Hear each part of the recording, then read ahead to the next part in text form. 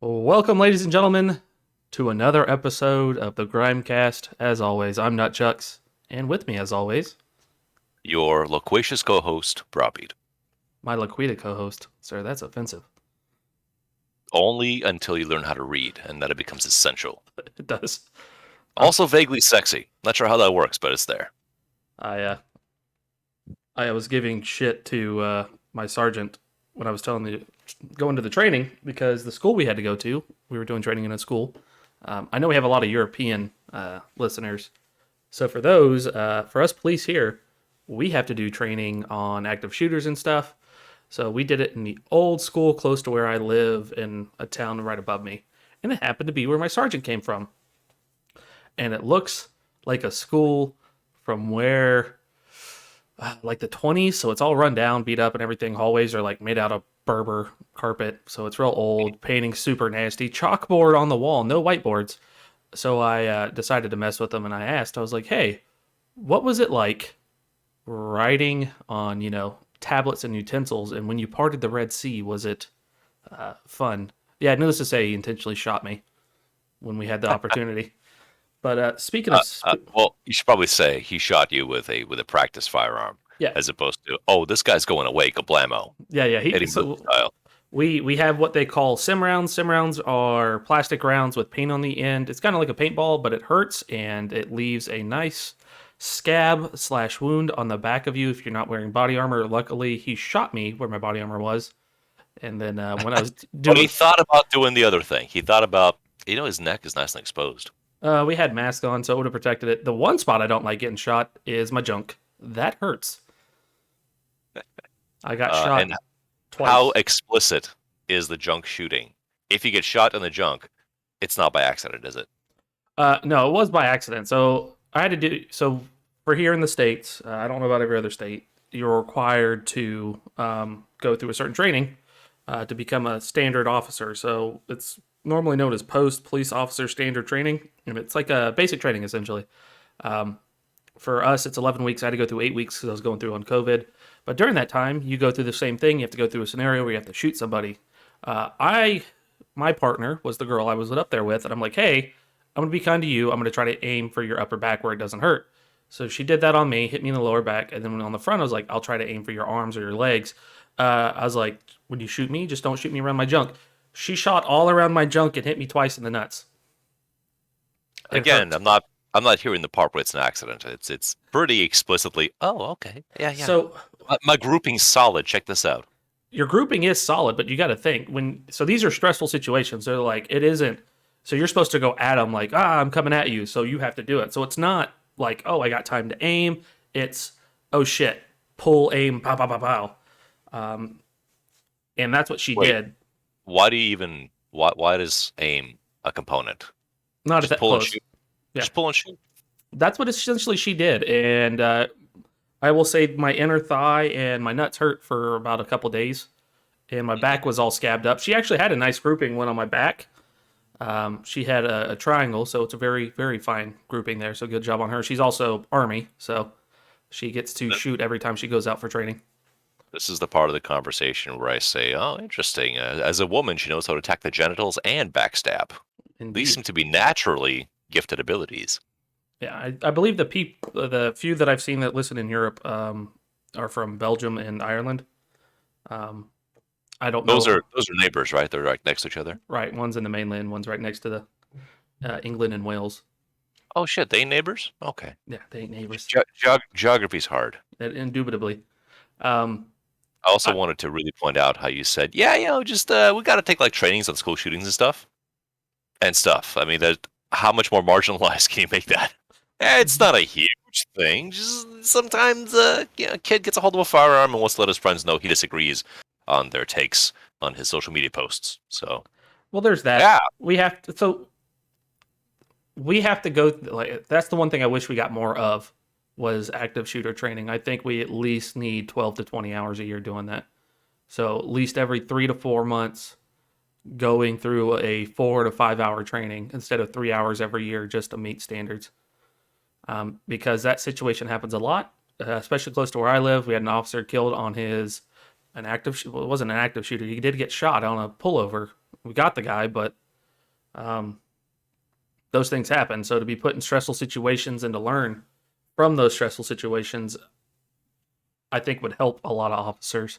I don't know how every other state is with the state I live in, but I wish we would get more of that. And I know my lieutenant is trying to have us start doing that by going down once every few months and making us run, be stressed out, put us in stressful situations, and have us shoot. And we have to make qualifying scores. Well, hell, it could save you a lot of time. It's okay. Get in the range. All right. Line up your shot. Then he hits you with the truck at like 15 miles an hour. Because all right, get up and shoot.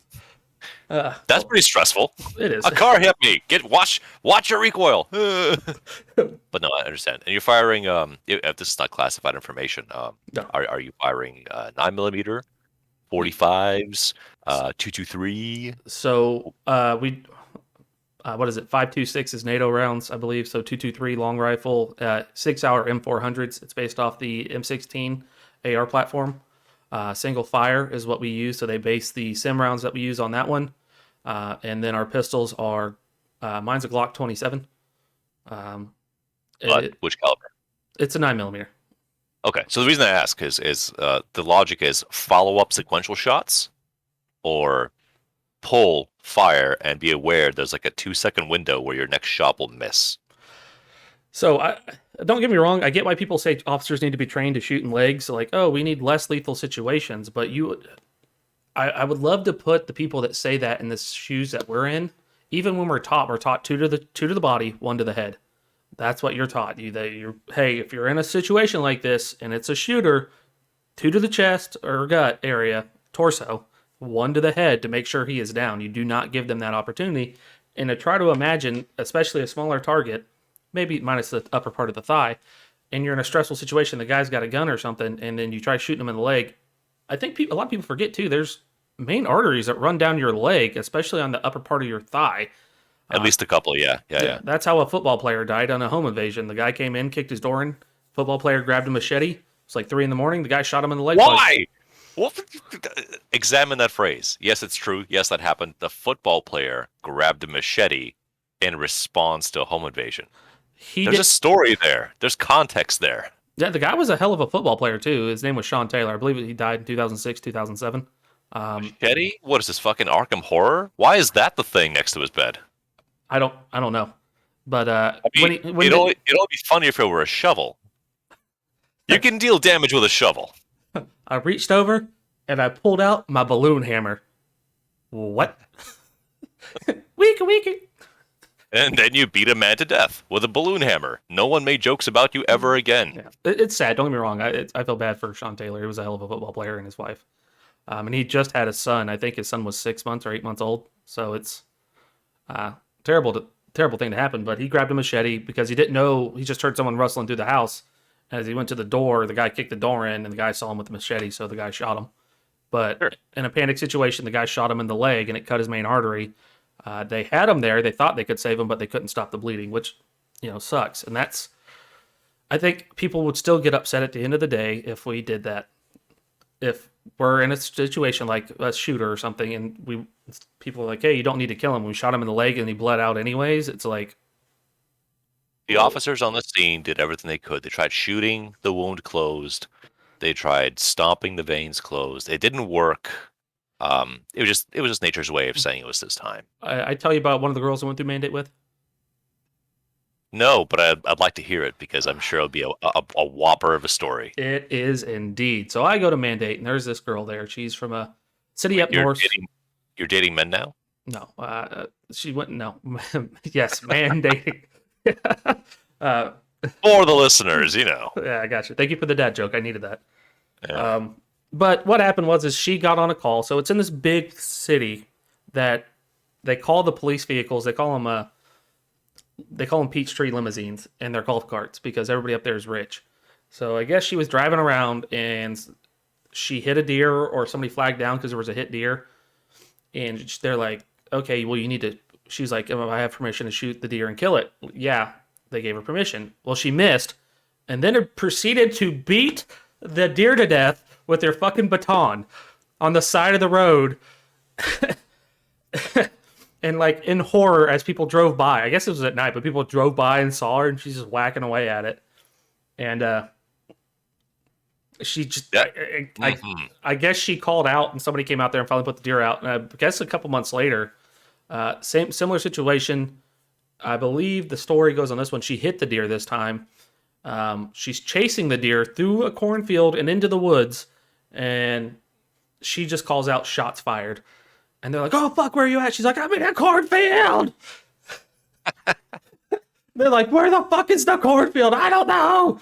Panicking, trying to chase this deer down that she like Terry Tate office linebacker lit up in the middle of this highway, and chasing it down like she's fucking Rambo or some prehistoric man.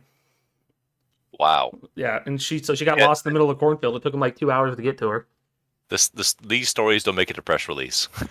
They don't, which is nuts. But speaking of scary, spoopy things, it's that time of the month, sir. It is October, the month for I was Halloween. gonna say, for the transition, we really, if you hadn't leapt to the mauling a deer to death with police equipment, I was gonna try and piggyback off the quarterback to say, speaking of dearly departed people, Yeah. but yours was classier. October is it's a fantastic month because that is when the finest Bavarian sausages and beers are. Oh wait, shit, you're not talking about Oktoberfest. You're talking about the other thing with the spiders. What's that all about? Spiders. Oh yes. You're talking about what is that? Eight-legged freaks, right? That movie. Yeah, that was a good one. Oh yeah, David Arquette at his prime. That and Evolution, pretty solid. That was actually a pretty good movie. I did like that one. Um, yeah, no. So it's a spoopy time of the year. So when horror comes big, Spirit Halloweens pop up here in the U.S., where every closed Toys R Us used to be, or Lowe's. It's yeah, you're not wrong No, for sure. we don't have one this year here in my town. I haven't seen one yet because because I live in the South, and so when a place closes, it doesn't just sit there. It gets turned into like a Big Lots, a Dollar's General, a Dollar Tree, How do you feel Family Dollar. when you leave a we're all broke store? And you walk out of the front doors and you look across the street and you see another we're all broke store. How do you deal with that psychologically? I understand where some of them are. Yeah, I get it. Your poor side of town, yeah, there's like one every few feet, and that makes Like sense. I'm okay walking out of a liquor store and seeing a liquor store. That's congruent in my mind. But the leaving Dollar General to be met with a Family Dollar just because they're legally distinct, that's far more horrifying to me. The best part about here is I like the way it works here. You have a church, a McDonald's, a Burger King, Family Dollar, Waffle House, Dollar General, Don't forget the Waffle House. Yes. Dollar General, church, and then it just repeats. But just add a couple different things. That's how the town I grew up in literally works.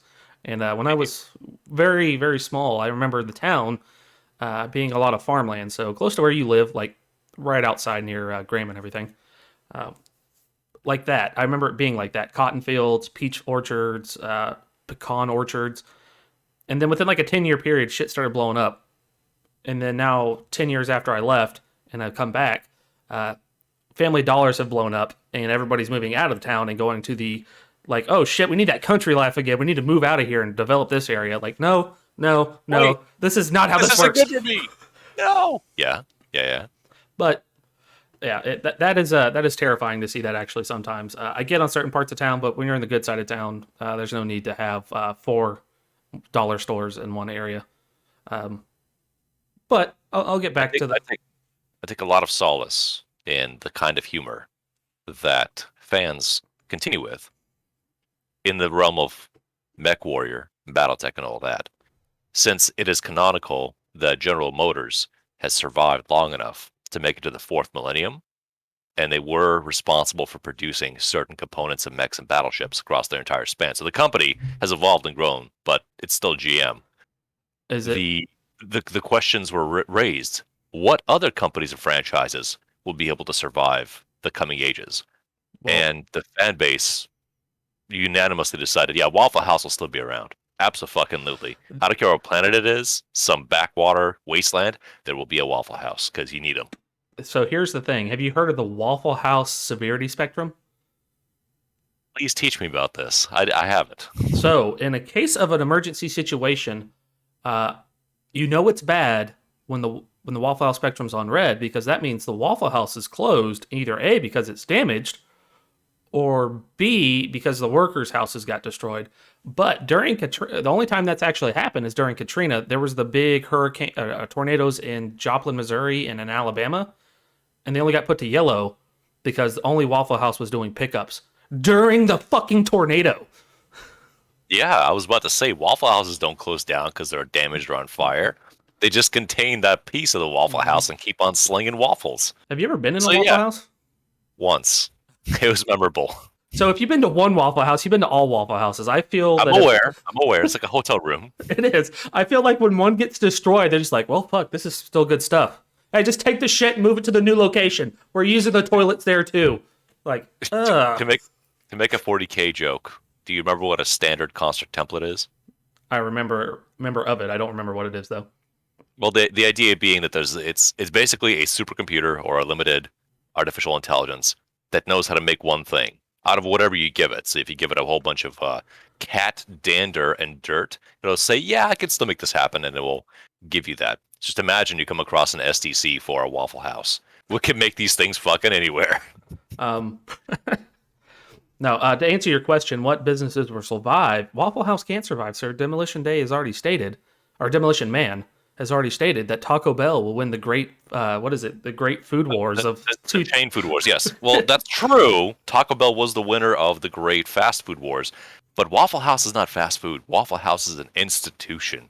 It is basically a small church because its flock will gather there at regular periods, pay homage, and speak the holy words as they shovel carbs into their face at 4 a.m. Because what the fuck is life anyway?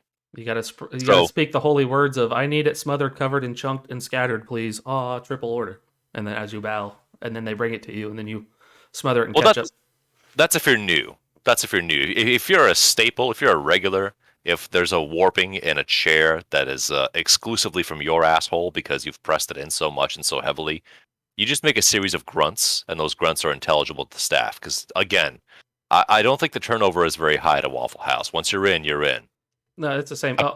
I've become so frequent at the bar that so I had a buddy move back in town. I think I told you about this at the end of last month, or excuse me, August. And we've gone to the bar frequently. And after the first few times, they were like, "Hey, we don't know you. Give us this." After a bit, the guy was just like, "No, I know you're good for it. I know what you do. So you're gonna pay. Here's your spit cup because I do the dippy of tobacco, which sooner or later is gonna cause my jaw to fall off, and I'll have to talk to you like Ebert." And every time I come in, the usual. Do you want your shot of Crown Apple with Red Bull, yellow Red Bull? Like, damn. Or do you want a Guinness or Sam Adams? Like, damn it, you guys. I've only been here a month, and you guys already know what the hell I want. Like, I need to stop. Because typically speaking, the Waffle House audience, once is enough. You come back a second time, you're a brave man. You come back a third time, you're committed. You're in. You're a lifer. Oh, dude, oh man, Waffle House was the place to go for my drunk ass. Went from like 16 to 21. I don't mean to take that away from you, but do you think that's a unique experience? For people in the South, yeah. Unique experience. It's what you do. Waffle House. We covered this a minute ago. What is wrong with you? Yeah, no, it's not actually. It's not unique because everybody from, I think Oklahoma was the last state, or Arkansas was the last state that had the closest Waffle House when I lived in Washington. And that was disappointing because getting hammered and going to a Waffle House at 4 a.m. is just a staple of what you do in the South here in the U.S. It's just something you have to do. Like, all right, I'm drunk. What's open? I can either drive 30 minutes, and hopefully not get arrested, and go to Denny's. I gotta drive this buzz off. Or I can take my happy ass and walk it 10 feet, and there's a fucking Waffle House. And if I don't like that waitress, I'm 90% sure there's one right down the road too. Oh, guess what? That's not even right down the road. It's 2 blocks over. Fuck off. I can walk to both. And that was just kind of the thing. And I always went in, and everybody's going to be disgusted with this. But I used to get mine, and you're probably going to be like, you should be dead. Triple order hash browns scattered, because that's how you do it. Some people like to put them in like the egg round thing and get it that way. I like mine scattered. I like it like where it's covering the size of a dinner plate. It's that huge. And it's only like 400 calories, which is pretty amazing, but it's potatoes. With tomatoes, mushrooms, onions, cheese, ham, bacon, sausage gravy, chili, hot sauce, and ketchup. Okay, that's a great appetizer. What else is on the plate? Nothing. If I didn't get that, I got the patty melt, chicken patty melt. I I didn't like the texture. again, when you said it's only 400 calories, I'm thinking, okay, that's an entree or an appetizer. Where's the real business? No, that's well. By the time I got done with it, it was about a 2,000 calorie. There you go. Yeah. So if you just get a triple order, I think it says on the menu it's 500 calories, 500 calories. So when I went vegan this time last year, yes, I went completely vegan for a whole month. Lost 30. Wow. I like dropped down to I lost well before I went to mandate it was 248. Got out at 215 and I dropped down to 200 going vegan. So that's where I would eat because I had nowhere to go and I was on night shift. I went yeah, so you could get onions and all that and it's still good, man. You put ketchup on it, some pepper. I don't know what it is about it, man. I don't know if they like leave the 20 plus years of grease from the oven that's been from the original Waffle House on there. I don't know what it does, but man, it tastes good even sober. Chicken I patty believe melt. you. Chicken patty melt though went away, and I'm disappointed. I love the chicken patty melt. It's Chicken patty melt at a Waffle House. yep. So you ready for what it is? Yeah, I'm braced. My hand is on my genitals as we speak. Yeah. You're gonna laugh at this. It's just a small piece of chicken patty with 2 pieces of toasted bread with some cheese melted on top of it, and that's it. Wait, I already have two questions. One, chicken patty, is that ground chicken formed into a patty, or it's a cut of chicken breast? It's just a chicken breast. It's a whole chicken breast. Okay, and then you said cheese on top, so they sandwich the chicken and they put cheese on top of the bread. No. They put chicken. Excuse me. Put the cheese on top of the chicken, and they melt it a little bit. They cook it, cut it in half, and then they put it on your buttered bread, and then they hand it to you. And I would get mayo and hot sauce, specifically Tabasco sauce, because that's what they carry. And Mayo Tabasco and Tabasco. is pretty good. Not Cholula, Tabasco. I ask these questions because you are trying to transcribe verbally the picture in your mind that your hands and tongue know. So it's very intimate to you. So I have to challenge those parameters and say, okay, here's what the fuck you just said. Here's how those pictures don't match. You could put the cheese on top if you wanted to. It'd still come out the same. It's just 2 pieces of bread with the chicken breast. Would it? It would. Because, well, your fingers would be sticky, but by that point you've spilt beer on them and everything, so your fingers are going to be sticky anyways. Fair enough. But back to the spoopies, because we keep divulging. It is that time of the month, guys. So like I said, it's October for us. Well, It is spoopies because Waffle House are pretty spoopies. It's not all sunshine and rainbows. But Halloween, though.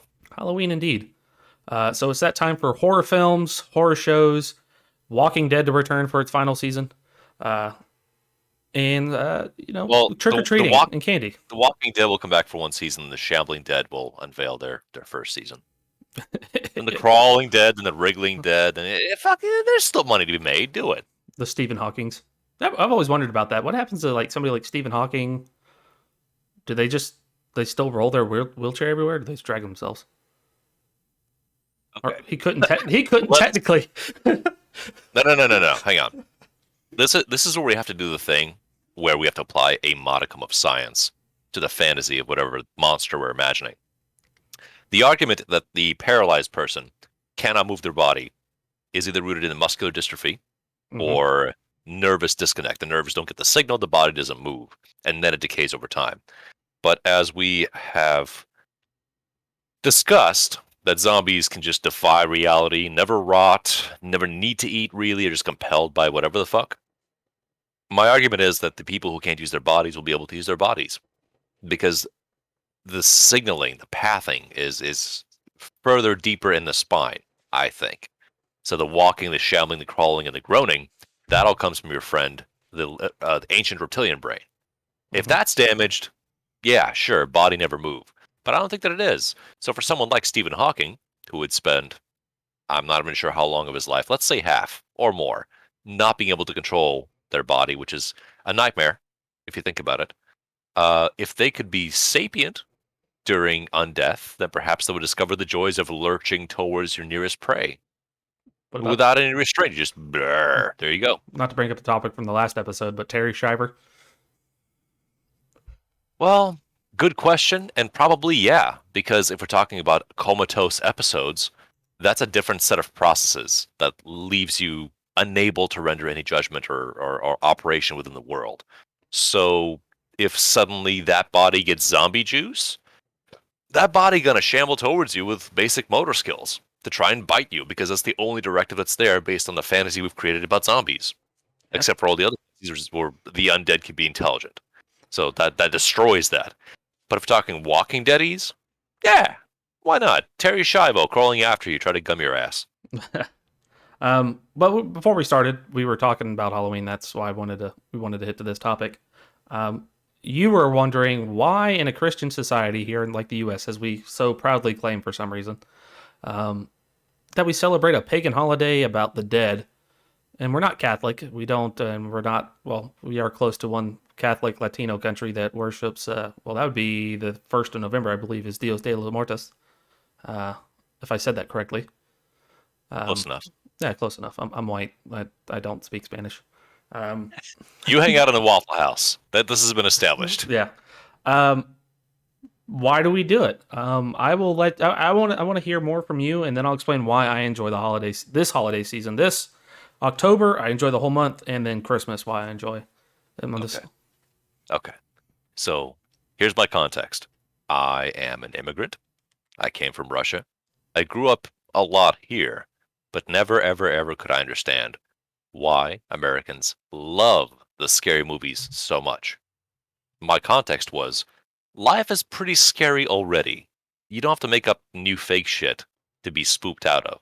I mean, yeah, I grew up enjoying Predator and Alien. Those were spoopy films based on a science fiction concept that at least had something to do with human nature. But then all the Amityvilles and the Chainsaw Massacres and the hauntings and the spoopy ghosts, that could never ever bring itself to me in an enjoyable format. I saw it, I understood it, and thought, why are you afraid of the fake thing, though? The same way my wife was completely unfazed by John Carpenter's The Thing, her brain said, oh, spooky space predator is fake, therefore not scary. Interesting, but not scary. But, oh, that candlestick just moved. Ghosts! For some reason, that's scary to an audience, and that stimulates something deep within them. So, part of me thought, okay, the populace really wants spoopy movies because life is so good, actually. You have to invent shit to be scared about. And so Halloween, to me, always seemed very contradictory, where people would say certain things on some days of the week, like Sunday, but then they would be totally supportive of Halloween's practices of, let's call it, wearing attractive costumes, if you're a feminine type person, or wearing stupid costumes if you're a man type person. But it's not cosplay. That's different. That's weird. That's Japanese. We don't like that. And then you teach kids to never talk to strangers, but on one day of the year, you say, go knock on that stranger's door and ask for stuff, because that's okay. Today you get a pass. Today it's okay. All of these incongruences never really allowed me to enjoy the experience. And I went trick-or-treating maybe twice and never really wanted to go back because even though I received candy, I began to understand this is not good candy. It's a lot like shopping at a clearance section of a store you don't visit. Yeah, the value savings are great. You can buy all the stuff that you didn't want before you found yourself here. But look at the savings. So because of all of this, Halloween has been largely inaccessible to me as an enjoyable proposal. More like I have to sustain and tolerate that the society has drank enough pumpkin spice Kool-Aid to think, oh, it's October. Let's yeah, we gotta do the spoopies. Make sure the titties are very visible. No nipples. That's lewd. Never show nipple. But as much titty as you can muster. You too, Roger. Roger, put the costume on. I want to see them titties. That's more or less my thesis at this moment. So, how would you like to prove that I'm super wrong and the Catholics actually have the truth of it all?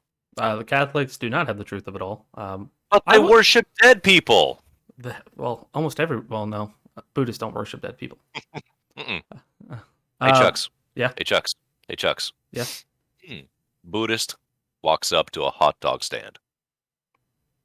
The And owner asks him, "What do you have?" What does the Buddhist say? I'm not sure. "Make me one with everything." I read that the other day on dad jokes on Reddit. I laughed. That's actually really good. I But like that dad joke. oh, it's a fucking catastrophic dad joke, but it comes off as haha, yeah, because like, but at the same time, if strung out man comes up to hot dog stand and the guy says, what are you having?" And the guy says, "I want to be nothing." That doesn't land the same way, does it? No. I want to not exist. I want to die.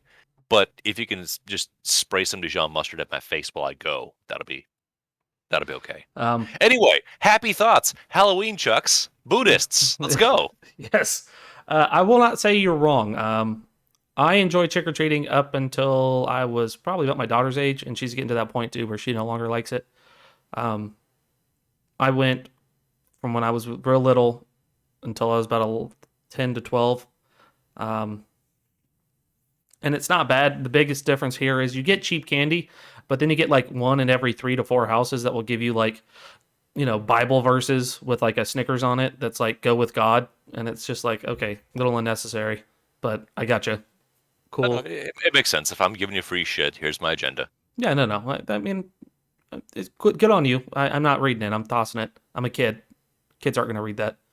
Um, my reason Oh, for Chucks, even you say 7 no's and a yes is still a yes. Miss James Bond, always humping and dumping.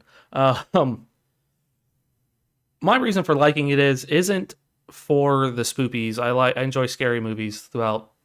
Oh, you're here for the titties then. No, I'm not here for that either. I enjoy the change of seasons. So fall when I was a kid, climate. If you believe in climate change or not, that's your choice. I'm not gonna dock you for it.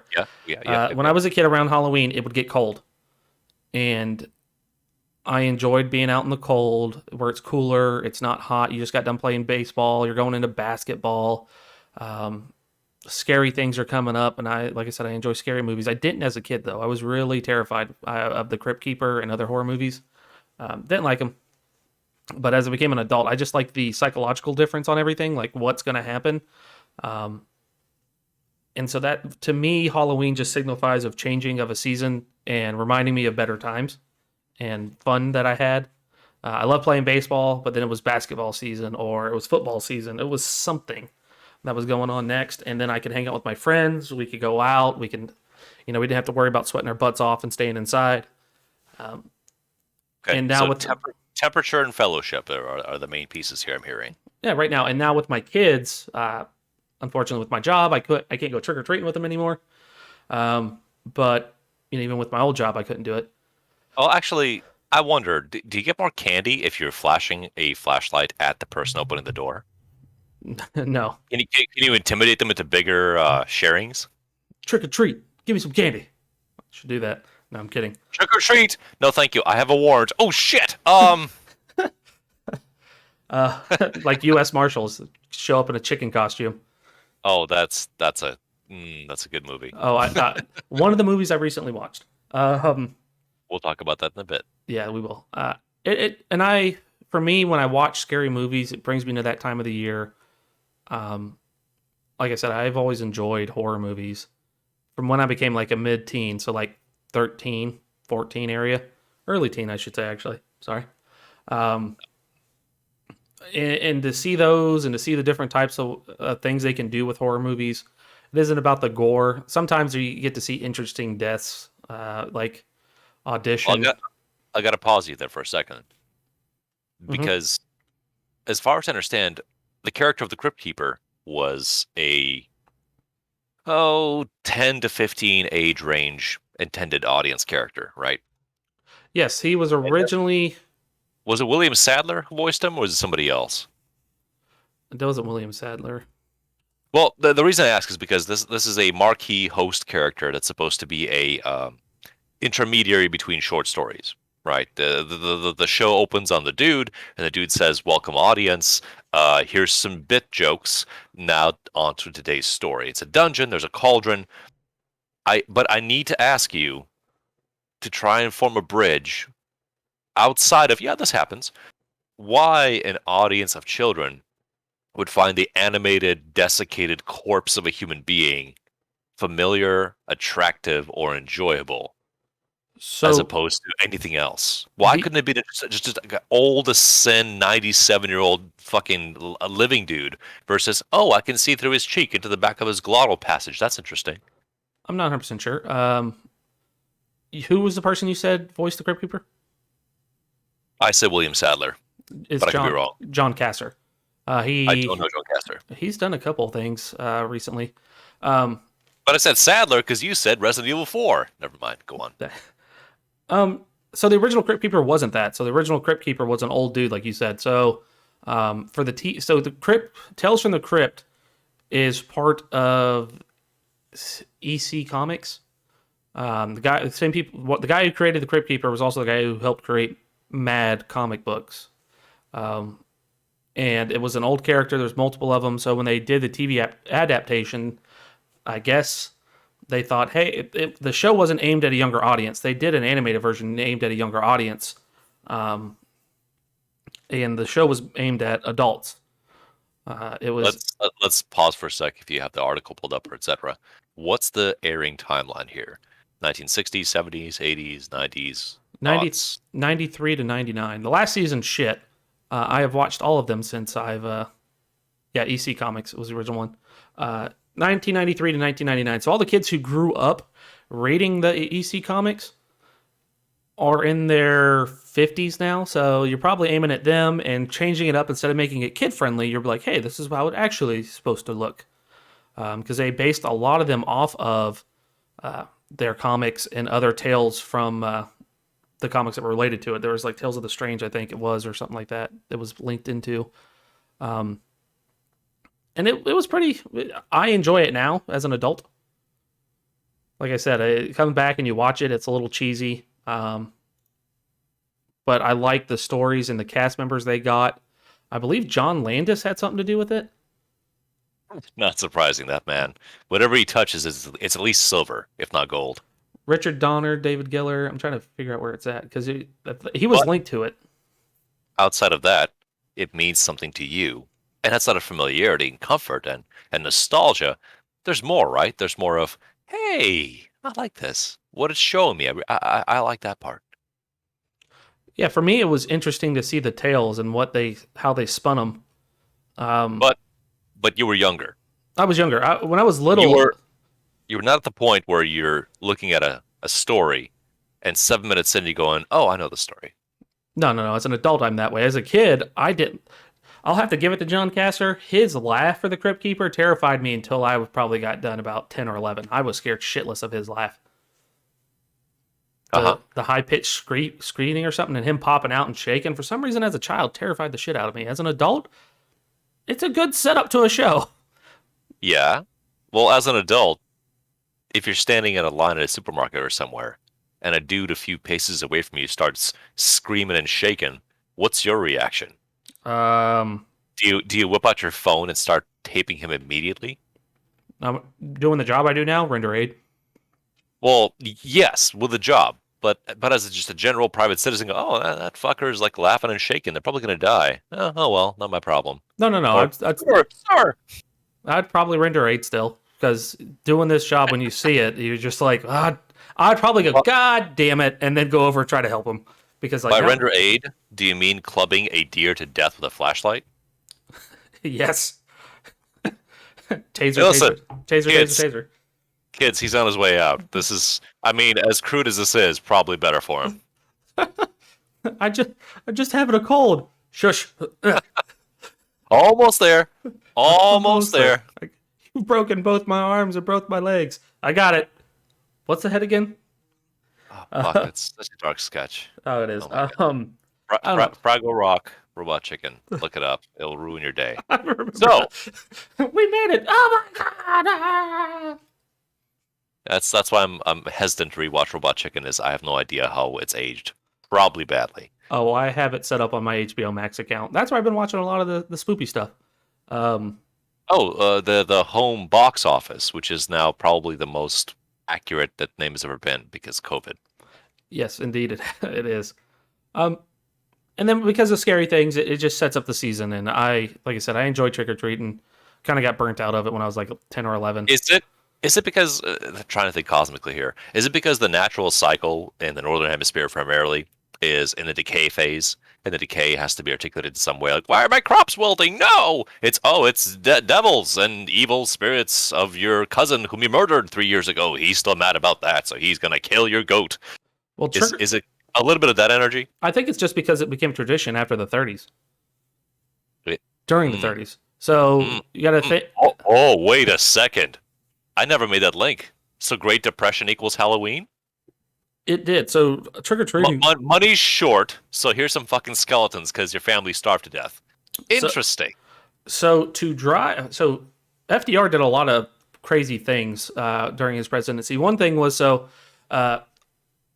Thanksgiving wasn't set up as a holiday, like a national holiday. Let me see here. Until the 30s, I think, under FDR. And he set it up because he knew after. So normally it was either the third or fourth Thursday of every month that people would celebrate it. But retailers went to him and said, hey, we have noticed that sales boom when people come from Thanksgiving. People come shopping afterwards because they just had all this big food, and then they have the day off depending on their workers and stuff, and when they celebrate it, and sales spike. So make it a national holiday so we can all benefit from it. Yeah, that sounds really sinister, but go on. So with Halloween, so the House agreed amendment. The President Roosevelt signed the resolution on December 26, 1941, thus establishing the fourth Thursday in November as a federal Thanksgiving Day holiday. So there you go, ladies and gentlemen. That's when Thanksgiving became a national holiday for the U.S. Now, I know other countries have other Thanksgiving days and stuff like that. But now the conscientious generation is trying to cancel everything because the world doesn't run an atrocity. It's not blood. Yeah, it does. I hate to say that to anybody, but everything's linked to atrocities and blood, unfortunately. Neoliberal fascists are destroying the left and... Sorry, different segment. Yeah. But for Halloween, it's the same concept. So in the 30s, parents are trying to find things to do to get their kids out. They're trying to boost sales. Different places do Halloween, and it's always done on the 31st because it's All Hallows Eve. How can we boost sales for stores? How can we do things like that? So stores decided, hey, if we're losing money in the Depression, let's get kids pushing out. So big pushes started happening in the 30s and 40s, especially right after World War II. You got the baby boomers and stuff coming in, and you have the kids that are being born. I need to walk you back. Go ahead. Because you said, let's get the kids pushing out. Well, yeah. Because you know how my brain hears that in the context of our conversation? Yeah. I know what you're thinking. The economy's suffering. We need to breed more poor people and then fool them. Well, that's technically how everything's really worked, if you think about it. I know! I mean, how did farms work? Well, fuck. It's me. Excuse anybody who's going to get offended by this. A few slaves here, and my wife. How do I get more hands? I know. I'm just going to bang my way into all the labor I can get and potential help. Slaves included. When those human beings arrive on this planet, you tell them, okay, your entire purpose is more corn.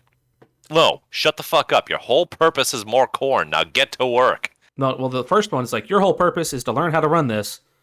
The other 13 of you can go fuck yourselves and start your own farm and then restart the process all over. Because that's how this works. I hate to say it works.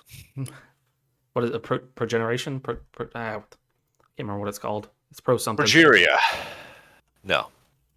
Well, do you have anything more to say about Halloween as a feeling that pertains to you? Because I basically regard it with general disdain, and especially now because of thirst traps being much more prominent in our social awareness.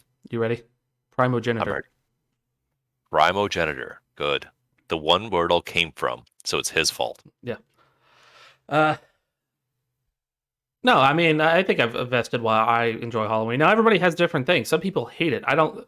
Costumes and decorating, the feeling of decorating during this time of the year, because guess what happens? From like, in the South, from October to next October, there's going to be Halloween stuff up until Christmas, and then the Christmas lights will stay up for months on end, and people forget about them, and then some people will just leave them up, and it just gives you a different feeling. You got that hey, it's more subtle. It's more welcoming. People, even the poor side of town, decorate. They put plants. They put plants out. Yeah, they put Hey, plants out during Halloween. They put the decorations out. the poor side of town's got it right. You just put the pink flamingo in your front yard, and then when it's Halloween, you put some spider webs on them. And then a couple months later, leave the spider webs there, wrap some Christmas lights around that fucker. Fuck, I don't. It just keep modifying the flamingo. I didn't have to put any spider webs up. There's so many goddamn spiders around my house. Outside, I had two decent sized spiders sitting there. One covered about a quarter of my canopy Nice. that I have, and the other one covered my door. And it learned after a few times of me going in and out, it needed to attach to the light. And so after it learned not to do that, I was like, you know what? I'll help you homies out. I turned the lights on outside so they could get food, and then they left. So now I just have rusty old cobwebs and giant spider webs sitting in my yard because there's spiders connected to the two trees from the ground up to like 12 feet in the air. And I just leave them there. It's like, you know what? The It's way that you time of the said year. that, the way you said that was, oh yeah, he didn't say covered with web. He said, yeah, it covers half my canopy. So when you go to work in the morning, you say, morning, Winston. And he goes, and then Essentially. I, I called one Pedro and one Philip. I'm just like, what's up? And I like that. I popped the door open. It would see me open the door. It would scurry up. And then once I shut the door, it would scurry back down and just sit there and look. I guess it would look at me, like wait for me to turn the light on. I'd turn the light on, and all of a sudden, next thing you know, it had 3 or 4 moths caught in its web. I'm like, there you go, homies. There's your food. Leave me alone. Go back up when you're done. And when I got home, they were up in the web. It was like a symbiotic relationship. It was like Eddie Brock and Venom or Cletus Cassidy and Carnage. I needed them, and they needed me. Got rid of my bugs, and I gave them food. Equivalent exchange at its best, I think. Indeed, minus the circle and killing my younger brother. Let's not talk about that. No one gets the reference. It's Full Metal Alchemist. One of my favorite shows. But speaking of shows I've been watching, and I start. Hold on. Oh, okay. Stop. Stop. Go stop. fuck yourself. Yep, I'll stop. I need to ask you 2 words. How do you Yes. feel about these 2 words? You ready for these 2 words? Yes. Squid Game. Haven't seen it. Good. Looks good. Haven't seen it yet. No, but what I need to talk about here is at the point of this podcast, this intellectual property is it's fresh for the audience, and they're all like those 2 words are doing the echo chamber thing, where now the social media world is aware that this is a property, because it landed well, and I mean that it's a slur word, but I'll use it. Normies are going, oh my god, this is fucking wow. Even though there's more conversation to be had. Point being, it's so ubiquitous that I'm seeing it creep into channels that are looking to profit off of the awareness wave, which is not bad in its own self. It makes sense. If you're promoting yourself, go ahead and promote yourself however you got to do that. But it's things like ASMR artists, which makes me sick just saying that, actually. And other content creators and comparisons and essayists throw going, oh, all of you people out there on the internet seem to be talking about Squid Game. How can I twist that Squid Game awareness into my own metrics generation? Chucks, do you have any awareness of what, how, and why this is? I know it's a Korean show that's been shopped around for 9 years. Finally got made. Netflix picked it up here. It's gone boom, and it looks, from what I've seen, I'm assuming it's about a guy who's trying to win some game, but in the game, it's there's different types, and they're trying to kill him at the end, and the only one left is the winner. Well, Chucks, let's take your current misfortune and leverage it in this premise. If you had a better than a 1 in 500 chance to be financially independent, and all it cost was the lives of all the other participants, you would swing, wouldn't you? Hmm. It's less than 1 in 500, as in like it better than. Well, I know. It's not that many people to kill, honestly. I mean, 1 in 10, absolutely, yeah. Yeah, I'll kill every one of you fuckers to get what I want. But 1 in 500, it's enough to say this will not be easy, but it's built to wear us down. So if I just bide my time and be patient, and the outcome is if I'm very clever, very conniving, and very charismatic, then I survive this, and then all of my problems get bought by the money that I have. The deep reptilian brain fuckery sensation it's pretty It's prevalent. It's there. You get it. You want to get that money. Because Here's it's not $50. It's not $5,000. It's not $500,000. It's so many bucks that fuck you, give me. it is hard. So here's the issue I'm having with it. Doing what I do now, and if I ever left this job, my brain would always stick with this. Knowing that most of those other 500 people are just like me, it'd be hard to sit there and be like, well, you're probably got like 4 kids, 3 kids, or your wife died and now you got insurmountable debt. You have something there that is causing you to do this. Can I sacrifice you to get just something maybe that I can do if I work harder or if I change something up or if I go out on a ballsy whim? Would I do it? I would say most likely yes, but it would be very hard on my conscience. Well, here's what makes it easier. You have burdens and problems and issues, and you came here. You chose to be here to seek a solution. So did all of them. So to apply the mentality of a fictional character portrayed by Jamie Foxx in the movie Baby Driver by the name of Bats, as they're about to rob a bank, that guy psychs himself up by saying, that's our money in there. That's our grandmother's pearls. They took it from us. I'm going to get it back. So the entire context is not I'm taking other people's shit. It's I'm getting back what's mine. And that makes it okay. And that makes you perform better. So I agree with you. Being empathetic and conscientious is difficult because why would I affect these other human beings because they have their own chances and stories? But they all came here to get paid too. They all made the compact. They made the agreement. So fuck them. Fuck them. I want to get paid. That's it's the same. That's what I'm saying. I'd most likely do it. I understand that part. I would feel bad doing it. It would be hard, but probably I would do it. Mm-hmm. So allegedly, the show has 9 episodes or something. It's well received. It's landed just right. What's funny to me is the face of the main protagonist. I still haven't watched Parasite, by the way. The face of the main protagonist is familiar to me because he was a character in a alt history World War II spy thriller movie that I own, and my impressions of him are colored by the script of that film. But I like him. I mean, it's Koreans have been making good TV for a long time, and now it's apparent to the Western consuming audience for the most part by the show. And most of the conversation is based around, oh, I don't know these childhood games because they're hyper localized to Korea, except they're not. And I see it very cynically, as I do a lot of things, as you might know. It takes very simple, broad stroke principles like, oh, kid games and murder and economic depression and battle royale, and it puts them together. Now, I haven't seen and watched the show, so I'm sure that the TV format storytelling is excellent because the audience that reacts to it and pops off saying this is amazing, they're not there for anything important. They're there for the pattern recognition, the sugar-based rewards of TV storytelling. So TV storytelling can be very notorious for doing a cheap trick 5 times in a row, and you're fooled 4 out of the 5 times. And you're fooled in the middle, and you fucking forget. So the 5th time, it's still fresh. Based on that, I haven't jumped in. Because the volume is going, oh my god, this fucking show. It's so pronounced and loud that I'm immediately suspicious. Because I think it's doing tricks more effectively than it's doing compelling writing or reflection or creativity. But admittedly, that's a cynical standpoint. How do you, Chucks, process public aplomb and celebration and promotion of this thing in the ecosphere? As in, you're taking a guy down, your knee is on the back of his head. He's like, yo, bro, you watch Squid Game? And you go, what the fuck? And you punch him. How does that work for you? Yeah.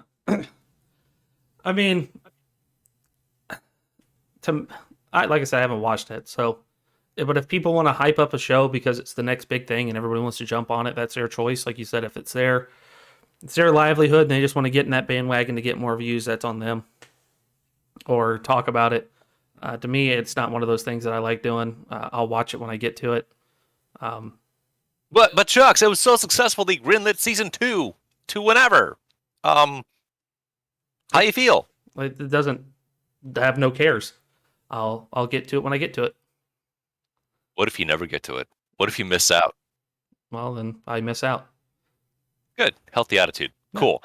Let's be done with Squid Game because we don't know what the fuck this is yet. It's got a great opening chapter. Many more chapters to go, I think.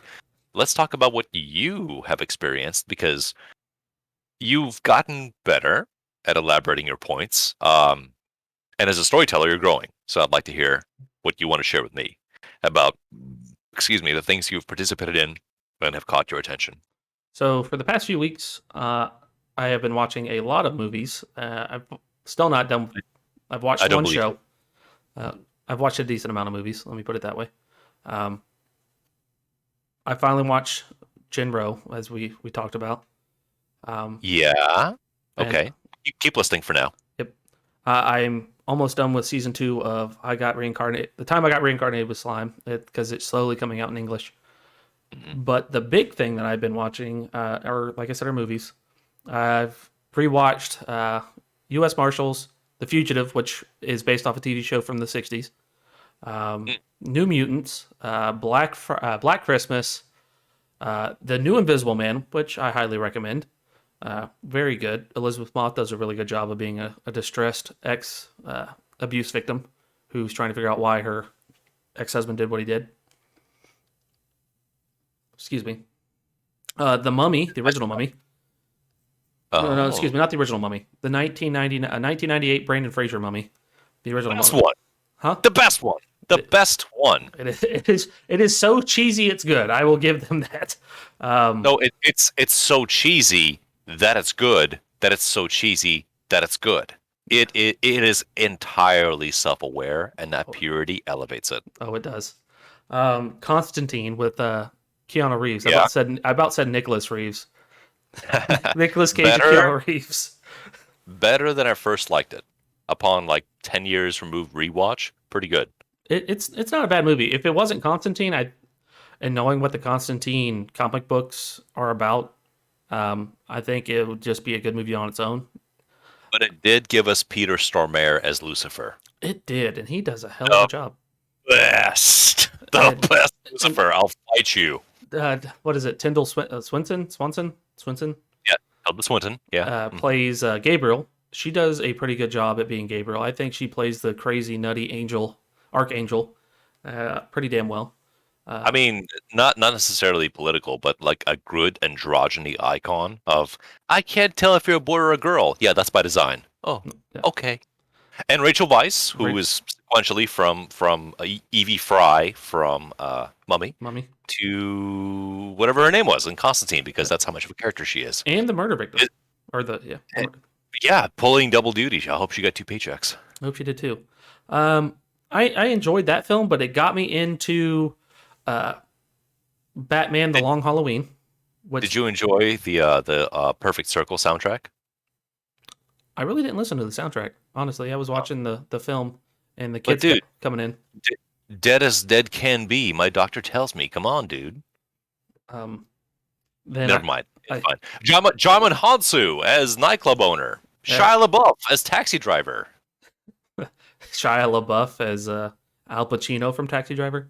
That would have been better. You talking to me? Wait, You talk- wait, I'm kidding. wait.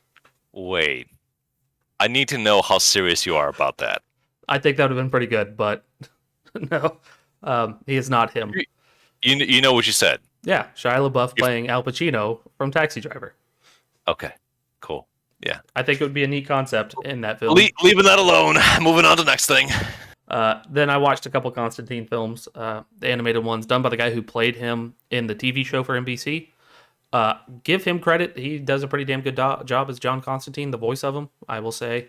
And That's let's the see. Hellblazer. Hellblazer. Yep. Mhm. Trying to think what else I watched because there's been quite a bit because I just sat down and just started watching movie after movie. Shin does that. Yes. Yeah, it does do that. I know. I'm well versed. We can talk about it. But I enjoyed just about every one of them, especially the Batman. So Batman Long Halloween is a graphic novel. I can't remember who did it. I think no, it was done in 2000. So Jim Lee was gone. But it's the story of Harvey Dent and how he became Two-Face, Okay. and the fall of the Falcone family. And You mean the Maroni family, the Maggia? yes, Who fucking cares? Got Indeed. it. So, Sicilians. Yes, that's the punchline. Coin beater. Hope you're listening. I hope he is too. Speaking of that, I got a comment on one of his videos, and it's like the Butt Pirates of the Caribbean game that he played. Yeah. Someone was like, "How do I get this for free?" And I'm like, "I'm gonna have to talk to him and figure out how he get." But I forgot he pre-purchased it when it was on early access, so that's Yeah. how we got it. Yeah. But That's a dude who's contentious. He's a spiteful little bitch. But when combined with the two of us, that's a pretty good flavor. it is. I miss the guy. Wonder how he's doing. I'm gonna. He's probably dead. He lives in Most likely. He lives in Seattle now. He's probably dead. Somebody's stealing his identity and just parading it around. That is not a man who's built for happiness. Which is why I wanted to leverage him against your youthful optimism. Till he got older. But fuck it, we're here now. Batman, Long Halloween. Yep. Batman Long Halloween just follows Batman. Actually, mainly follows Harvey Dent's story on him him becoming Two-Face and him taking down the Falcone family. Essentially, what happens is similar. So, in the scene in the Dark, what is it? Batman Begins, where he almost gets killed in the beginning. In the Long falling down a mine shaft as a 10-year-old? No, excuse me. Well, Harvey Dent almost gets killed, and no, that is the Dark Knight Rises, where he pulls the gun out and he doesn't get shot. In the Long Halloween, instead, a member of Falcone's family pulls out a gun, and when the gun doesn't work, he splashes him with acid, causing his face to melt, and he becomes Two-Face because he loses his shit because he just wants to take them down so bad and have justice. That's all he did. And once he got it, he's like, you know what? I'm the Halloween killer or the holiday killer because it follows a set of murders that only happen on holidays. Excuse me. I don't know why the word blanked my mind after I just said it. And it follows the killer, and they're trying to figure out who the killer is. And come to find out at the end of the day, I'm going to ruin it for everybody here. It's his wife, because the Falcone family ruined her marriage with their son and made her get an abortion. So she was pissed off and was like, I'm going to get my revenge and destroy everyone and everything. What? No, we don't get to skirt by that shit. Hang on. So, plot event, pressure, abortion. So you don't find that out until the very last scene of the second movie. It's a 2-part movie. Okay. By bringing this up, I'm coming off as a very feminist, I suppose. I don't care. It's interesting to me that is the twist, which basically to me says we don't get to know the other half of the story. This is a 4-part story. We get to watch 2 parts and say that's it. We're done. Because the twist is, the killer was somebody you trusted, and they went through some bad shit because you weren't paying attention, and now we're here. That feels intensely cheap. They hint at it the whole time. So Harvey's having marital problems with his wife. Yeah, well, they hint at fucking Omni-Man being a problem the entire time, but they deliver it better. Yeah, they do. So the whole time throughout the movie, what happens is every time they go out somewhere, she seems depressed and upset. And Harvey tries picking her up like, hey, let's try having a kid. Let's get married. And she's like, no, I don't want to do that. No. And at the last scene of the movie, what triggers it for Batman to figure out it's her is that she sees an Oxford school flag, like the little foam flag, not foam flags, but like the cloth flags that you see sitting in the basement. And Batman walks in. He goes, so why'd you let Harvey take the fall? And she's like, here's what happened. I was married to the son that she kills in one scene. But because I didn't come from a Sicilian family and I wasn't part of them or wasn't handpicked by them, and we got eloped when he found out I was pregnant, they essentially said, hey, you have to divorce her and I have to get an abortion and you guys need to be left alone. And because of that, she held resentment towards them and she wants them dead. So that seems really messy. It does. And that's how artificially messy, not sensibly. Just, I wrote in a complication. Aren't you happy? That's how the comic book is too. Like at the end, you find out it's his wife. Like, yeah, surprise, bitch. But I enjoyed it. I enjoyed more of the Constantine, the City of Demons, which follows John Constantine and a friend that he had. That ending pissed me off more than Long Halloween ending, because it's the power of love and friendship that saves him. But because of that, all the love he had for his child that this demon was possessing and his wife And for John, it kills the demon, but it makes him forget about his child, his wife, and John, and that essentially he was just. It makes the kid and the wife think he was a terrible father, and he abandoned him. Well, that's love. Love is selective. Love is dispassionate, actually. It's an elemental force of ruin, but we are all compelled by it. Love made the ending of Gurren Lagann happen. If I'll remind you, sir, I've got the best wife in the world, swing. Um, so I get why you're upset, but unfortunately, I think to myself, this is writing tuned for comic books. It is. It is. It is virtually nonsense, but it's compelling enough to say next page, next page, next page. But I'm glad you got to see it. How did it make you feel now that you spent more time with John Constantine?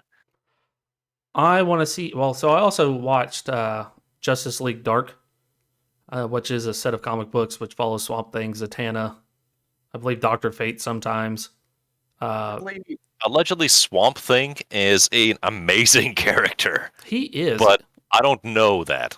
He is essentially he's the god of the green, or protector of the green. So he has powers given to him by Earth to protect the forest and stuff. So he's a super fucking badass. Alan Well, Moore's no. Hold on. Yes, you're right. Yes, but that's the current incarnation of whatever came before. Mhm. And if I understand correctly, Swamp Thing used to be a shallow excuse of a monster because Baton Rouge is a scary place at night when the lanterns don't shine.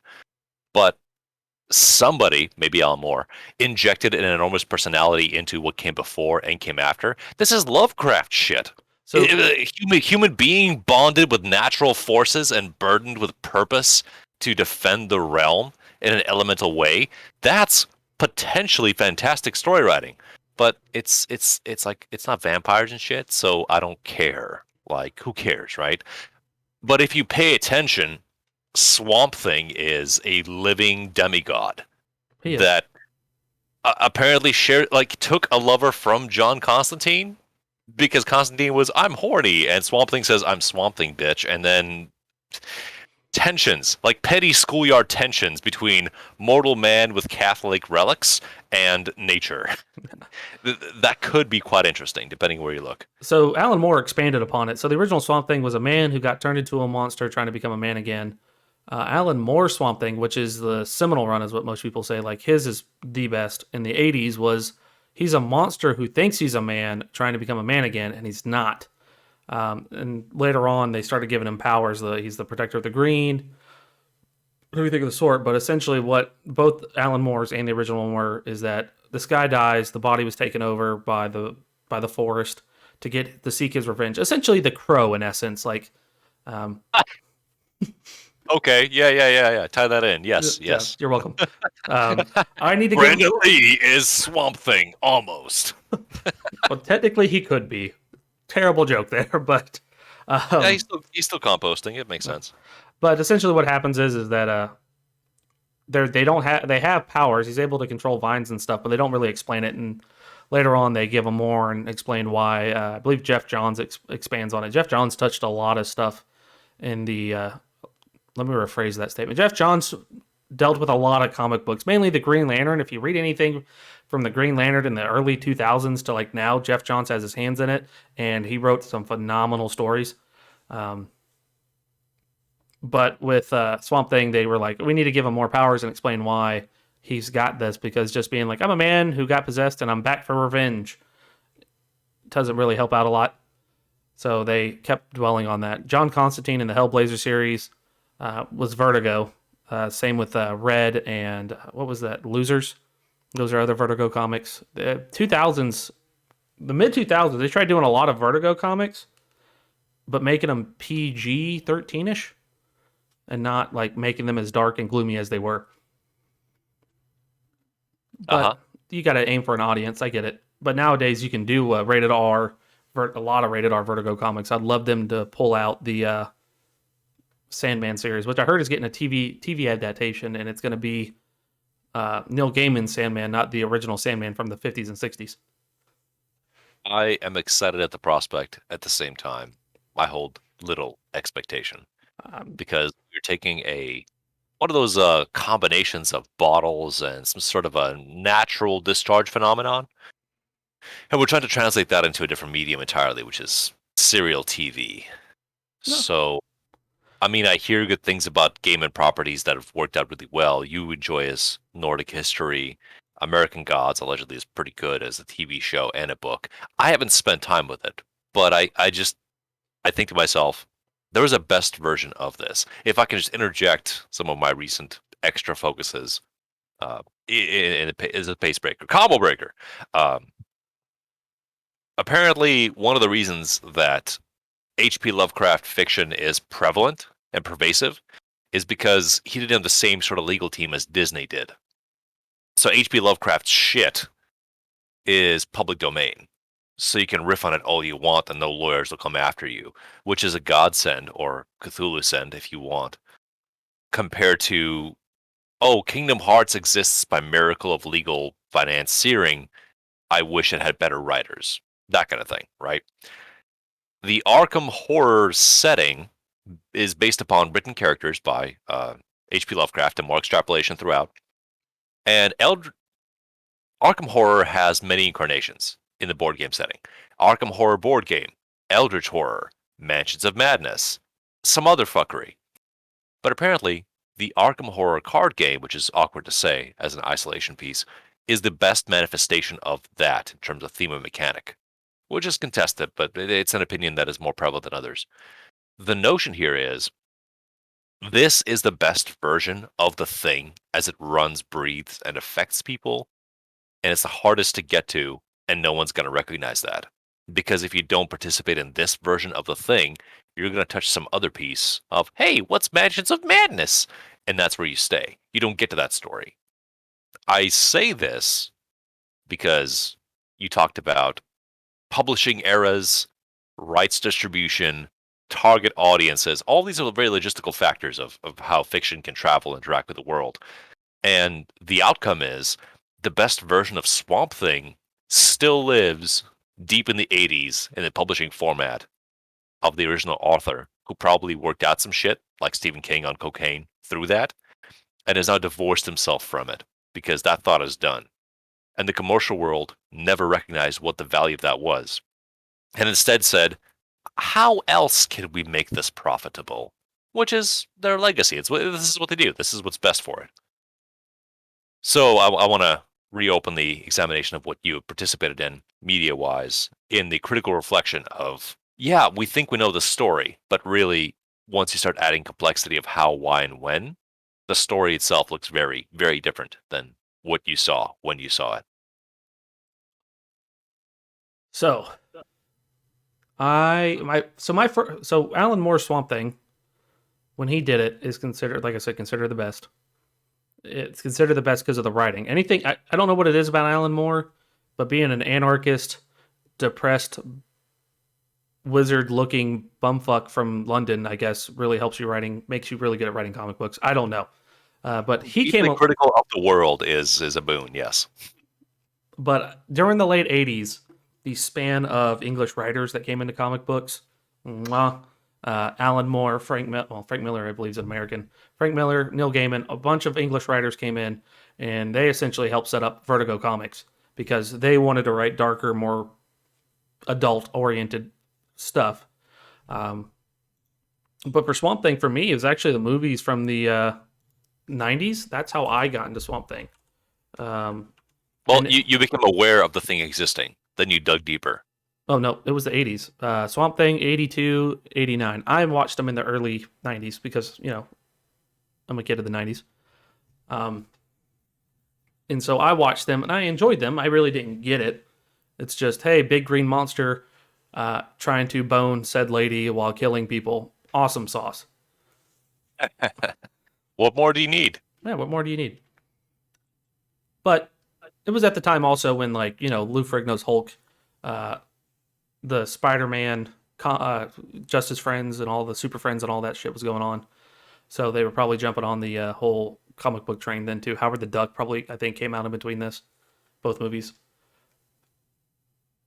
I think for this series, the show that they have for Swamp Thing that came out 2 years ago was panned, I guess. It wasn't good. But what I'm reading so far, it's like, yeah, it's actually a pretty good show. I'm assuming I haven't seen it yet. I can probably watch it on something. It says I can watch it on the CW. I'm not going to watch it on CW because it was aimed at CW. It's aimed for a teen audience and makes it all feel goody and teen oriented. Ah, TV politics. Exactly. I don't think. I think if you're going to do a Swamp Thing series, it just needs to be like a Justice League Dark. You need to enter Swamp Thing, Constantine, Zatanna, and I can't remember the ghost. Boston something. Uh, I agree with you. You do need to enter Swamp Thing. you need to do it in an adult oriented way and not aim it at a younger audience because Swamp Thing is not meant to be aimed at younger audiences. Yeah. Entering Swamp Thing is an adult-oriented experience. Hold on here. Sorry. I'm also looking this up. Enos, orifice, contact, pressure, discovery. Indubitably. What the hell's his name? Yep. There you go. Swamp Thing, Batman, Superman. No. Oh, it's Matthew McCoskey. It's always Matthew McCoskey. It is. But needless to say, there's a ghost in there. You have ways of doing this, and then you can spin off that if you wanted to. Yep, Phantom Stranger, I believe. Hang on. As you travel down these pathways, the tone changes, right? Yeah. It's saying, how can I express the pains of a human being undergone a massive metamorphosis to gain expanded ability and perception of the world and losing themselves and trying to find that meaning? How do I sell it to a 12-year-old? Make him have huge pecs. That'll do it. Have him punch out evil like oil tycoons. That'll connect. Well, Versus something deeply introspective that is only accessible to a 47-year-old incel.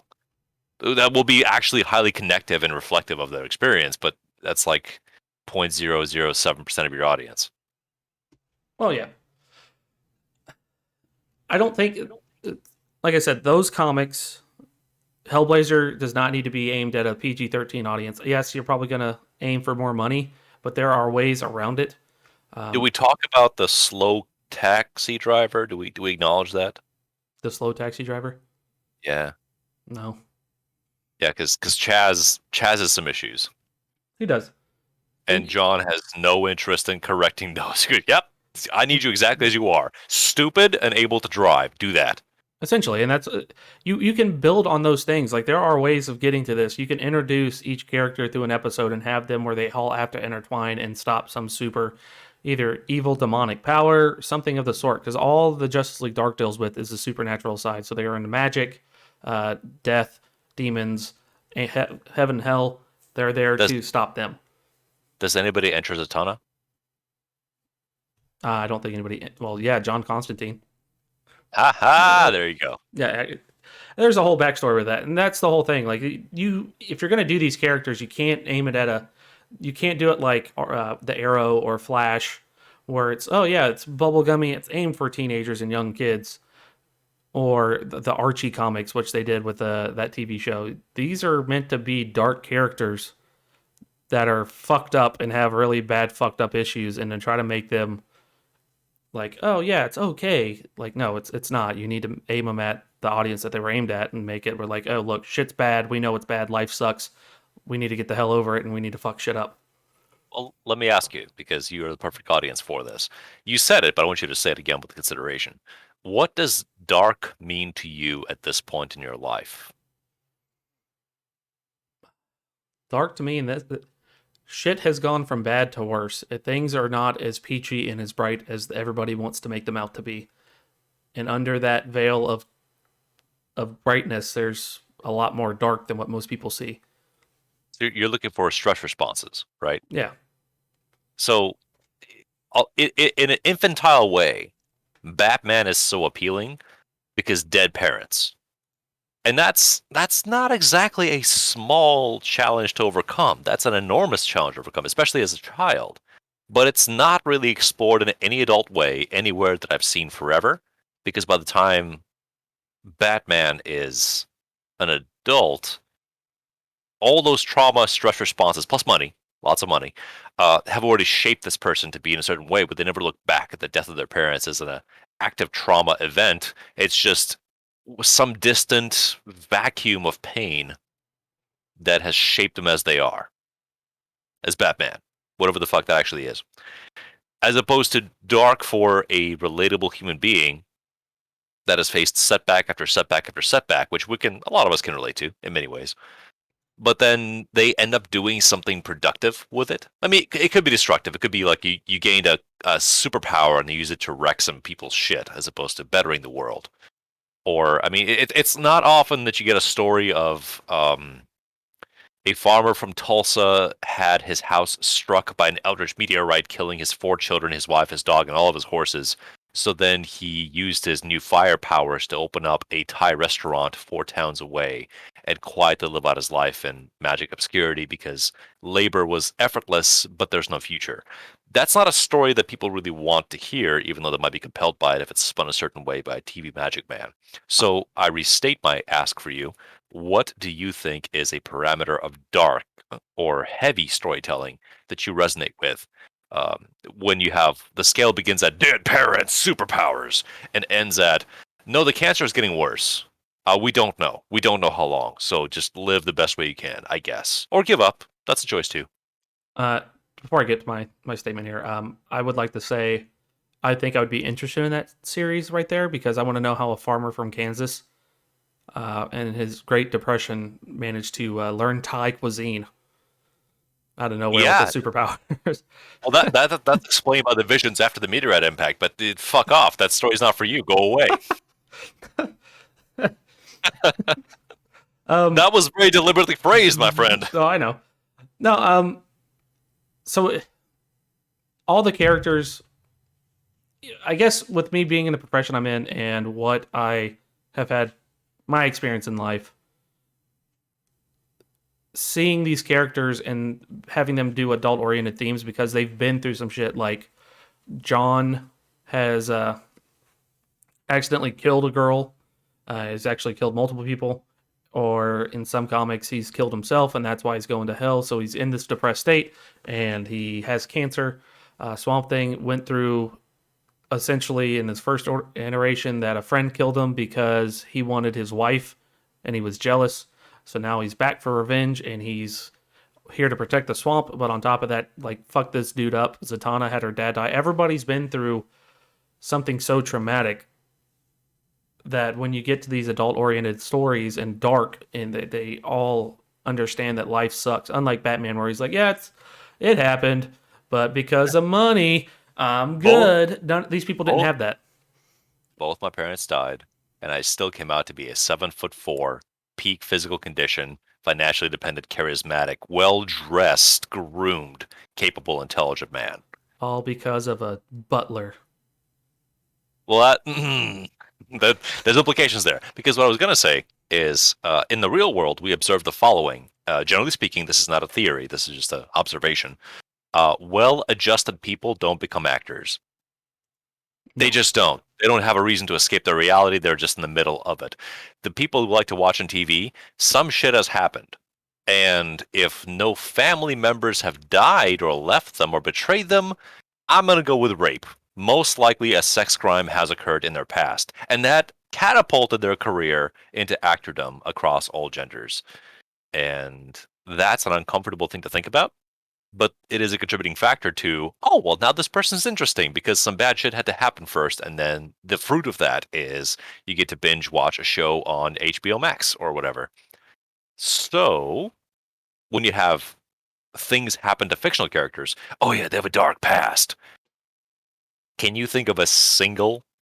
Okay, I can. I can think of one, but let's see if you do. Can you think of a single superhero / fictional character whose life has actually been pretty mundane or positive even, and they still ended up being a superhero of some kind? Billy Batson. Well, no, he was an orphan. Yeah, that's not traumatic at all. He never knew his parents. Fuck it, who cares? No, I Um, was thinking of Booster Gold. Booster Gold. I love Booster Gold. I like the idea of the character. He is such a satirical character on superheroes and why he wants to do it. It's like, yeah, he's in it for the wrong reasons, but yeah, or yeah, what's his name? The Blue Beetle. The Blue Beetles can be the same way. Well, he's brown, so life is already hard. Okay. Good point. Let's see here. Booster Gold's biggest problem, as far as I know from the outside, is underachievement. That in the society of Supermen, he's a janitor, so that could be a pressure or trauma or So, stress. so But Booster Gold's biggest issue is that he came back from the future. Well, he came back in time from the future to be a superhero so he could make money. yeah. So financial distress it's still a factor. Distress is still a factor. Happy people don't become heroes, which is why you join the army early, so it fucks you up and you do some good in the world, right? Right? Exactly. Okay. Let's see here. I'm trying to still think. A superhero that had nothing bad happen to him and still became a superhero? Hmm. King Shark.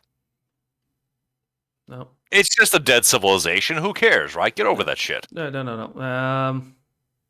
Sandman got trapped in that glass by that little girl, so he got fucked over. Arguably Wonder Woman, because she's not a human being. Well, we have Wonder Woman's a demigod. So, and Or she. a No, piece of artifice from the gods to shape fate or whatever. yeah, she. You could say Wonder Woman. I mean, she was created for. She came here to help man out, and that's why she's here, and all of her family's okay, depending on the issue. And if you read, unless they based it off the actual 12 Pillars of Hercules, and Hercules showed up and just fucking destroyed everything. That's usually how it ends. Everything was good. Said It pillars, I lived meant happily labors. ever after. Pause. And then Hercules came to town. Heracles. Hercules. Well, okay. Chucks, sorry to do this to you. But speaking of trauma, Mhm. I need you to talk to me about Jinro. Oh yes, Jinro. So God, we only briefly talked about it. I don't remember any of the characters' names because it's been a while, and I've been watching a lot of movies. Like I said, Asshole. I know. We said we were going to talk about this like 2 months ago, and we still haven't. I've been waiting for you, man. Yeah.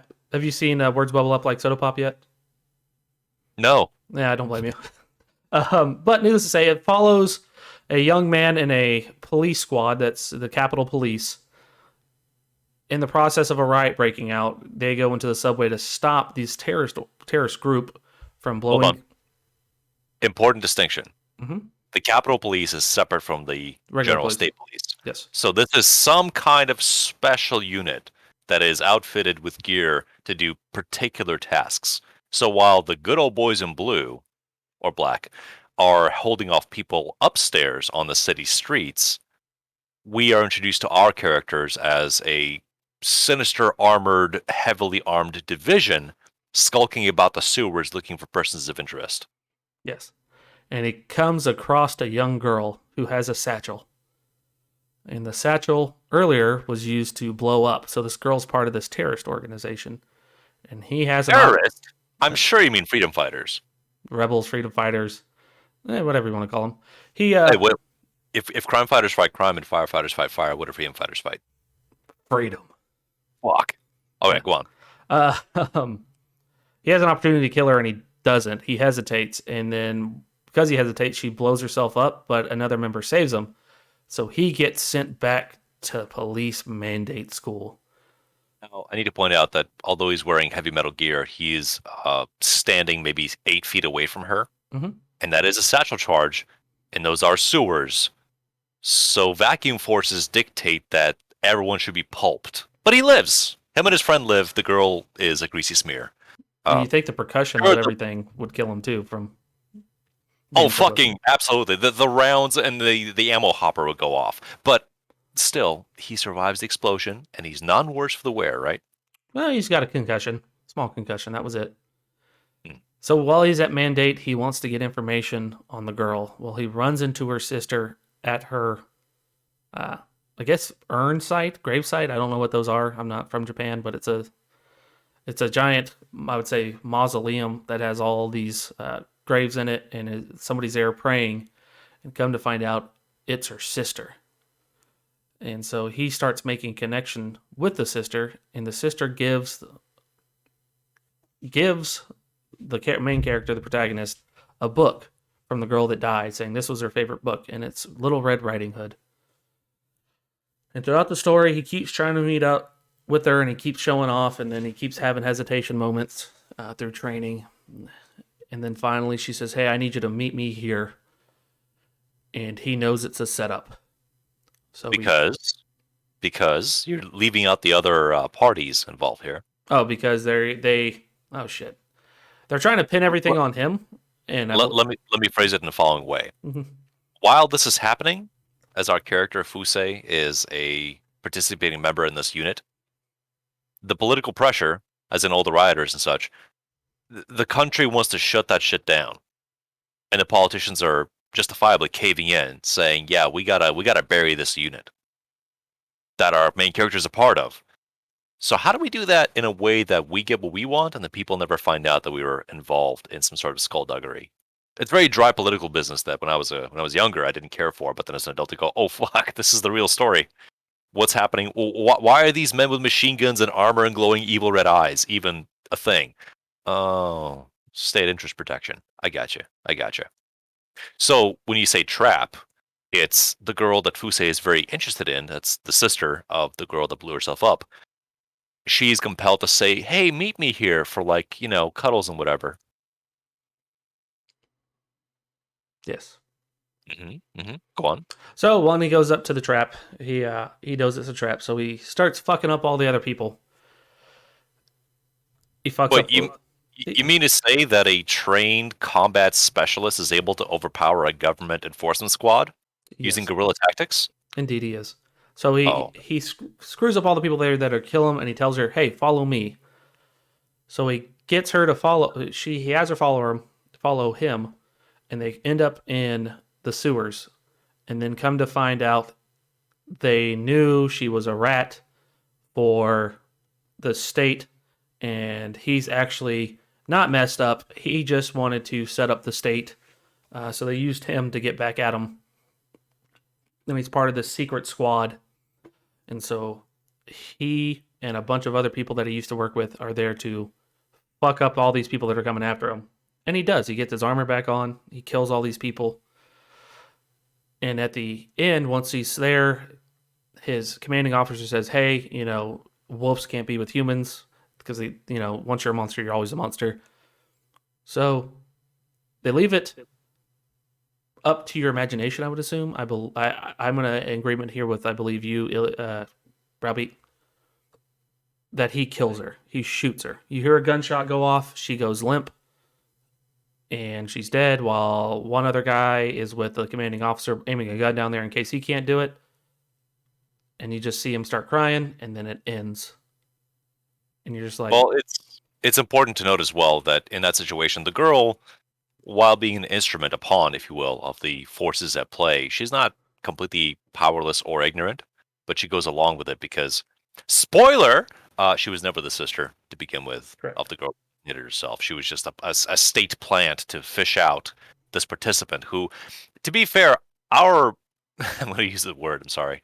Our main character Fusei, who is a special forces state police enforcer man, he acts pretty out of it. He acts pretty slow most of the film. Uh, Detached from society and able to really form any connections, but wanting it at the very least. He only ever comes alive when it's go time for military training and such, which are lavishly animated. I think Nunchucks must have really enjoyed the house intrusion clearing exercise where the Yes. whole squad fucked up. That was pretty good. Um, that being said, when he is confronted at the end with, "Okay, you killed the G-men that were after you. You got a loose end. You should clean this up." And the girl is in his arms. And she understands exactly the position she's in because she's been dragged along all this time to be given some sort of agency and purpose. But now she's in his arms, pleading for him to end her with a gun. It's, I would say, a artistically uncomfortable moment where he has a choice to make because he also understands, as you come to find out, that he wasn't hapless this whole time. He knew what the plays were and he just executed them perfectly. He knows he has to shoot her, and if he doesn't, the guy in the car with the rifle will. So what difference does it make if you pull the trigger? But then, what difference does it make if you pull the trigger? I would say that is a fantastically difficult moment to inhabit if you choose to be there. And most people wouldn't want to, and I understand that, but that's sort of the magic of this situation for me. It wasn't so difficult to squeeze down the trigger on an automatic machine gun to mow down armed men who wanted you dead for their reasons. But here you have this woman that you wanted to form a connection with, and you have to kill her. You know that you have to kill her, otherwise everything falls apart. And if you don't, she'll still die, and then your pack mates, as you said, wolves, not men, they'll remember, and that might affect your future standing as well. I mean, how much more suffocating can you get in that situation? It's a difficult choice. I mean, But but it's a non-choice. It's a non-choice. yeah, it's a It's bad non-choice. or it's worse. It's either we do it for you or you do it yourself and prove to us that you can do it. And he proves it to him. How did you Which, like the pacing and the animation, Chucks?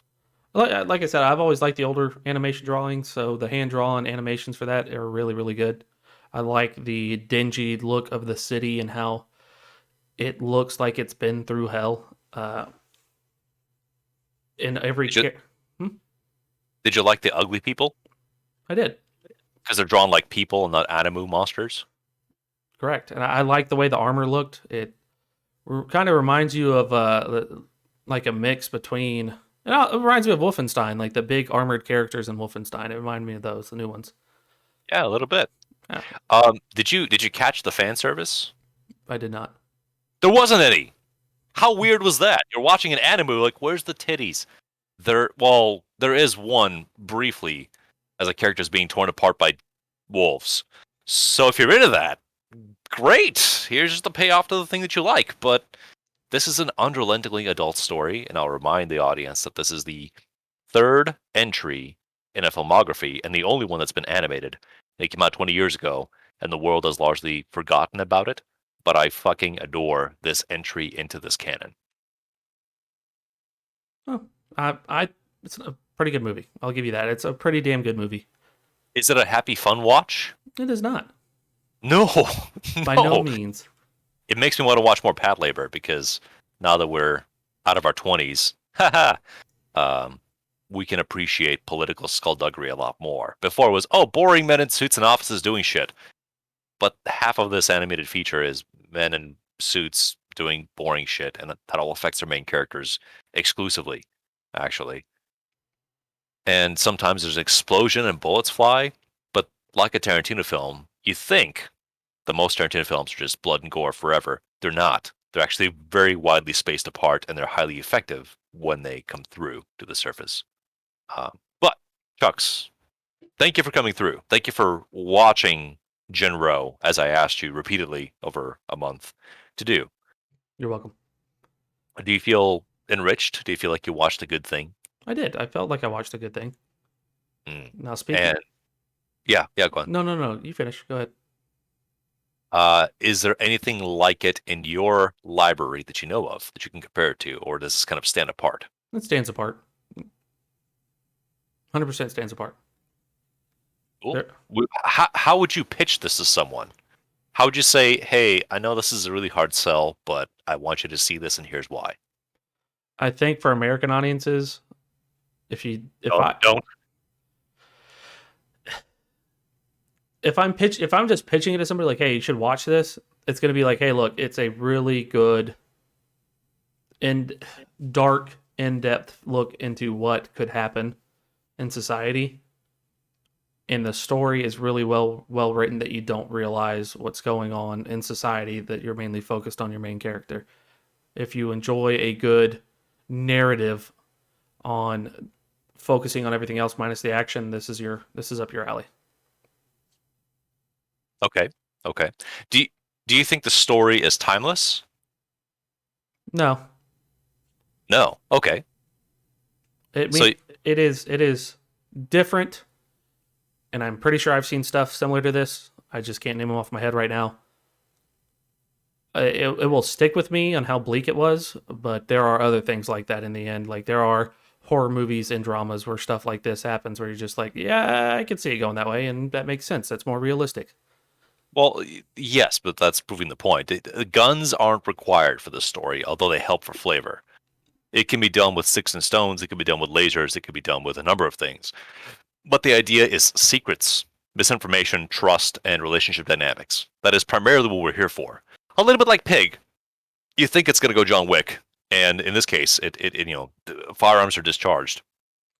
But most of the meat of what this is is human cognition, relationships, and empathy.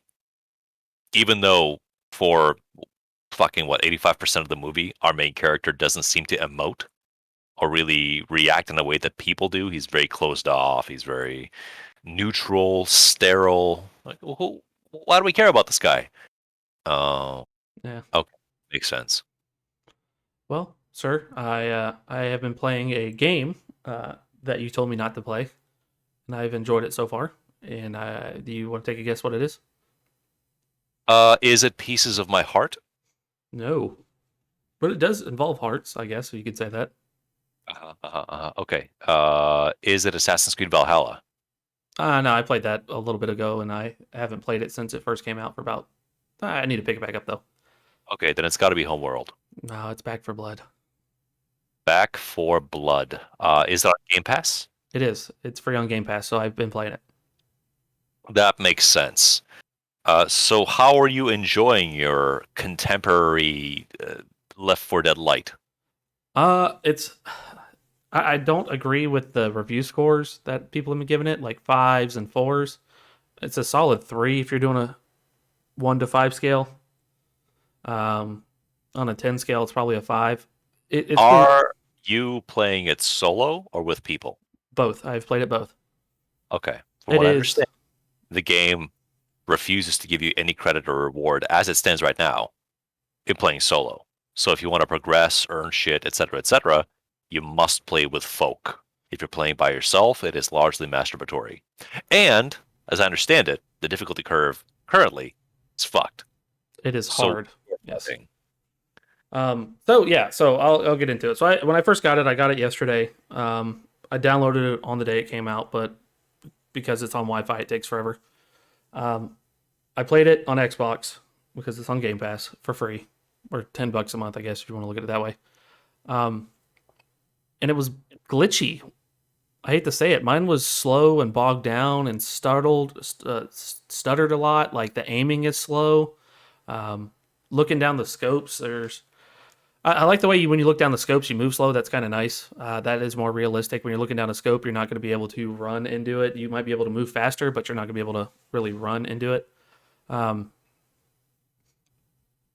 it is the difficulty spike is very intense. So it goes from recruit to veteran to like expert. Veteran playing with people, we couldn't get past the first stage.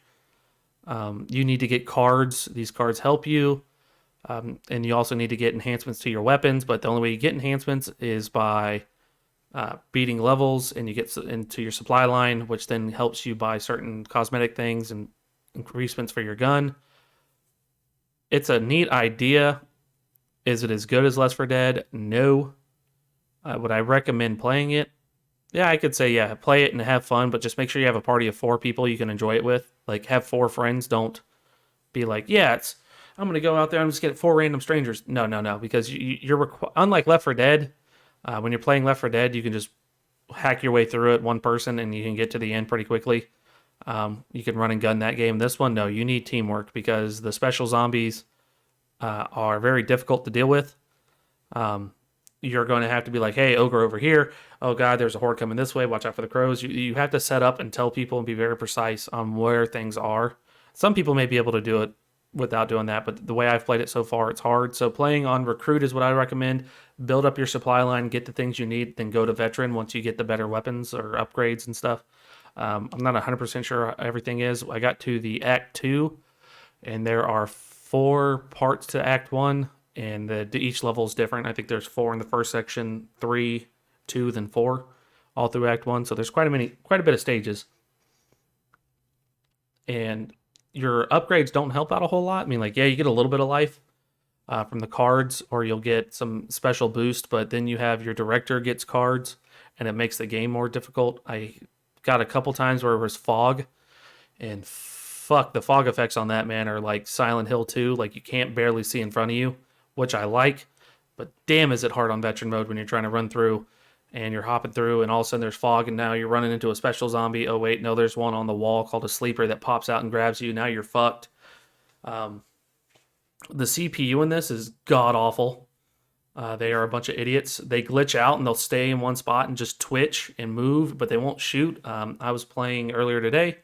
I was killing things, and all of a sudden, this one special ran up and it just picked me up and swallowed me. And all my CPUs did was just follow him because I was in his gut. And they didn't shoot him even when running up. They didn't do a darn thing to him. They just watched him pick me up, eat me, and then run off. And then I had to be one of the CPU bots, and I got my old character back once I saved him. But it's really frustrating when you're trying to play this on solo and your CPUs are a bunch of gosh darn morons or goddamn morons. It's you made me aggravated doing that because you playing this, you have to play it on, like I said, recruit first, I think, and then go to veteran. Um, you can't just fucking just hop in and think, oh, I'm gonna play it on normal mode. It's pretty hard. I understand. Now, the difficulty this faces is we're comparing it to a game that's over a decade in its existence. Yeah, I think Left 4 Dead 2 came out 10 years ago. I would say the experience that you're having now, by and large, would be superior to the release version of Left 4 Dead 1. It probably, on some levels, exceeds it, and on some levels, matches it. But over time, fan support, developer support, legacy, etc., Left 4 Dead 2 is a stronger proposal right now. Do you see Back 4 Blood existing long enough to warrant the sort of attention, development, enhancement, and possible revival on the level of, say, No Man's Sky? Yeah, I see it. Because Mhm. with this game, it has potential. It just needs to get the bugs worked out. And I think with a small studio like Turtle Rock, even though those were the guys who helped develop or were part of the team that developed Left 4 Dead, um, I think they are going to need time to see how it works and adjust things the correct way. I think that they have the right point in making the factors with the cards. They did the card system correctly. It isn't like a Madden or anything else where like you got to purchase the packs. No, you got to earn these fucking cards and you got to pay for those fucking cards. So I like the way they did that system. I think it has a lot of potential. It just needs to be tweaked out to make it better. And if they, over the next year or two, this will probably be a really, really good game. And what I'm hearing by and large is not bad game, just actually kind of unfinished game. Yeah, essentially. Yeah, it's not. They have a great concept, but with any great concept over time, with like a board game or something, it isn't right the first time. Yeah, it's good. People will enjoy it. But the more you keep tweaking it, the more you keep working it, the more and more people are going to enjoy it. I like that you say board game. That fires off my happy receptors. That's possibly a future pending topic. What is your favorite takeaway from Back 4 Blood? My favorite takeaway, I like that they made it more team involved. That was the one thing I hated about playing Left 4 Dead 2, is that it's not really team oriented. It's more, hey, You're just four barrels. yeah, you're four barrels and you're plowing through and you got to get there. And no matter what happens, if you have a health pack, you're good. You're healed almost max health every time. With this one, your health gets depleted. So when your health gets depleted, your health pack only does 60 points. But when you get hit by monsters, your max health keeps dropping, and it keeps dropping. And so at some like when I was playing last night with people, I was playing with a buddy who came back, the one that came back in town, and me and him struggled. But I started out just like them, 112. But because I kept getting hit and I kept playing like Left 4 Dead, by the time we almost got to the last stage, they were still at 100% or like 100 points, and I'm down to like 51 points. And every time I get hit, I'm down to like 25. So now I'm having to fucking readjust the way I'm playing this game. And I like that idea, and I think it's a neat concept. But like we were talking, it just needs to be tweaked out a little bit more. And I think in a year or two, this will probably be a really good game, and it may stay to the level of Left 4 Dead, where Left 4 Dead is going to get. It's still a great. Left 4 Dead 2 is still considered a really great game. I think it could be that in over time. And Left 4 Dead 2 came out 12 years ago, by the way. Now, I'm going to do something very unprofessional. Mm-hmm. I'm going to ask you to tell me about the flip side, your least favorite takeaway from Back 4 Blood, but I'm not going to be here physically for it because I'm going to run for a beverage refresh as you do this, and I should be back in under a minute. But Gotcha. do you consent to this particular thing that I'll hear about later when I re-listen to this? Yes. Perfect. So, nutchucks, what shit fucking sucked for you? Uh, Single player mode, the lack of bots, and it not being 100% finished. Um, the bots not being set up correctly, I think when they did the source code for this was very, very poor. Like I said, I've had issues with the bots from the get go, but I think what they're mainly trying to aim at is like, hey, this is supposed to be a team oriented. You need to play with people. Get the point on that. With it not being finished, I'm used to that on with every current game that's come out recently. No game is 100% finished, even with betas, with alphas. Uh, Modern games are not meant to be 100% finished because you want to hear from fan feedback so you can tweak your game. And that is a huge thing. Like I said, in the current industry of video games, you can't find any 100% finished game. You're probably at most going to get 75 to 80%, and you're going to get that last 20% over the next few months. Um, shit. There,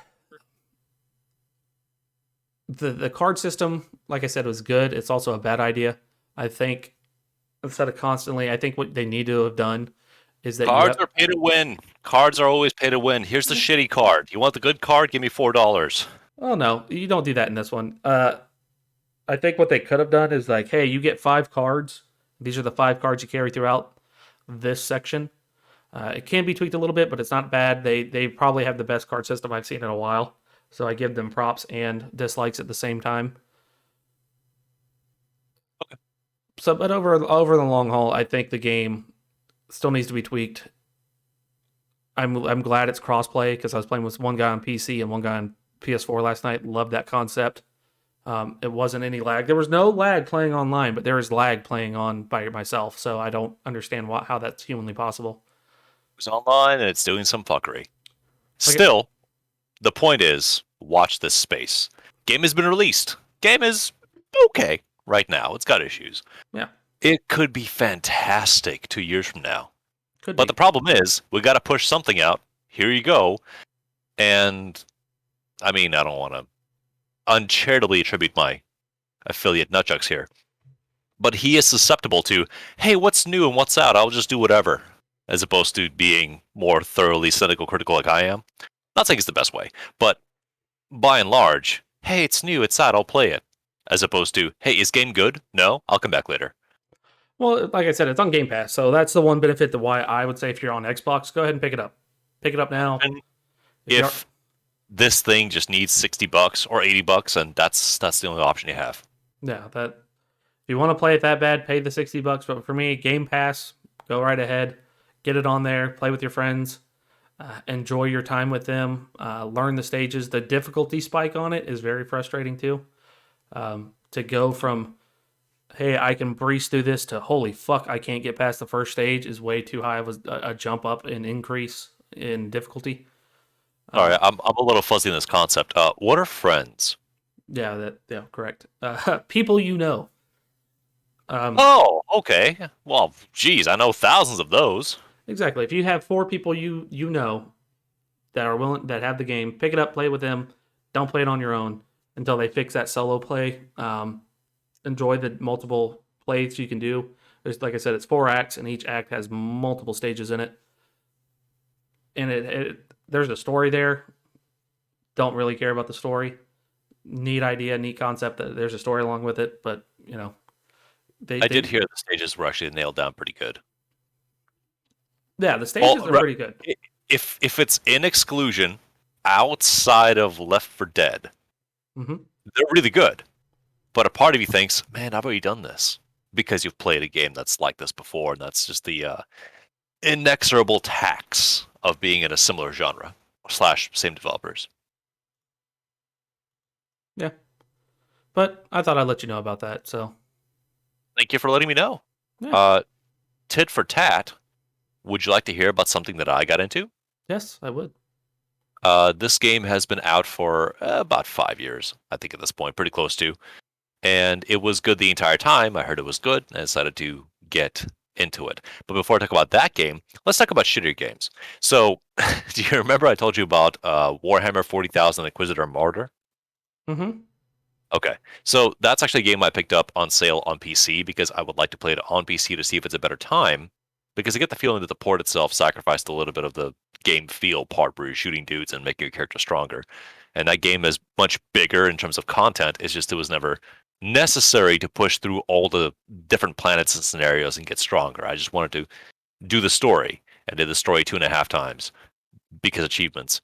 And I felt fairly done with that particular piece of story because the writing isn't fantastic. It's just a matter of what you do with your characters. And as I told you before, you figure out how your characters work early on, and though the game gives you more abilities and things to change with, I mean, you've already got a good groove going, so why grow or change or do whatever?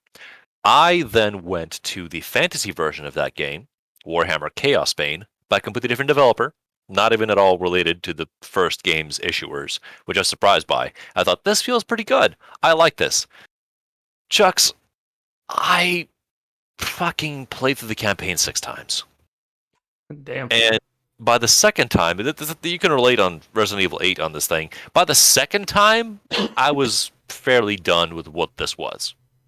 And there were 4 more times to go because there's a beat game with all heroes trophy. But the game had 2 DLC characters after its release. And I played in reverse release order. I played with the DLC characters first and then the core cast, and I had interesting mixes of experiences, honestly. I appreciate a lot of things about the aesthetics and the flow and the ability progress, despite it being flawed it is. But when you know you're doing the exact same missions over and over, it doesn't feel great. I'm just going to say that. That being said, the fantasy version of Warhammer Diablo action is fairly good to the point where I would even not be opposed to playing it with you at some point, because once or twice through is perfectly fine. It's just when you compel yourself to repeat the process an additional 4 times, that's where it gets tedious, because you kind of know the way it's going to go, and you know what the medium to long-term rewards are, and the only excitement is, let's look how the gear looks, and let's see what abilities you earn as you go ahead, if you don't just read ahead of what you're going to do. So, for reference, just for specificity, I'll say that I went through the Witch Hunter first, which the Witch Hunter has either rapid-fire, fully automatic flintlock pistols, which should piss you off if you're paying attention. Yeah, that's kind of a fully automatic flintlock pistols. Oh yeah, just across the screen. Yeah. Flintlock goes brr. That's the meme here. But the character can swap into sword and gun combat, Dante style almost, which was unfairly cool to begin with because I was like the last character released for the game, and he was by far the best developed, I would argue. But that was the first guy who went through the campaign. Then there was a dwarf engineer that worked with a sort of a steam gun that fired close to her, as well as some gadgets and turrets and a little bit of hammer or axe swinging. Okay character, trinkets and pets. This is a staple in Torchlight, Diablo, Path of Exile clones, by all means. Then I played with the Elf Archer, which somehow weirdly had the highest DPS by the end of the game, because that character was all about rolling away and then firing more arrows than the Diablo 2 Amazon could ever fire. So that was actually reasonably fun. Then it was the Empire Soldier, the quote lame character who has a shield and a sword or a double-handed weapon. That was probably the least fun to play, honestly. But at the same time, it's just a very sturdy, good average class that had a lot of, oh, this skill buffs your teammates. But I'm playing solo, so again, wasted. The Dwarf Slayer was interesting as a short, stout, double axe branding slaughtermaster with very colorful pants, I will say. All the gear consistently gave him cooler, nuttier pants and loincloths. And the last character I played, which I saved for last because I thought it'd be lame, and I was wrong, was the Elf Wizard, which the entire time was Gandalfing, meaning it was carrying a large blade in one hand and a magic death stick in the other, and just continuously just wrecked everything around them. So, outside the duration of the span of time, Warhammer Chaos Bane was fun to play. It's just not fun to try and wrap up and finish up. And there's a vastly expansive end game, but just like Back for Blood, there is a balance mismatch where if you hit higher difficulties, you need better gear. How do you get the better gear? Well, you crank the difficulty down to the lowest it will go, and then you run these specific maps that run off of gold that you pick up by playing the game that will just drop better quality gear than anything else in the game will do. So you kind of have to hack the difficulty curve to get the numbers up to go run the late game stuff, which to me, outside of seeing what sets there are with mechanics synergize together, is pretty redundant. Like, why do I have to do the dumb shit to get the good stuff to go do the other difficult dumb shit? That's not fun. Somehow Diablo 3 nailed it down where running rifts is repetitive, agreeably, but it's fun to do because I already have my abilities there and I'm playing around with builds and wiping out mobs and picking up shiny things. That's fun. Where's the fun here? And again, I played on controller versus mouse and keyboard, which is different. So we're going to close the chapter on Warhammer Chaos Bane. Because I tricked you. I was going to talk about one game. I'm talking about 4 games. Go fuck yourself. The second most recent game that I played was a very obscure title that didn't even have like a cross media bar extra features on the PlayStation PS4 wetware. It was Vikings Wolves of Midgard. And this is a game I knew just distantly through reputation, but again, it was super cheap on sale once I picked it up. Chucks, I'm confused about this game, honestly, because you love Norse mythology, right? I do. Mm-hmm. And this game leans really hard into Norse mythology. All the things that you fight outside of people with weaponry are Norse myth creatures. They're equivalents for goblins and kobolds and monsters and whatever. And even giants. The idea of being a regular-sized human being, although fantastically muscular, being able to bash the kneecaps off of enormous walking things is pretty cool. The things that I took away the most from this game is that the early game, like Path of Exile, feels pretty desperate because you're a man with a wooden-built, metal-rimmed shield and maybe a sword, or a wooden stick if you want to be that guy, or 2 axes if you're a really baller, with some loincloths, some maybe a gambizon if you're lucky. You're just pushing through impossible odds. By the end, of course, you're wearing fire giant inspired magic crystal bullshit heavy armor and wearing at least 1 copy of Mjolnir, maybe 2, hard to say. Oh, the character I played was the boring one with the one-hand weapon and the shield. But by the end of the game, as you continue, you're able to put skill points into other trees which have their exclusive talents. The flow of play was interesting. Running the piano gambit of recyclable abilities on different cooldowns was satisfying. Playing the game was fun. The biggest takeaway for me was that you have a village you're protecting. You're the chieftain of the village, and it gets populated by more characters as you play the game, and you're able to sink funds into your smithies, your armorers, your altar, your magician / herb dealer, and vision master. So you get to build your town up, which I'm a huge sucker for building up the town mechanics. I really like them a lot. The story was there. There was a lot of interplay and reaction. At one point, you got turned into a troll against your consent. You didn't wish for that, but you could still do it. And your longhouse, your feast hall, was consistently festooned with trophies of your exploits out there in the world. So if you killed a big badass, his head, his sword, or his testicles sometimes could be seen hoisted in the Great Hall as a claim of your exploits. I would say as an adventure experience, at least one time through, Vikings Wolves of Midgard is actually a decent game. Not excellent. It's okay. Because the way it deals with its own economy is kind of weird as far as sinking points and progression. But where it absolutely fucked itself is that I thought I had a pretty decent time playing this. And there's a trophy for doing a New Game Plus run. I'll do that. Do you want to know what happens when you do New Game Plus, Mr. Chucks? I do. Go on. Okay, you keep your level and your inventory. And then all of your currency goes away, the world resets itself, and all the enemies are just a few levels higher than you are. So you're aiming for level 30 by the time the game is over, thereabouts. And you can earn more experience, but of course the number keeps going up for thresholds for leveling up. But the game says, yeah, just play me again. It's New Game Plus because you're a higher level, but you don't keep any of the shit that you've earned outside of what you're wearing. So just do me all over again, baby. And because the enemies are a higher level than you are, irrespective of difficulty, everything just gets slower. You're not any stronger. It's just more harder, slower, do it again. So I deleted that shit immediately. I was thoroughly disappointed by, because like the looter action games that I've enjoyed since I was in my teens, they typically build momentum. Like, yeah, you're stronger and you can go harder if you want to, but basically, how about you just flesh out your abilities first before you crank it up? But by the end of the game, on normal, I had to drop it down to easy because the boss fights are structured in a way that if you fail, you just go back and retry, like you usually do. But the numbers the bosses were throwing out were getting like horrific. They half your health bar because fuck you. meaning the game said grind me some more, and I thought, well, up until the last quarter of the game, you didn't need to be ground. You just played the game and you adventured a little bit, and you were strong enough to hang there. But now, instead of being able to retreat to heal yourself or do something else, almost Dark Souls style, uh, get good or die and try again. That wasn't fun. I didn't enjoy that.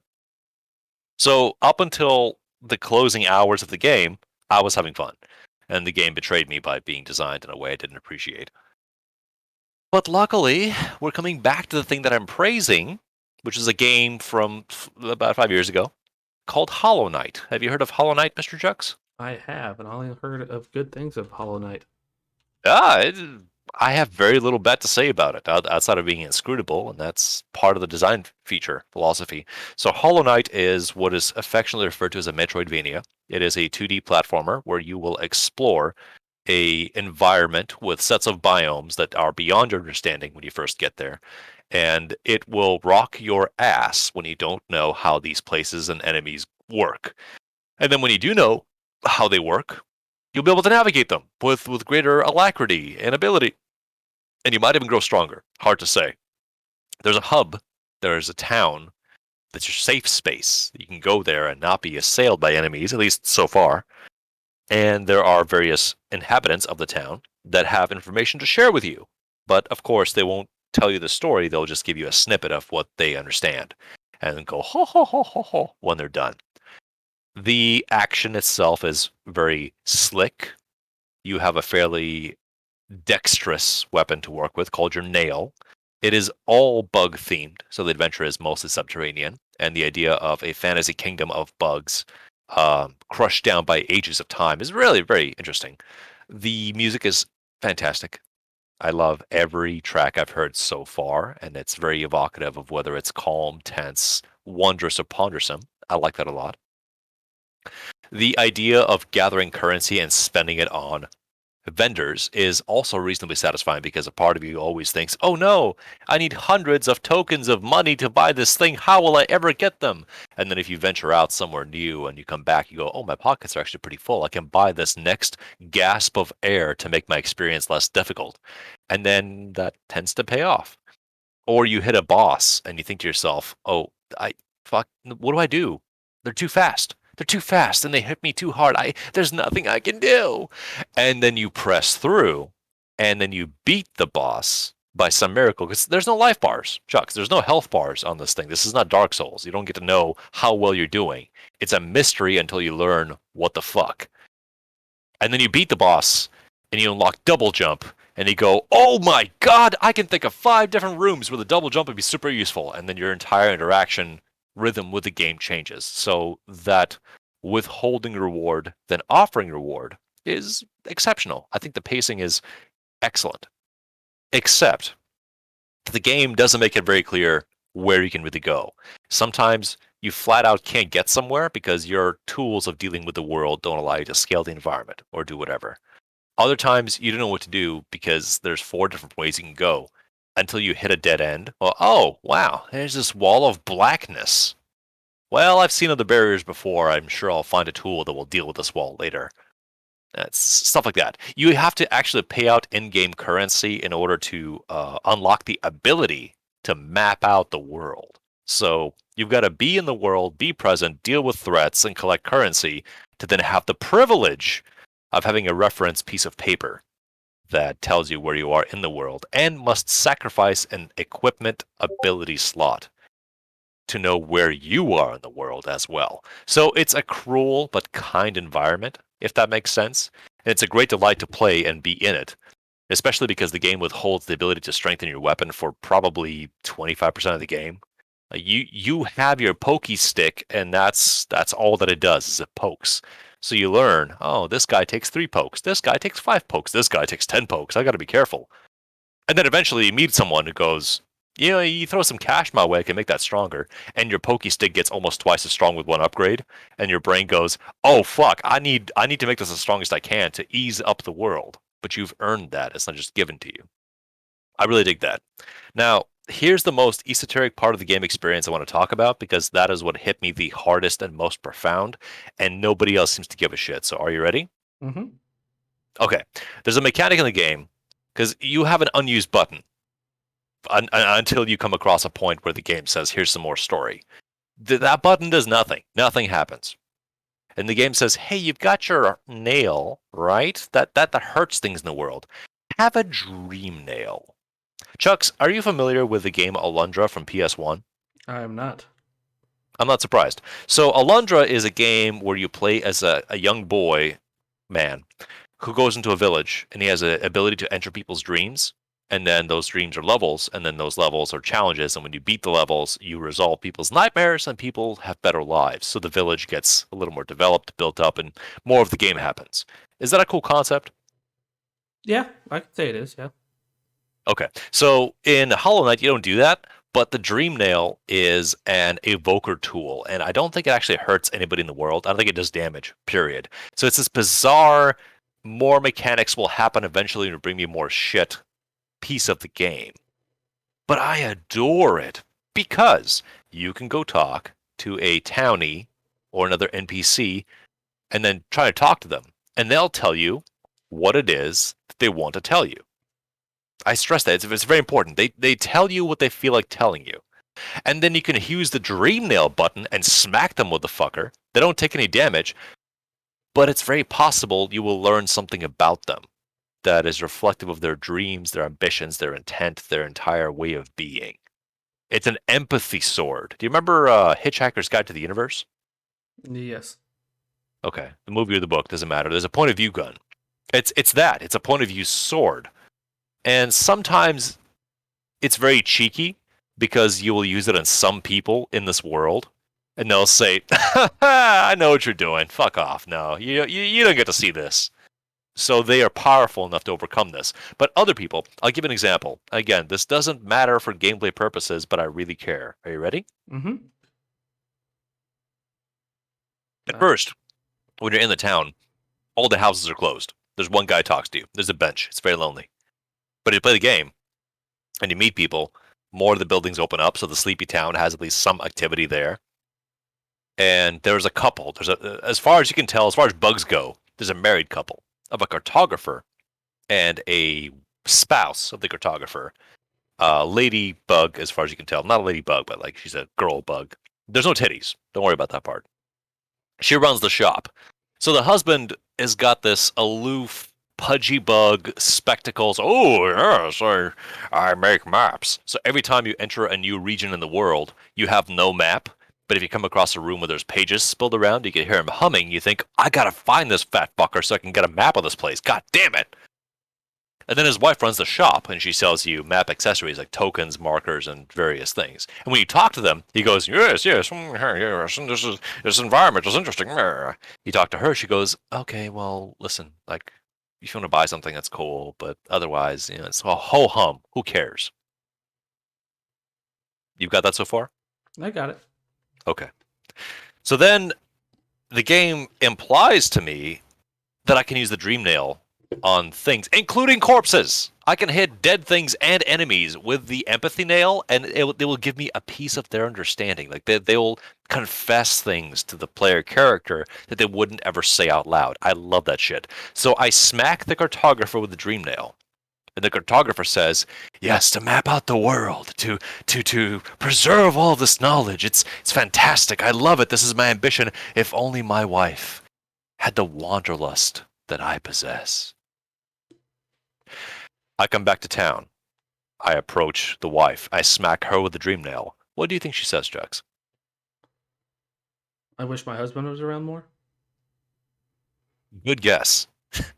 What she actually says is, oh, it's been a while since I laid down my sword and stopped exploring the world. I miss it a little, I suppose. And what that betrays is the husband has no idea of her prior life. She never talked to him about it ever once. And he's like, honey, come see this cool stuff. And she has to think, I have murdered more cool stuff than you've ever seen, and I don't want any part of it, except for sometimes. And maybe this is my life phase right now, because I'm reasonably recently married. That is incredibly intense in terms of the shit you don't say to the people in your life that they could greatly benefit from understanding about you. But instead you just coexist, never saying it, until it gets so bad you blow up at each other. Not specifically in my marriage, just the people in general, every dynamic. Chucks, you and your daughters, you and the people that you know, you and people that you really could benefit from saying things out loud that you probably never will because the conditions aren't right. But if you had an empathy gun, you can go blow, and you get a sense of what they're about. You go, oh shit, here, shoot me with this thing, and they shoot you with this thing, and then connection forms. It's wonderful. It's beautiful. I love it. We need more of this in our life. And I need to ask you, Chucks, how crazy am I sounding like right now? Not that crazy. That actually sounds like a pretty reasonable thing. I mean, to understand somebody more that you have a connection with is never a bad thing, and even people you don't know. It would be nice to understand what people are thinking sometimes, so you can get to know them better. I guess is how I would word that. And you're right. And let me ask you again, what does the dream nail do in the game? It lets you see their dreams and their inner No, it doesn't. thoughts. It does fucking nothing. It does no damage. Why the fuck do you have this button that does nothing? It does nothing. It's useless. It does something. It gets you. Makes you understand the people in the game more and what they're going through. So it Does makes. that make me? Does it make me jump higher or fly farther or deal damage? No, it's a fucking useless button. What's your problem? I think that's a neat concept. I would love to see those in games more. I agree with you. It's a fantastic concept. It's just I haven't reached the end of that journey yet because there's certain points thresholds of the next layer of what this is gets revealed, and I'm confident it's going to be more mechanically useful in the future. And if it's not, I won't be disappointed. It's just that when you're that deep, let's say 10, 15 hours into playing a game, a lot of what you only care about is how the game mechanics interact and afford you options and allow you to affect the world around you in a tangible way because it's all about points and damage and life and all that. But the dream nail right now stands completely separate from that, where it's a thing you can do. I can expose myself to harm. If there's a creepy bug coming towards me, I can hold down the button. I know it's about 2 seconds before it goes off. And then I'll give you an example. There's an enemy that's a floating bulbous spawner bug, and it will spawn young. And those young will fly to attack you. The bug itself tries to stay away. The new spawns will come after you directly. So you form this, oh, I have to chase you, but then hide from your kids and kill them. Don't think about that too hard. If you dream nail the mama bug, it will say dark safe with ellipses. That's all it gets out because it's not a being like you. You're insects, but your player character is functioning at a higher analytical level. The bug says dark safe. If you dream nail the kids say light scared. Now, this is not profound storytelling. This is not necessarily a deep piece of cognition, but let's examine this because fucking we're here. Let's do it. The kids have been alive for seconds, and they'll probably die at the end of your nail as you kill them because if you run away, sure, but if you leave, who knows what happens to them? Maybe the mama eats them. We don't know. But the kids only have knowledge of the trauma that's happening right now. Light, scared, instinctively they know this, but they still go towards you because they're so panicked that all they have is the fight or flight reflex, and then throwing their lives at you to try to end you because they'll be less scared is all that they have available to them. And the parent, having lived long enough to be sexually mature to produce spawn, presumably having been one of these younglings once upon a time, outside of the point of this game, it is transformed its, let's say, paradigm of fear of light bad. It has learned dark good as a response to that exact thing. But that doesn't render it immune or let it escape the part where it still shits out kids as a defense mechanism because it just wants to survive, and if it can shit out kids to kill the attacker, to kill the light, that's good enough. Do you see the part where this doesn't belong in the game, but I'm so happy that it's there? Slightly, yes. Okay, I know I'm talking like ASD bullshit. I understand that, but that increases the value tremendously because outside of like looking up a document where the writer dialogue pieces are all just laid out and a cheat, interacting with the world makes me wish that I was good enough at the game where I could time those strikes on bosses so I can get a piece of their story with that particular tool that has nothing to do with me defeating the boss, and in fact exposes me to great punishment and damage because the boss will hit me as I'm trying to line up a vanity shot to get a text box that paralyzes me that doesn't stop the fight, so I'm going to take more damage. That requires a development, empowerment, or mastery of the game where I'm not playing the game anymore, I'm reading. That's different. That's special. I like it. That's great. Hollow Knight, good game. Good game. You can play the game as intended, or you can do what I do and say, but Rider Man, talk to me. What are you evoking here? You could do that. I think that's what a lot of people do with Resident Evil. Oh my god. I mean, yes. Like, what was the writer trying to say here? I think he's trying to say they couldn't write. No, they could. But again, language to language, format to format. There's so much left misunderstood that it creates a parody of itself, where we joke about the voice acting more so that we come back to the person doing the talking. I want to parabolize this to Gundam as well, where the creator of the original concept, who has been responsible for several series directly as a writer and always as a producer, basically, we said this before, he portrayed social tension, overpopulation, starvation, problems, etc. He did all of that in universe building. Hard sci-fi novel. Arthur C. Clarke bullshit, right? Mm-hmm. And then he pitches the concept of this battle machine that's supposed to be like a white harbinger of death, the white doll, if you will, that is defeating the opposition because it's just built better. And the producer said, yeah, you got some really cool shit here. Can you splash some primary colors in that? Because kids really like bright colors, so we can make this a syndicated TV show that we'll cancel anyway. And that's why the Gundam has yellow, blue, and red on it. Which is why the Unicorn Gundam is all white, because that was actually coming back to the original point, which is, this is not a happy robot. This is a death robot. You shouldn't be happy about this. But people are when they see it. Mm-hmm. Like, oh, fuck yeah, robot. Giant-ass robot fucking shit up. Are you familiar with the band Queen? Yes. Are you familiar with the News of the World album cover? Yeah, that's the one where they have the giant robot. Yeah, the giant robot with a cast metal face that looks very sorrowful about having accidentally killed the band. Yes. That fucking bullshit has haunted me since I was like 6. So, probably explains my mecha fetish, such as it is. Because the idea that this band is marketing themselves as being dead, because I don't know what the context of the people in the band is at this point, but then a giant metal man killed them, and their blood is dripping from its hand, and it feels sorry for what it did, but it did it anyway. That's a complex question to begin the world with, right? So, like, we can parabolize this to Cain and Abel if we want to, but we're not going to. It's just the complexity of the feeling that you're left with, and if you have no language to access that feeling, you're just stuck with the pain you're going to forward onto others until you can cure it or kill it, which are different things. Or if you do have the language to address it, then maybe you can crowdsource the pain and find a way to make it okay among a society of individuals who also share your interests and aches. Which is what we attempt to do, but then targeted advertising enters the mix and it's a fucking shit show. So complicated. What I'm saying is complicated. Hollow Knight is a very good game.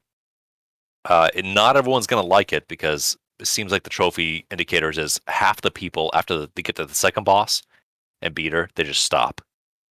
Nobody plays the game anymore. But I'm playing it, and I'm having a fantastic time, and I'm only occasionally having to use a guide saying, all right, so what combination of items do I need to use to activate the secret modifier that makes this okay? Not unlike Resident Evil, because in Resident Evil, if you have A, B, C, D, and Z, clearly that's the way you do it. But you don't know that until you've drank enough Kool-Aid to drown a small lion in a box in a basement. I don't know why that was the parable, but that's what I did.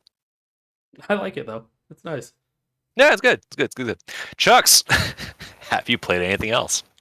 No, not really. I have. It's football season, so I've been playing football a lot because American, and by football I mean American football, where people just smash into each other with pads on. So I've been. Well, I mean, it's a sport worthy of commemoration. I've always bounced off of it, but I acknowledge that there's a lot going on here. It is, and it's just that time of the year, and I've been doing a lot of stuff with kids. My local state fair is going on, so I have been went to that with the kids. So I've just been mainly being dad, besides watching movies. Is there another movie you'd like to aim? Because I'm going to forecast this. I got to do a fantastic thing, which I hated but I loved, which is to cross the country via aeroplane a couple of times and watch a man die. Actually, real story. I heard about that. And then we got to visit my folks. But somehow one of the takeaways of that experience is that I got to introduce my wife to them as my wife, not just a person that I'm fucking. That's the different parameter. And she got to get a compressed golden age of movie viewing within a single week. And I'd like to name those films and get your impressions and some of the takeaways from that. And that's like 5 movies in a row, which is, again, hijacking the bit for the sake of my self indulgence. So I want to give you the floor before I sweep the leg, Johnny, and then see if there's something else that you saw or engaged that affected you.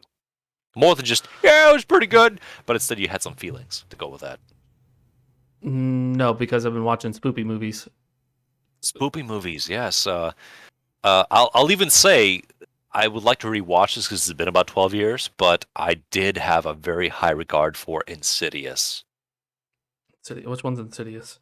Insidious is a spoopy movie made by, I think it was Jim Wan, Dan Wan, doesn't matter. Wonton? The reason, I didn't know this at the time, but I found out over time, the reason I really enjoyed Insidious is the same reason I really enjoyed Saw, the movie, the first one. Because it wasn't about, brutal murder. It's a thriller, and it's intelligent, and it's well done. And Insidious is the same guy who says, yeah, it's a possession movie, but there's more. And it's the reason I'm actually much more interested now to watch Malignant, because Malignant is apparently a miracle film that doesn't get done in Hollywood anymore forever. And it's from the same guy, and he sold it to the audience in the studio as if it were one thing. But it's not that thing. So Saw is maybe the most coherent film that is what it is. If you watch it, look back at it, yeah, it wasn't actually lying to you, it was that the whole time. And Insidious is 2 movies, but it's like a 70-30 split, where it's one thing until it's not. And apparently Malignant is also that same thing, but it's about an 80-20 split, where it's happening, oh fuck, the movie started! Which I know is a very abstract speech, but that's kind of where we are right now. No. I would say there's a movie kind of similar to that. I want to see it. It's a John Carpenter film now, The Ward, because it's. I know about the ending to *Malignant* because unfortunately I watched a video talking about endings and I didn't know they were going to put that on there. And so now I'm like, damn it! Now I gotta go watch this. So you watched a movie about endings and said, "Oh no, you spoiled something." I watched a video on endings, yes, and then it spoiled something for me. So I was like, damn it! I'm a dum-dum. Nobody saw it coming. Complete surprise. Yeah, I didn't think they would put the brand new movie out on there. Oh, okay. Sure, but give me another movie that, again, spoopy movies. Something you saw and touched and felt, this speaks to me. I'm more complete now. I don't think I've ever had a movie do that to me. Jesus, okay. I watch movies and take it as a story, so I'm just like, oh, okay. Like, that's cool. That's a cool concept. Nothing ever really just, like, hits me in the feels or soul. Well, let me rephrase that. The Shape of Voice did, slightly. But I was going through something then. So, yeah. I think that's probably why it did that. Yeah? So, I can retract that statement. Let me see here. I'm trying to think. Nothing recently. I will say nothing recently has done that to me where I'm just like, oh god, it spoke to me. It just hit me right here in the feels, and I need to just talk about it because all the movies I watched don't really. They're the horror movies I watch are not meant to be that. They are like, oh no, it's a stereotypical slasher teen film. So you just give you one. Yeah. That may promote greater discussion. Let me talk about one that doesn't matter that much. However, I was surprised by it. You remember the Harrison Ford film, Clear and Present Danger? Is that, not to ruin it for myself here, is that the one where he finds out it's his student that's haunting him?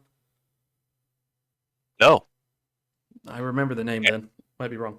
Sorry. I also remember the name. And this is like I know the face, I know the type font, I've seen the cover of the film, but I kind of very dimly remembered the movie.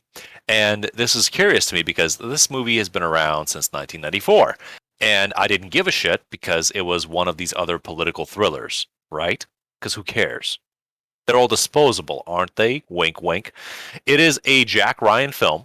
Excuse me, John Ryan, but he goes by Jack because it's more relatable. It's very American. I didn't know this is a franchised film about a Shakespeare, Sherlock Holmes type character who continues on just existing and being a superhero and saving the world in ways we don't know. And I watched as I was building a kit the other day, which is again return to form. Like, hey, this is a happy place where I get to build stuff. Clear and Present Danger is a sort of a nightmare American film where I guess spoilers, who cares? A close friend of the president of the US at the time in the mid 90s is killed by a Colombian drug cartel because he deserved to be killed by a Colombian drug cartel because he was laundering money. And the president, knowing this friend, really wants the money, but he won't ever say it. He will never ever say it directly. It's just we got to get that money because it's ours. It's American money, goddammit. And then Jack Ryan, a Tom Clancy character who is a sort of a Forrest Gumpy golden boy who used to be a patent clerk for the FBI or CIA or NSA. It depends when the story is written. But who is not Jack Reacher. That's a different motherfucker who knows judo. Anyway, you remember Hunt for Red October? I do. Okay, same guy. Okay. Can you fucking believe that? Anyway, after that shit, James Earl Jones gets pancreatic cancer and dies. Spoiler. But it's really sad because he was always the Jack boy. Yes, I'm the voice of Darth Vader. It's a very sweet story. And the dad from Coming to America. Oh, I love that movie. Anyway, so Clear and Present Danger, Jack Ryan is involved in a Colombian fiasco where actor who I don't remember his name of, but I've seen him in movies in 80s and 90s, skirts by Congress to get a bill to get the funding to fund Willem Dafoe's private war in the Colombian jungle, featuring Guy from Training Day and Training Day, and Guy from Miss Congeniality.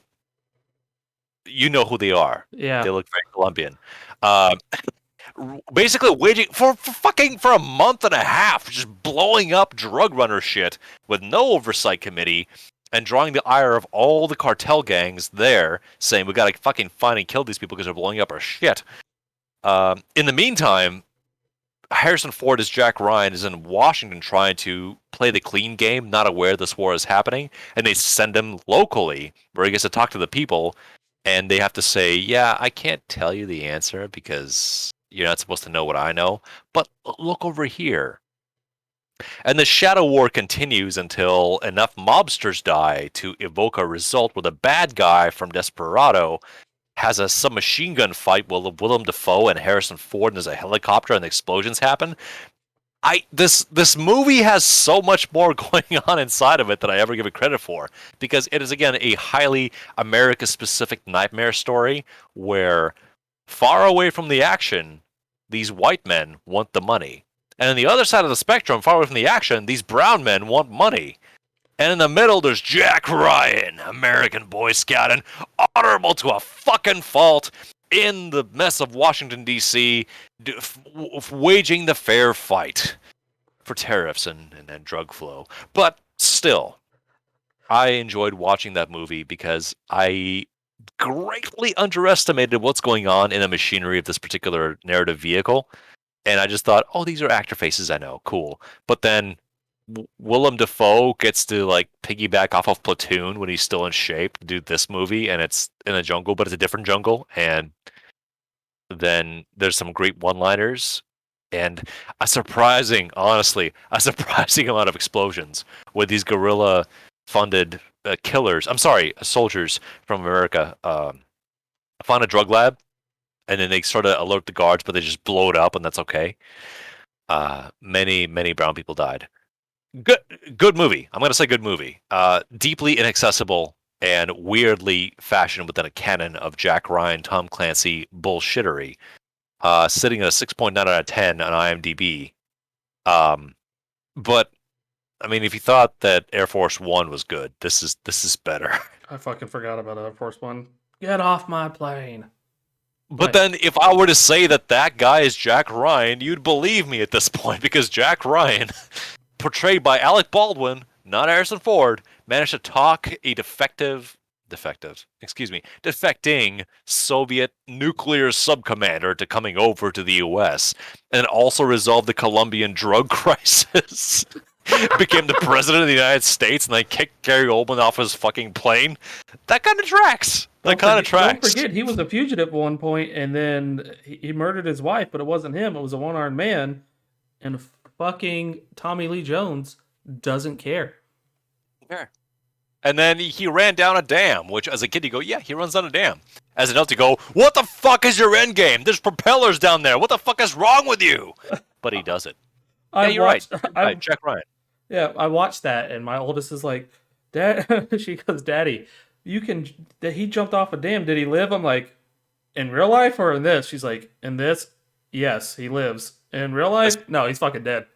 The She's script like, says he lives. Honey, did you know that from that distance, hitting water is like hitting concrete? Just saying. No, but Daddy, I throw a knife at it. Oh, you're right, honey. That completely dispels that all the danger. it displaced enough water as you hit it that you're fine.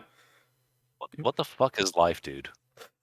It's a bunch of I midnight. die hitting water so fast. I don't know what happened. And just to think, at one point, Tommy Lee Jones hacks hacks a fucking U.S. carrier, and becomes a terrorist, and has to fight off a fat guy who plays the blues. Man, that was a killer jacket. I just gotta say. Also, this little piggy went to market. Oh dear God! People are gonna be like, "What the fuck are they talking about?" These are a bunch of movies, by the way. You guys like references? Because we fucking got the references. All right. We got tons of those. Oh my God! I'm gonna have You to can watch. guess our age and our socials based on the things we reference. Do your homework.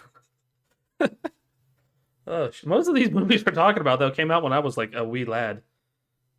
Yeah, and now we're watching them thinking, I never actually watched this. Like, I'm here now and I'm seeing this, and this is amazing. How did I not? Well, the answer is you were 8. You watched it, like, oh yeah, cool, movie's on. Yay! Tommy Lee Jones got stabbed by the sheriff from Louisiana or whatever. And then you watch it and think, God damn, I mean, wow. I had no idea. Exactly. It wasn't Gary Sinise. It wasn't Gary Sinise. Holy shit, I lost his name. It doesn't matter. Doesn't matter. Not Gordon Ramsay was in that movie. Also, now the girl that jumped out of the cake. I mean, drug abuse is bad, but that wasn't the message. The message was titties. Titties happened, and then Steven Seagal didn't even pause. He just went, yeah, I have to save this woman. She seems really in distress. She's dating musicians. I gotta save her. As opposed to, oh, bitch, keep dancing. Yeah, this is good. Yeah. Oh man, have you seen the original Assault on Precinct 13? No.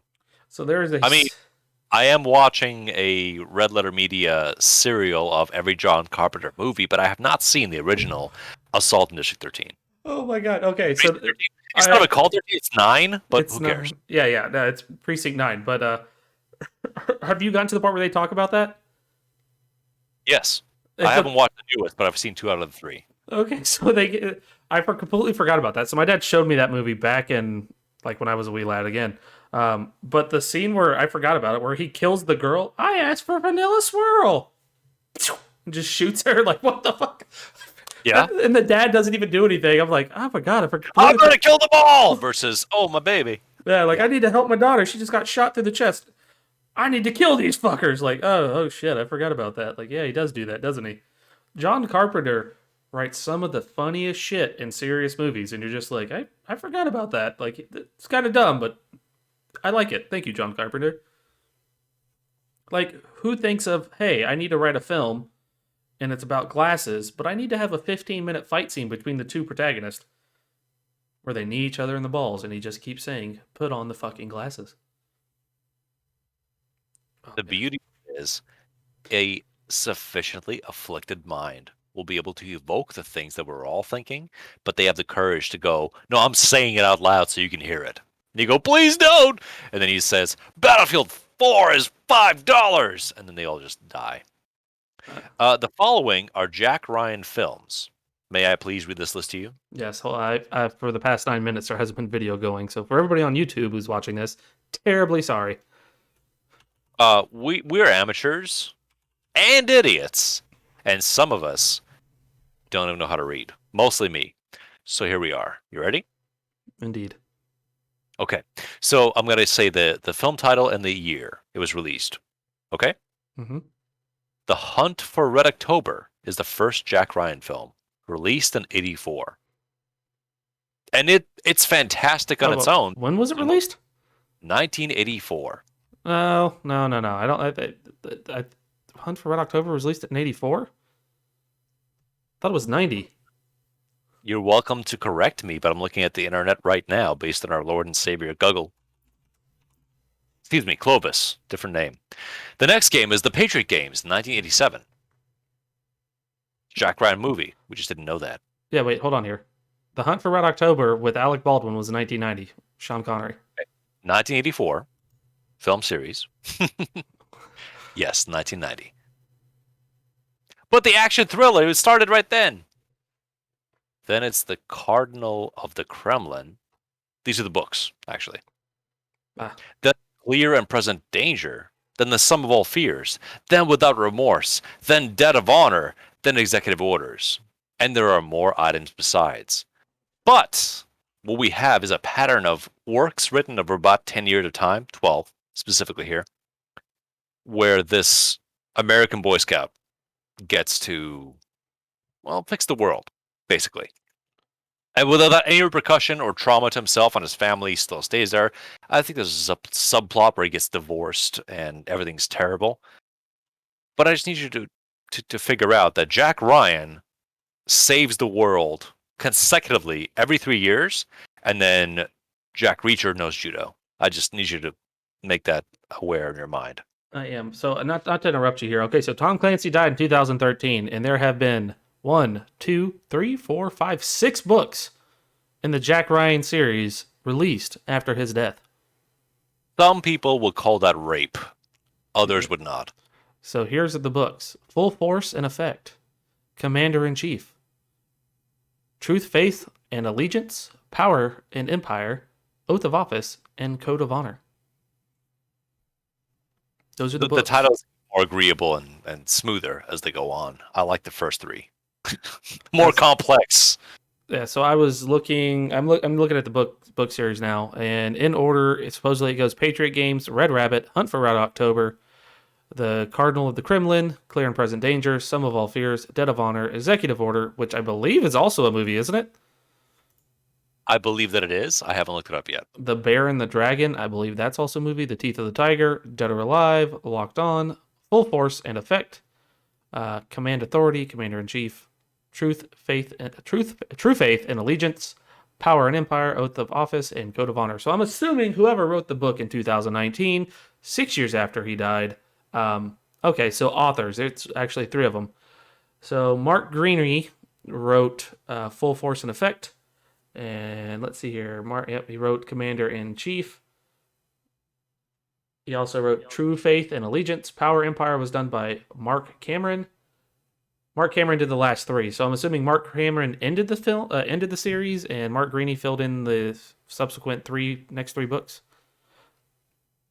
How much pants shitting terror do you think Mark Green faced when he was told or elected to say, "I will take on the legacy of Tom Clancy in this property, specifically this character"? Because again, it's too much shit to have one man write it all, unless it's not. I don't think it is. I think it's. I think it was just both of the guys who did it have books in this type of genre under their belt, so I think it was just like, hey, we need you to wrap this up for us, and they went okily dokily, and they just did it. Okay, well, further highlights. Nothing is sacred, so here we are. I hate that. So here are the films. First is The Hunt for Red October. Yeah. Next 2 are Harrison Ford as Jack Ryan in Patriot Games, and then Clear and Present Danger. Next one, guess who plays Jack Ryan? Kaczynski. Affleck. Yeah, Some of All Fears. Yep, Sum of All Fears.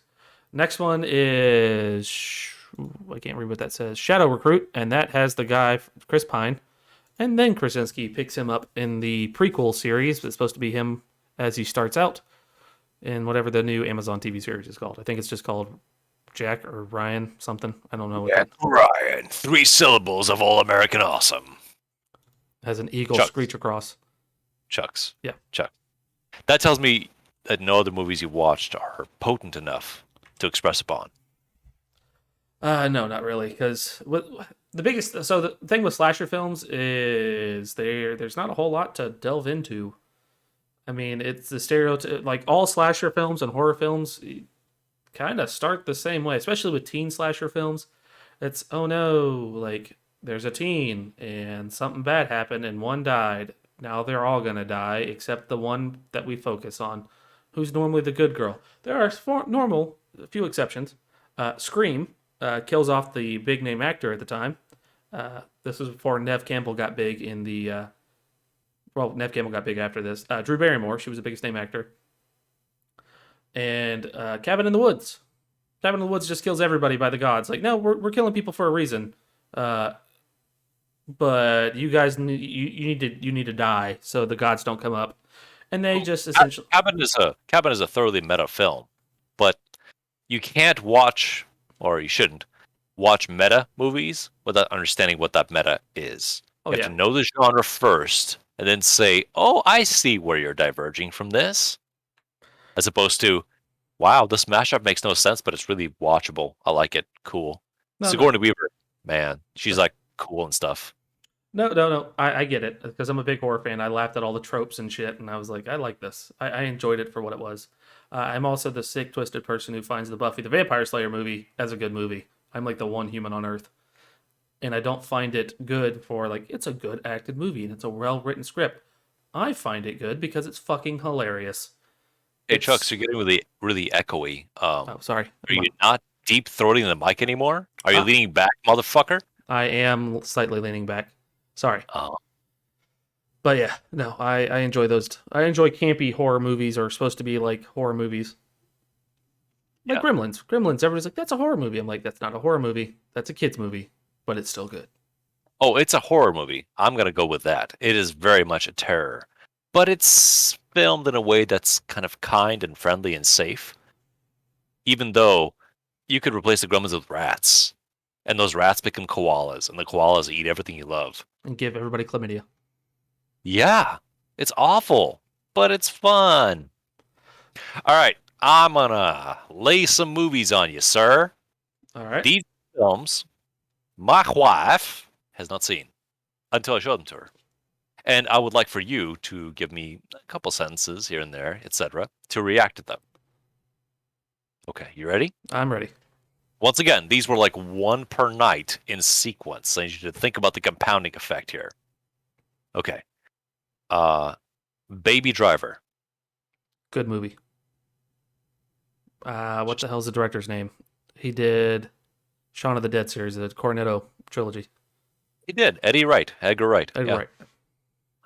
Good movie. Just that's all. It's all I got from it. It's a good movie. No. That's fine. It is. It's a good movie. I enjoy the soundtrack to go with it, and I like the idea of the concept. And I know they're making a sequel. Do I think there needs to be a sequel? No, but I quite enjoy the film, and it's one of my dad's favorite films. So that's how I got to watch it. Nice. So it holds a sentimental value to me. I moved back, and my dad watched it, and he was like, "You should watch it. Sit down and watch it with me." This is the first movie I watched when I got back.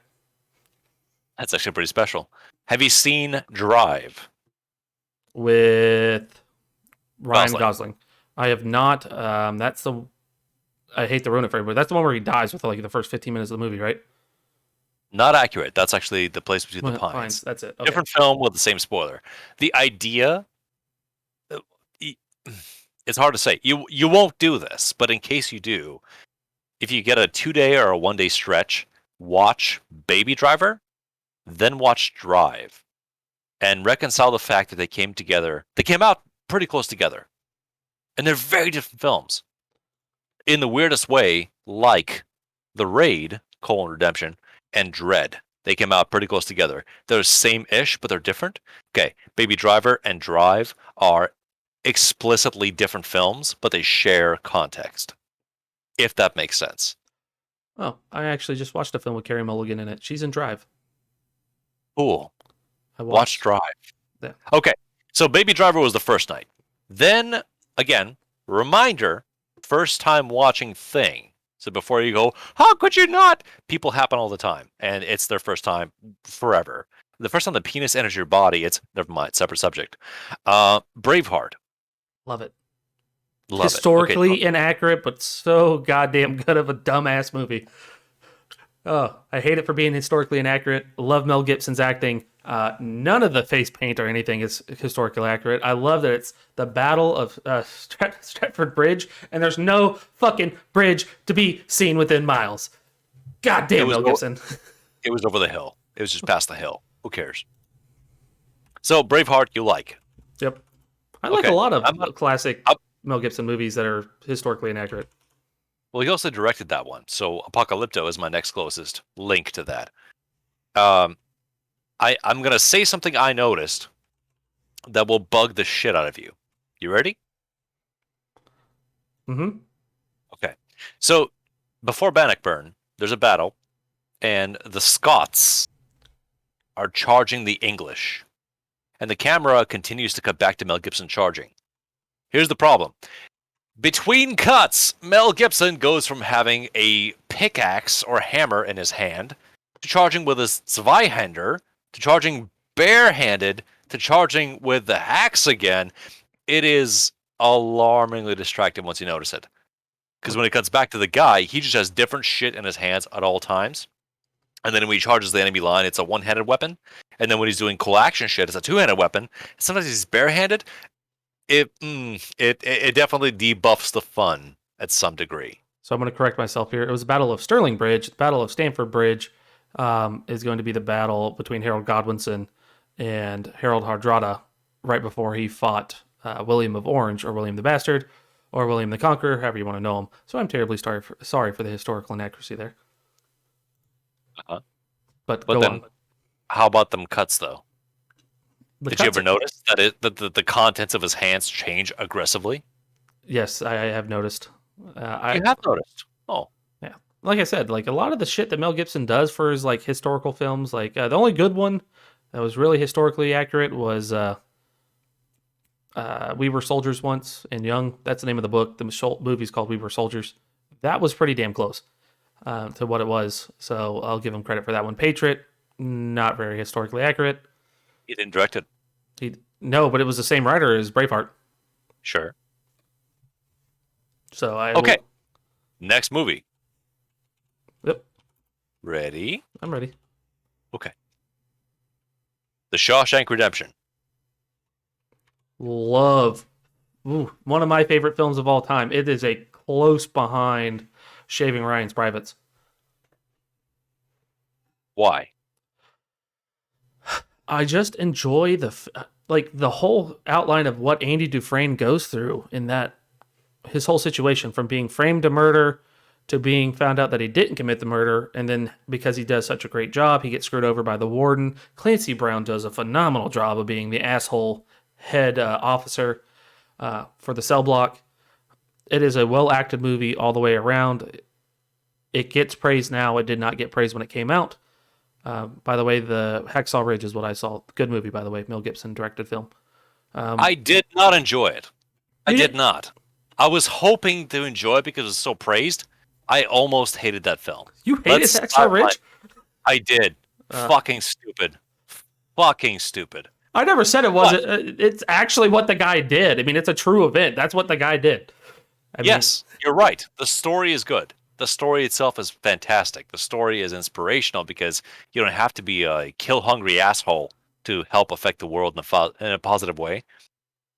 But all the focus upon that specific circumstance was so bizarre to me because the movie dissolved into tropes so aggressively. Like, again, maybe this is just me, but we're showing this person who's growing up in the average American farmer life, and okay, maybe they're on the spectrum. I don't know, hard to say. And then they say, yeah, like, other people are joining the war. I should join the war. And the dad, Hugo Weaving, was terrific. Actually, I really enjoyed his performance. It was like he survived the First World War. We never talk about those fuckers. They're all dead now. Who cares? The First World War survivors We're hoping there would never be a second. Then it happened, and they all killed themselves. That's how bad it was, okay? Then he goes to the war, and everyone Forrest Gumps him to go like, "Oh, you're an idiot." But he's a capable person, plus he's handsome, so that's a complicating factor. And then when the shit happens, they go, "You're gonna be sent to Vietnam." Actually, you're gonna go to this little island where the Japanese really feel like you shouldn't be there anymore. Like that's like kind of the mood. Catch the vibe. There's this cliff for no fucking reason, and you have to tie back the rope scene for making knots from the beginning of the movie to like knot your way back up there. And then when you deploy your forces at the edge of the game board, you press forward, and then mortars kill all of your men. So the main character has to pick up the pieces of the men and bring them back, because he, again, has... Sorry, Chugs. He has retard strength where he can pick the people up and bring them back forever, because stamina is not a thing and dehydration doesn't exist. He will just bring the pieces of the people back, and then the officers at the bottom say, "Oh, that, I guess it's everything. We're leaving." And then, spoilers, and then the guy keeps bringing bodies back, and there's like 2 guards on duty saying, "That's weird. There's more bodies coming off that cliff very slowly in a rope harness. Maybe you should investigate." And then the guy gets shot and crippled for life, and like the asshole cool dude with the automatic Browning rifle, he gets killed eventually after saying, "Yeah, you're a pretty good guy." I'm sorry, Chucks. It's all tropes.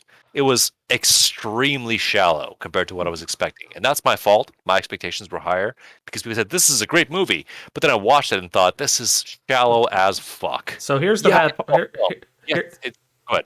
So here's the thing. The cliff was a real incident on Okinawa. That was a real situation.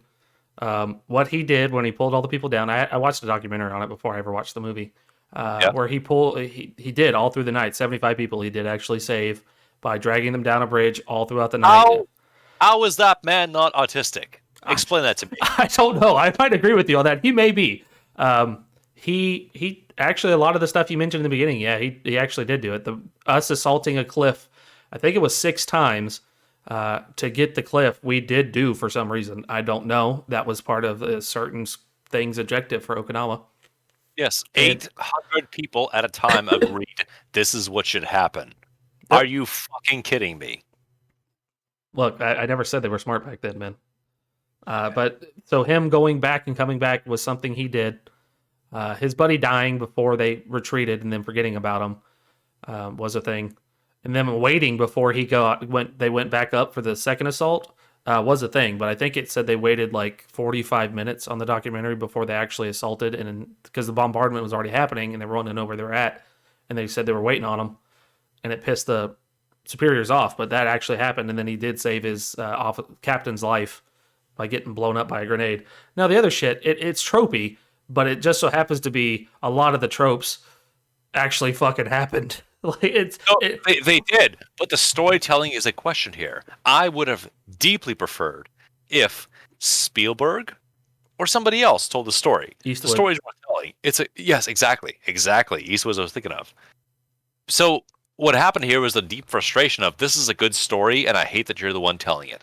This is what happened. Not because of political reasons, because of this is what you're portraying, and I'm not connecting with this material. The material seems goddamn good. I want this to be a thing that I want to engage with and feel within myself and say, yeah, nonviolence can still be a productive element of your interaction with this conflict. But then I just see Andrew Garfield running a lot and carrying people a lot and thinking, I know a movie like this. And then not engaging what's happening here. It's called Running Man.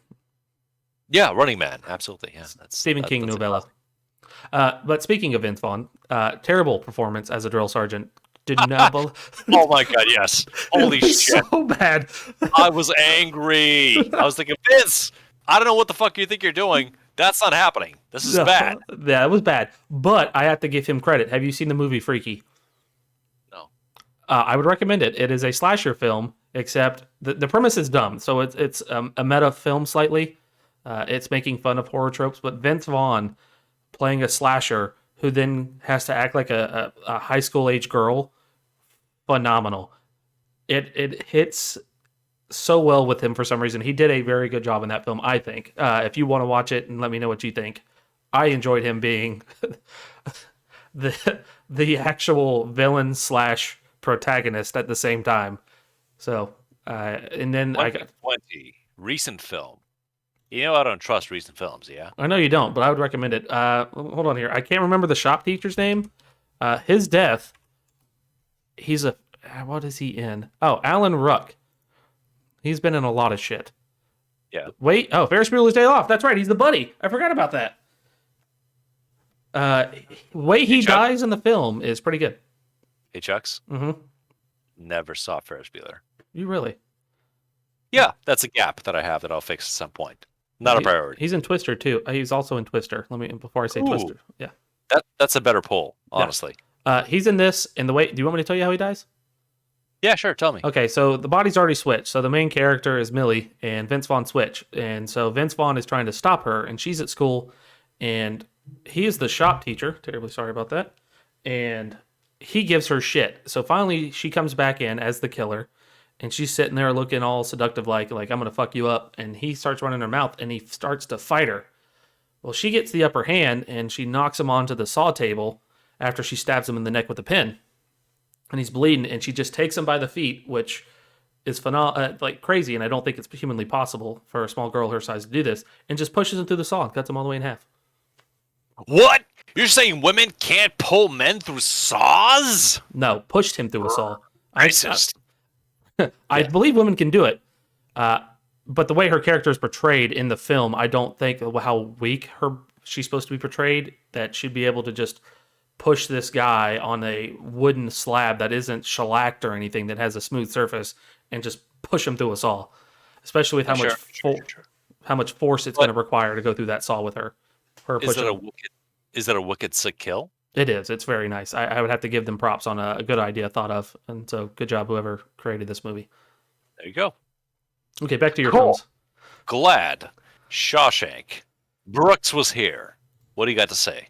Oh, that is such a depressing scene, but I understand Oh it. my god, yes it is. That hits. Okay, so you want to talk about a movie hits you in the feels? That scene right there hits you in the feels super hard, and the whole movie hits you in the feels really. What's the last time you saw that scene? How old were you? 30. 30. Okay. So a year In ago. 10 more years, that scene gets more real. In 10 more years, that scene gets more real. In 10 more, point being, whatever you engaged with for your life for 50 years that you and I don't know about because we're not 50 yet, then they fucking eject you from whatever you're doing and saying, go make it out there. How is suicide not the answer? There is no life to be had because you have nothing to cling to, no one to support you. Everyone you've known and loved has died. You're alone, and everyone hates you because you don't belong to the time that they're in. Do you get that? That's crushing. It is. What was your wife's opinion? Oh, she said it was a good movie. Good movie. It's good. It's good. It's great. Not informative. It affected her. This is fair. This is true. It's her first time. If we ever watch it again, the opinions will be more articulated. But as it stands, she said, I believe this is one of her top favorite movies now, which is easy to see. Shawshank is a miracle of a film because the right talents at the right time in their lives were involved in making that happen. And Clancy Brown, I'm sure, is clutched at the whole situation. How did she take the rape scene with Andy versus the sisters, right? She never brought it up. Okay. I was curious. That scene's hard to watch because he's fighting him off, and then all of a sudden it's just. But he gets his revenge. Clancy Brown, he helps Clancy Brown out, and Clancy Brown's just like, "Oh, you want to fuck with my boy? I got you, bitches." And because mutual interest is a huge thing. It's that bad shit happens, but if it favors me, I'll just let it happen this way. Mm-hmm. So you're right. Yeah, Clancy satisfies the audience. He does a thing that is good for the watching public to say, oh, don't worry, this evil will not go unpunished. Structurally, that makes sense. But in terms of motivation is, spoilers, guys, sorry. Shawshank is 20 years old. It's a good film. Go watch it. Hey, listen, if you fuck my accountant in whatever holes his body can offer without his satisfaction, I'm gonna beat you so bad that you'll live, but you'll never experience life in the same way because your joints and nerves will be destroyed. So you go fuck yourself and go die slowly in a care facility that causes taxpayers to, experience grief. But at least my bookie is secure and sound until I'm arrested later in the film for tax fraud. Uh, that's a lot to say. I'm sorry. And go watch the movie anyway because all of that is really intelligible up until time. But the sisters are portrayed as a subhuman group early in the film and continuously. So it's not like they have complex motivations. No, it's just it's men locked in a building that need to express. And they found that purpose within attacking other men and expressing themselves. That is the whole dynamic. There's nothing complex about that. It's just this works and I feel better for a while and I'll just do that forever until I die. Or until Clancy Brown breaks my joints. So Yeah. I die in a wheelchair. All right. Next movie you had to watch. Oh, next movie. You're moving on. I'm sorry. Is this too grim? No, Chucks? it's not. Is it too real? Next movie was Heat. I never finished that. I know. Fuck you for not finishing it. All I ever see about it though is like that shootout scene at the end. It's so good. And I'm like, yeah, it might be. I just got to get to it one day. Okay. So may I speak about Heat? You may. Heat was 2 watches. It was an hour and a half roughly in the beginning, and then about an hour and a half on the second day. So it was 2-day watch. It was this is a lot. Let me think about this, and then here's the rest of it in the same. Then the next day. The point of it, in a lot of ways, was a lot more approachable because the conflict that maybe Chucks, you yourself don't see the same way. Robert De Niro, who used to be an actor, and Al Pacino, who used to be an actor, uh, they're playing roughly the same character. And it is an intensely Los Angeles story. It is, again, aggressively Los Angeles story because there's a huge amount of surface area and everyone's still a shallow character. So what's up with that? LA, right? The idea is one man is on the side of the law and he's a homicide detective and he's high up in his rank and his life is fucking garbage, but what he does well. And then the other guy is a master, not master, but a highly capable hit runner, a score runner. He steals, he takes that which is not his. And he's very good at that. But again, there's no life outside of that. And then one character, the cop, if you will, has given up on having a good life, but he's still chasing the embers of what is possible. And the other guy, the criminal, really wants to buy his way into a life after this is done. So you have the same kind of person, but their ambitions are diverse. In the middle of that are all the other criminals and cops who have their own stories. But it's 2 crews pitted against each other over time. About, let's say, 3 weeks. This movie takes place over about 3 weeks. And the tension is that the criminals want to get paid, and they would have gotten paid, actually, at the beginning of the film, except for one of them does a whoopsie, and then that compromises the pay table, which means the run leader of the whole organization has to find a different way to get his guys to get paid, which doubles down the risk, but the payoff is higher. And both sides consistently face, let's call them setbacks, complications, problems. And each side doggedly says, but let's do it. To the point where in one point of the film, a guy leaning back against the wall fucks up the entire scenario because it makes noise and then everyone just leaves. Which, as ludicrous as it sounds, is just real enough to make you think, oh no, this fantasy film about criminals and cops is actually highly real because that's how life works.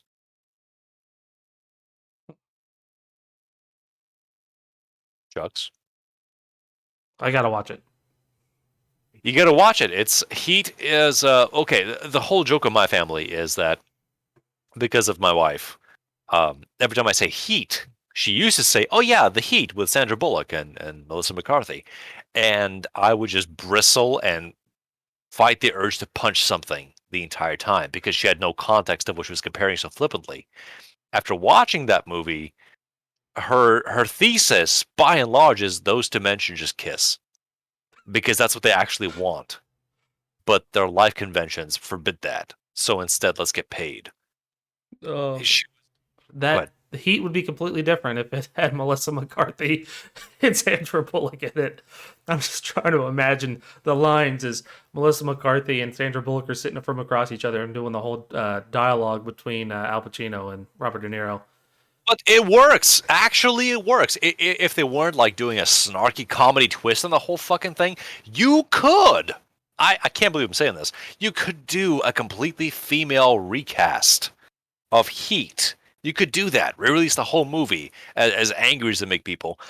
But what you have to do is get all the cast members to understand what this movie is, and then act out those characters with no additions, no redemption arcs, no. But we can do it better. Have everyone be the same fucking shitty human being that they are, and just do that, and it would work. Because could you not try and picture? I mean, Chuck's. I know it's hard. Picture Melissa and Sandra sitting across from each other. Who's who? By the way, Chucks, who's who? I'm gonna say Melissa's Al Pacino, but you tell me. No, I think Sandra Bullock's Al Pacino. And Okay, okay, okay. So she's like super aggressive, like constantly about to pop off, but not quite. And the other one's a smooth operator. Is that what's going on? mm-hmm. Okay. And then again, try and recast the film in your head. It is a flash inspiration. It still works. As long as you're not trying to change the message. The movie is still about disaster. All the pieces that are spinning, that are involved, that are required to make the story happen, it's still a series of heists in the law enforcement agencies pursuing those heists to the best of their ability within the law as much as they can. And then to get it all to come apart. And the answer is the law was always helpless. The only way this ends is that the thieves fuck each other. And at the end, that's what causes their downfall. Because the antagonist of the film, in your case, Melissa McCarthy, had a fantastic working philosophy. It all worked. It took her forgetting what she's about to get her caught. And that movie still works. But what that requires is for the Heat to die and go away forever in public consciousness, and Heat, the Michael Mann film, to just stand supreme as a heist story that requires veneration.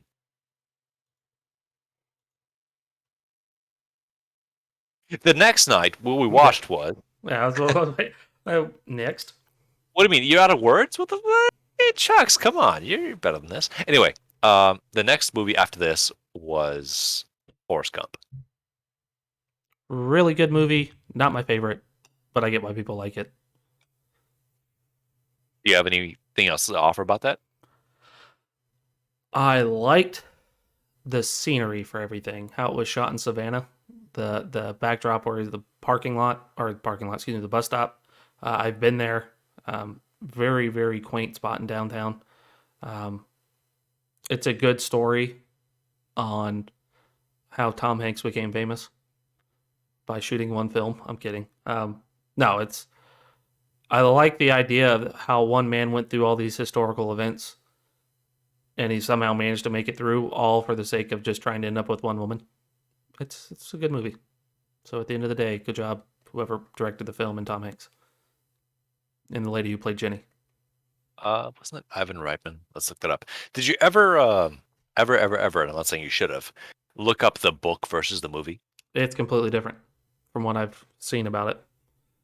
Well, what do you mean? What's different? If that was the same thing. There's a lot more to the story, is what I hear. And huh? Bob Zemeckis. It's a Zemeckis film. From my understanding, there's a lot more to the story. Oh, by the way, Gary Sinise, great job, Lieutenant Dan. Oh, absolutely. There's a bunch that was left out and scenes were altered. So, according to the guy who wrote the book, he did not like it. He said it was a travesty to his book. Wouldn't you rather that Forrest Gump were intensely racist? No, it doesn't have to be. I disagree. But that disagreement, as contentious as it might be, is based upon thought processes.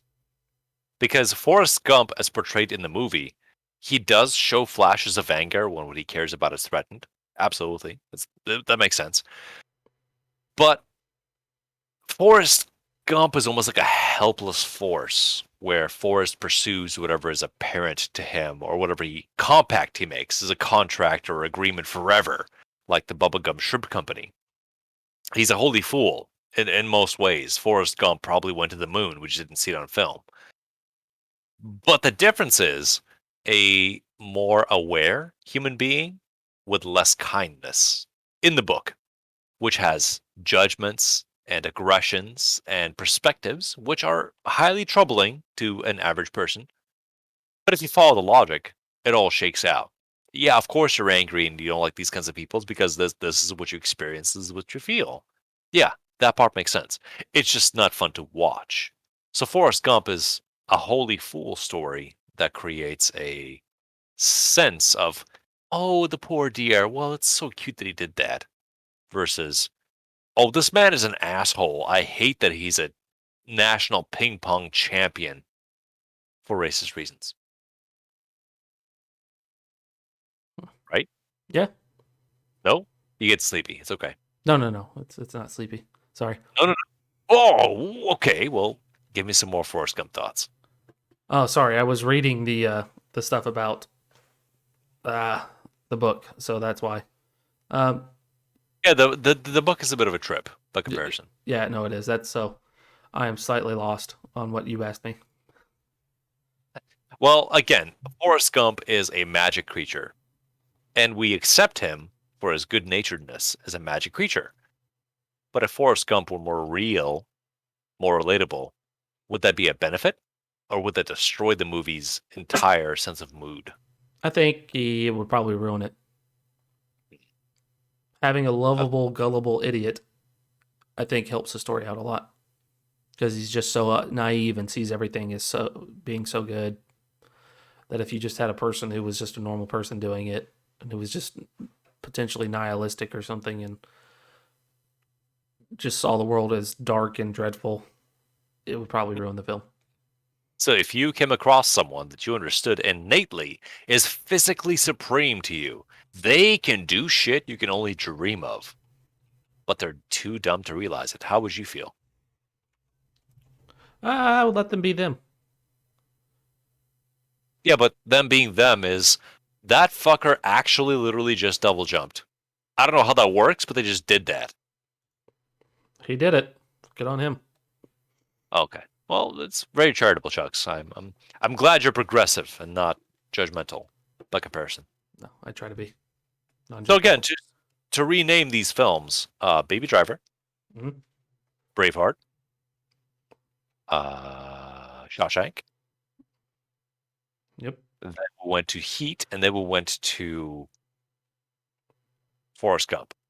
Like that's a fairly intense array of films, one per night overall. That's a lot of film history to cover between the late '80s and early aughts, if you will. Yeah. How does that make you feel, if anything, It brings for me urban? back to my childhood. Makes me remember the good old days of film. Okay, well, early days, right? Yeah. There was no Kubrick at all in that whole list. Well, let me also add on that I somehow negotiated the possibility of watching Ghostbusters with my wife, which she repelled many weeks in a row because of the cover, because of the feel. She had an irrational but potent reason to not see this movie. Which And then one? there's only one. Chucks, what are you talking Okay. about? There's only Ghostbusters. Gotcha. Making sure. There's only one. They made it in 1980s, whatever the fuck. Let's see. Uh, Based on fact checking, 1984. As I told her, no one had ever hit this mark again afterwards, including its direct sequel and its revitalization sequel. Hmm. Chuck, do you have any feels about this at all?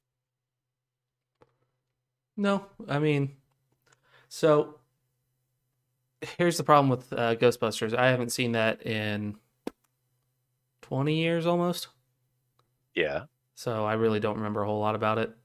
I didn't want Oh, to see the new one just because it didn't look good from the trailer. It was nothing against the cast. It just did not look like a good film to me. okay. And so I don't remember the original and the sequel. I don't remember a whole lot about them. That's okay. I understand this. I respect that. However, I recommend you rewatch Ghostbusters All right. because it's marketed by and large as a comedy. Yes? Yeah. Okay. It's not. It's really not. It's not a comedy. Melodrama is perhaps more accurate because, structurally speaking, without too many spoilers, the idea is that there are three men who are involved with the academia and low performance effort bases.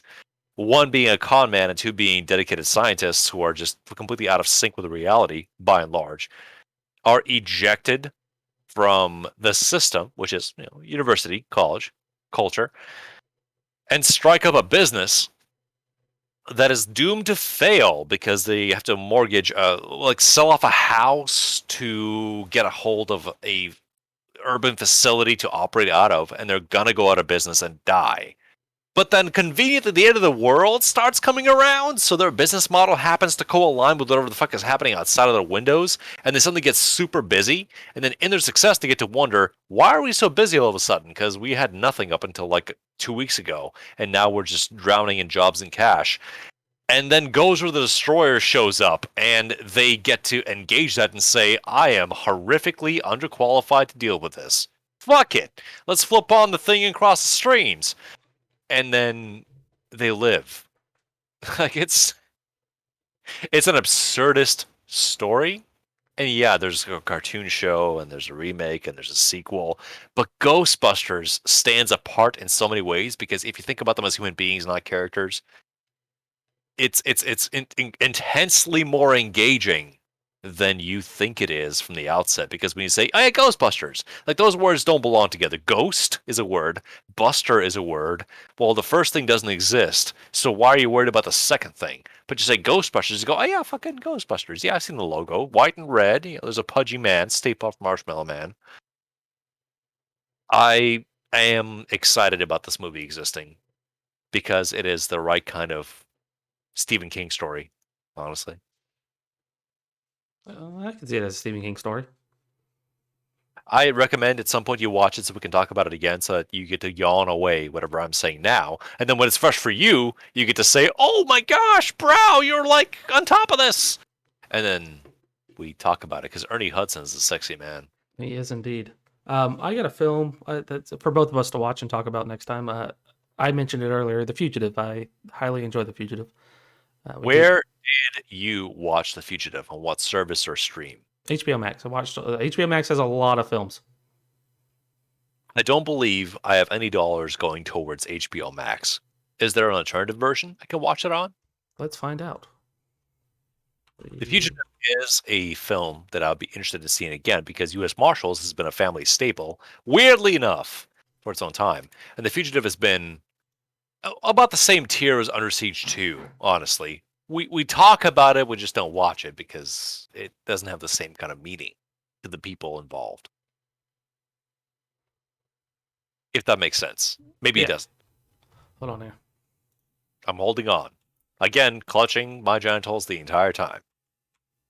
They're turning blue. I have to figure something else out. Oh, I don't want to. Not the series, goddammit.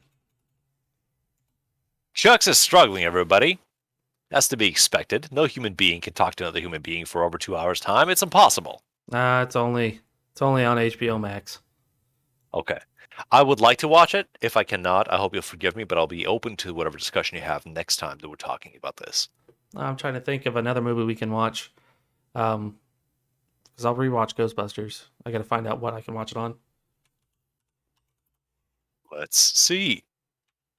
Boast Gusters. How fuck I well how Hulu. I no. got Hulu, so I can do that. You got Hulu. That is a scary thing to be able to say. I got Hulu. What does that mean? I don't know. Okay, well, click the green box whenever you're ready. Hope you're ready for ads. No, their movies don't have ads. Good. I mean, I guess. Good. Dollars. Hmm. Chucks, as I Yes, understand, you're on the receiving end, you're fading a little bit. I would like to impose upon you recent experiences of board game flavors. Are you interested in hearing about these? I am indeed. Okay. So, there were 3 games that I engaged with and played across 2 different audiences. That's true for 2/3 of those. That I'd like to speak about. Are you prepared to picture things in your mind and or pull up browser tabs to picture and illustrate what I am describing? Yes. Okay, cool. So the first game that is perhaps the most relatable and easy for, again, dirty word, normies to engage with is Splendor.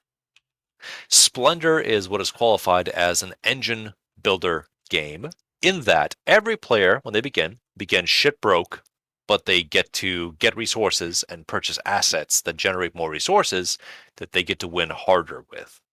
Splendor is heavily flavored as a mid 16th, 17th century Renaissance era game where the white man gets to plunder the greater unexplored world and bring it back home to make precious gemstones. Not to make it political or whatever, but the idea is gems are the currency du jour. White, black, green, blue, red.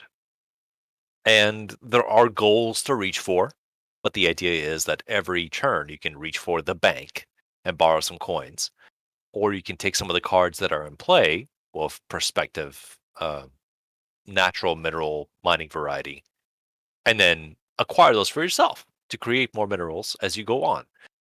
It's all very disco. But the idea here is that shiny, pretty gem colors make it fun to draw cards and play more shiny gem colors. Do you have a visual, Chucks? Have you pulled it Hmm. up at all? Yeah, I've pulled it up. Cool.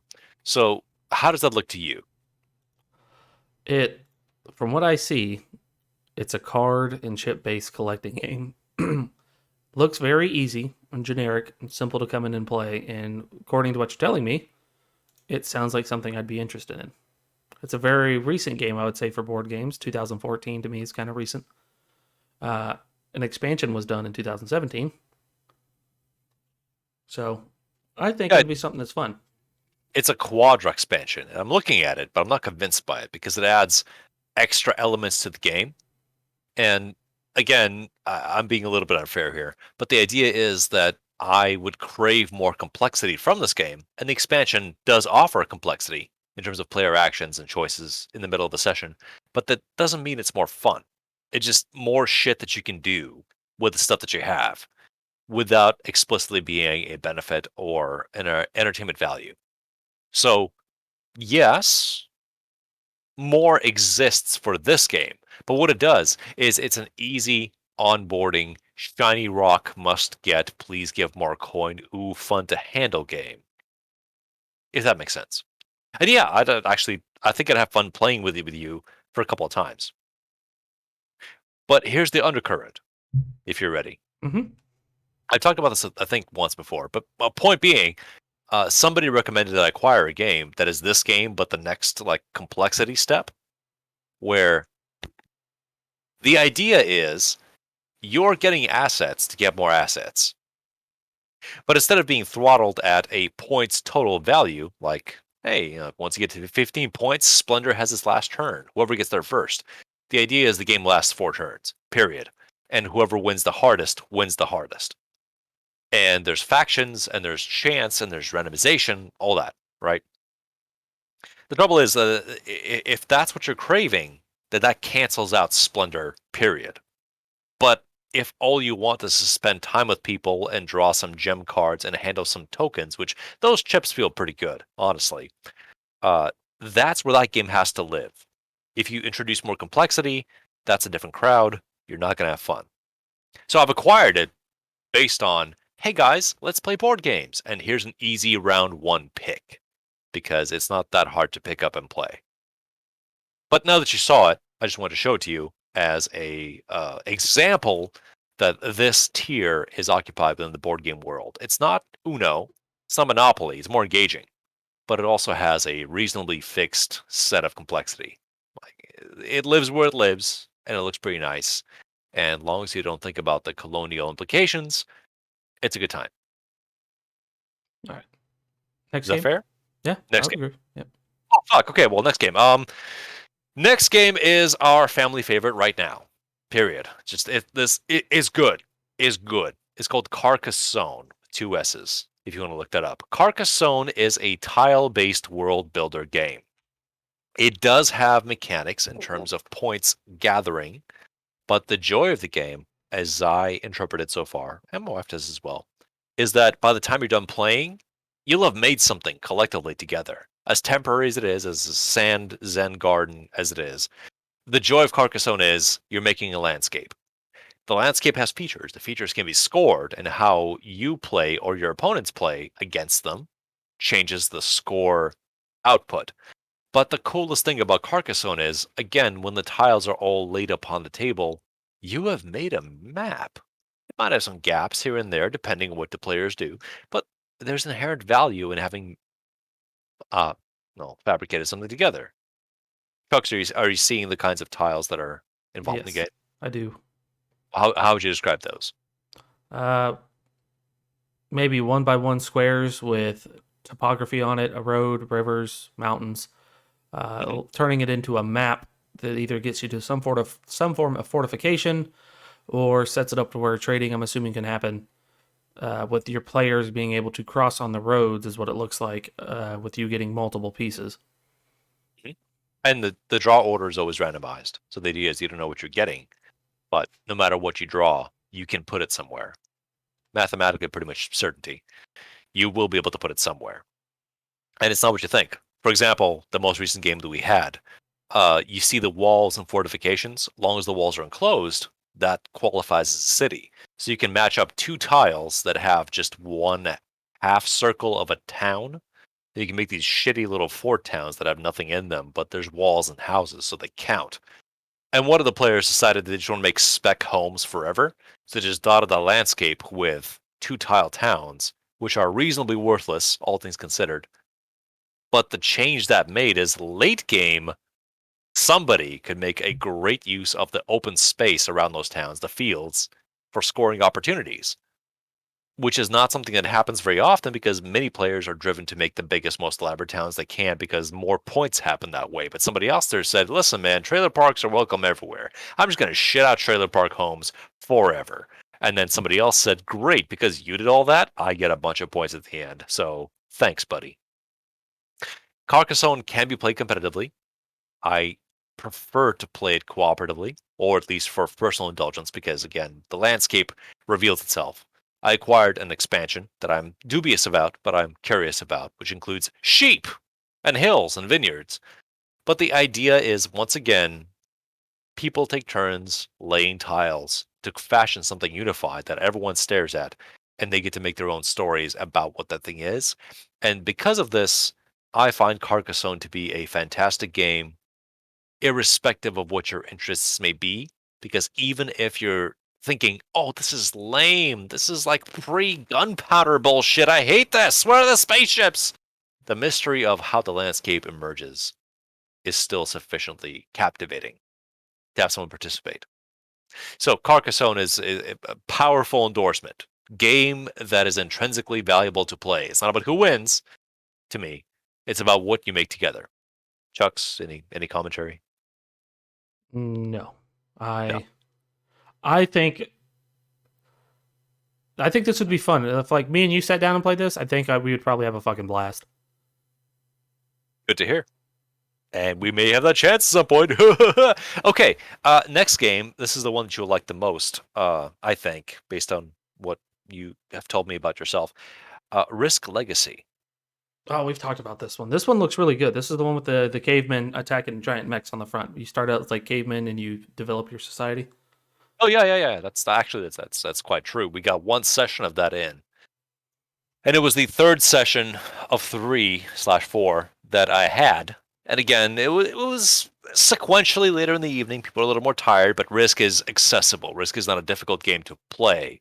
There was maybe a 10-minute downtime of me reading ahead in the rulebook, as well as the sheer heartbreak of opening the box, beginning to lay out some of the assets, because the world map is the world map. You know what this world looks like. In Risk, the territories are pretty well defined. Um, and then you have these hard cardboard faction cards of the different armies involved in this conflict. And the game flat out, I mean, it instructs you, and the words make sense, but when you're doing it with your hands, it feels different. It says, listen, you see how on your faction card there's this green bracket where a sticker goes? Okay, take this card where the game starts. There are 2 stickers on there. Read them both, pick the one you like the most, stick that onto your faction card, and then rip the other one in fucking half. It's gone. Forever. You will never get that back. You can cheat the system, but the system says that this is a explicitly exclusive choice. This is period. I remember seeing that. I remember us talking about that. Funny thing is, I type in Risk Legacy, and guess what's the first risk that pops up? 40K. It is. And that caught my eye because you like I like the Warhammer universe. I like the fantasy more than I do 40K, but this looks exciting.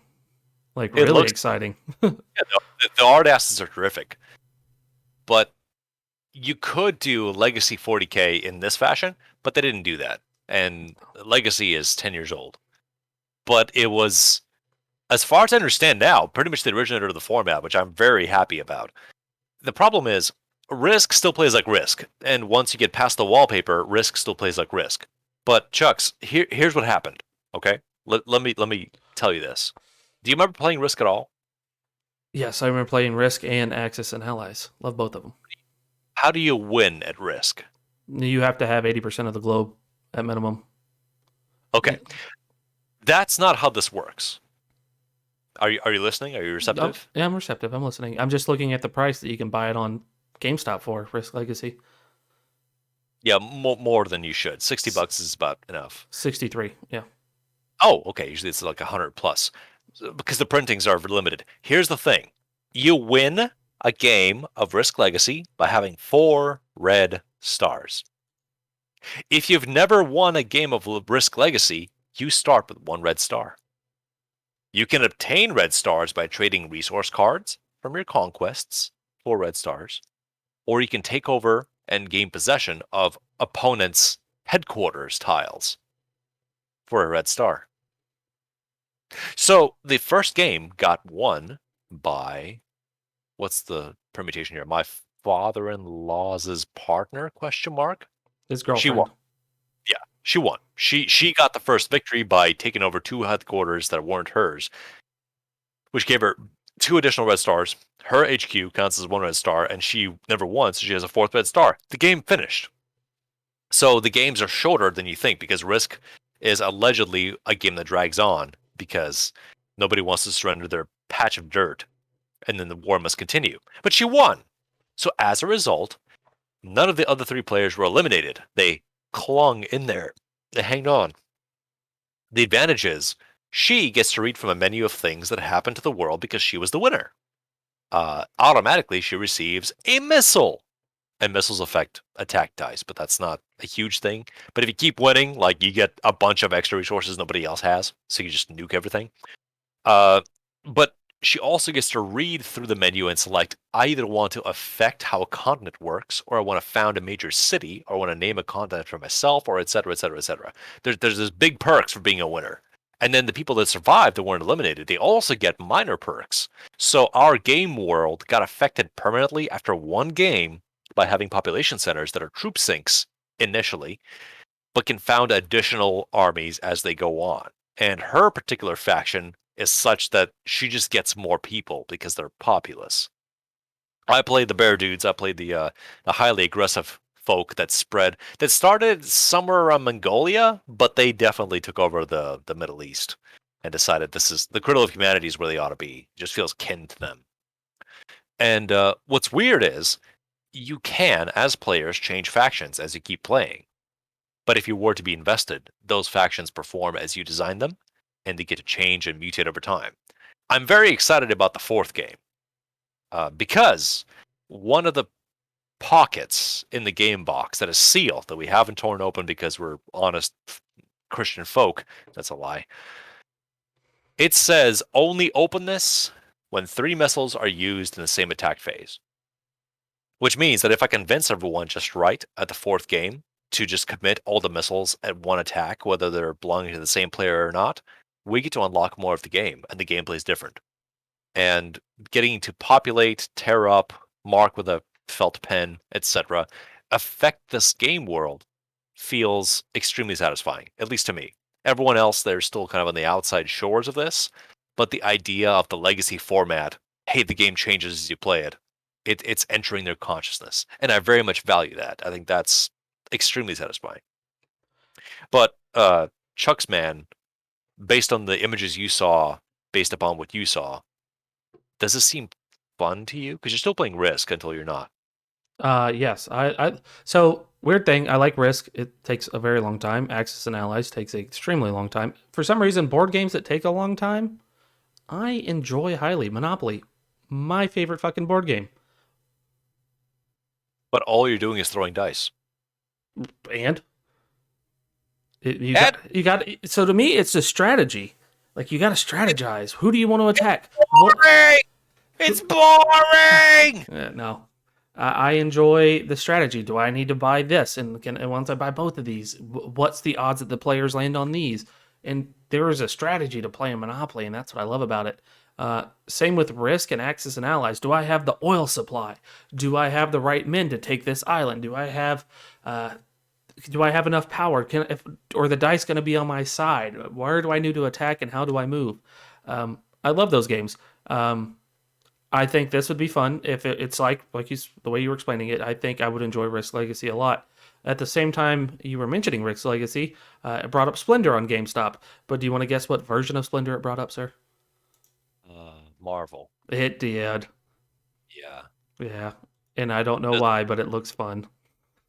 Well, because you recognize it. Well, not just recognize it. I like comic books too, so it's just it hits me in a spot. But it's the same concept. If that's what it takes, fucking yeah, that one.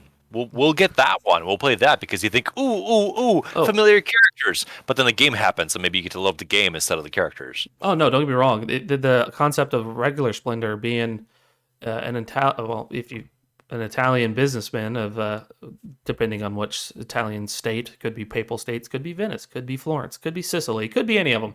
All papacy. It's all papacy. It's all papacy in the end. Yeah.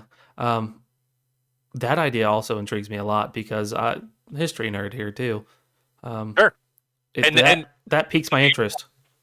The beautiful path here is that we get that out of our system. I get to say, cool motherfucker, pandemic, Cold War style, let's do it. And you say, oh, I know how this looks. Okay, we'll do that.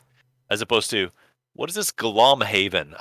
What are these fucking cardboard tokens? I don't get this. I don't like this. I'm going home. I have to walk you through the shoals of early board game literacy before we get to the stuff that I want to get to. And there's a bizarre thing. For example, I'm sorry to sideline as I always do. I got into Arkham Horror, the card game, like 2 months before I was supposed to. Do you know why? Why? Okay, so the company responsible for this thing used to publish the core box by saying, hey, this game is for 1 to 2 players. Buy a second box if you want to play with more. And here's some more expansions. But now, at this time, because, fate is funny that way, they have released a revised box, which is 1 to 4 players at just under double the price, with more cards and more options. So this is like the revival push after they've been out for 5 years. So now is a really good time to get into that game if you dig it, which you don't know, Chucks, personally, you don't know, you haven't played it, but odds are, if we ever connect in some way, we will. But the idea is, right now is a great time to get the shit you didn't know that you wanted, because they'll be available in convenient packages versus trying to nail down, hey, this expansion set has 8 pieces, 1 starting box, 6 expansion packs, and 1 return to box. So give me $200 and I'll get you all the shit. Wait, hang on. What's that? You're missing parts 4 and 5? I guess fuck off. You'll never get to see the whole thing. Name of the Arkham Horror, right? Arkham Horror, the card game. Yes. Okay. Have you seen that they made a video game? It came out earlier this year.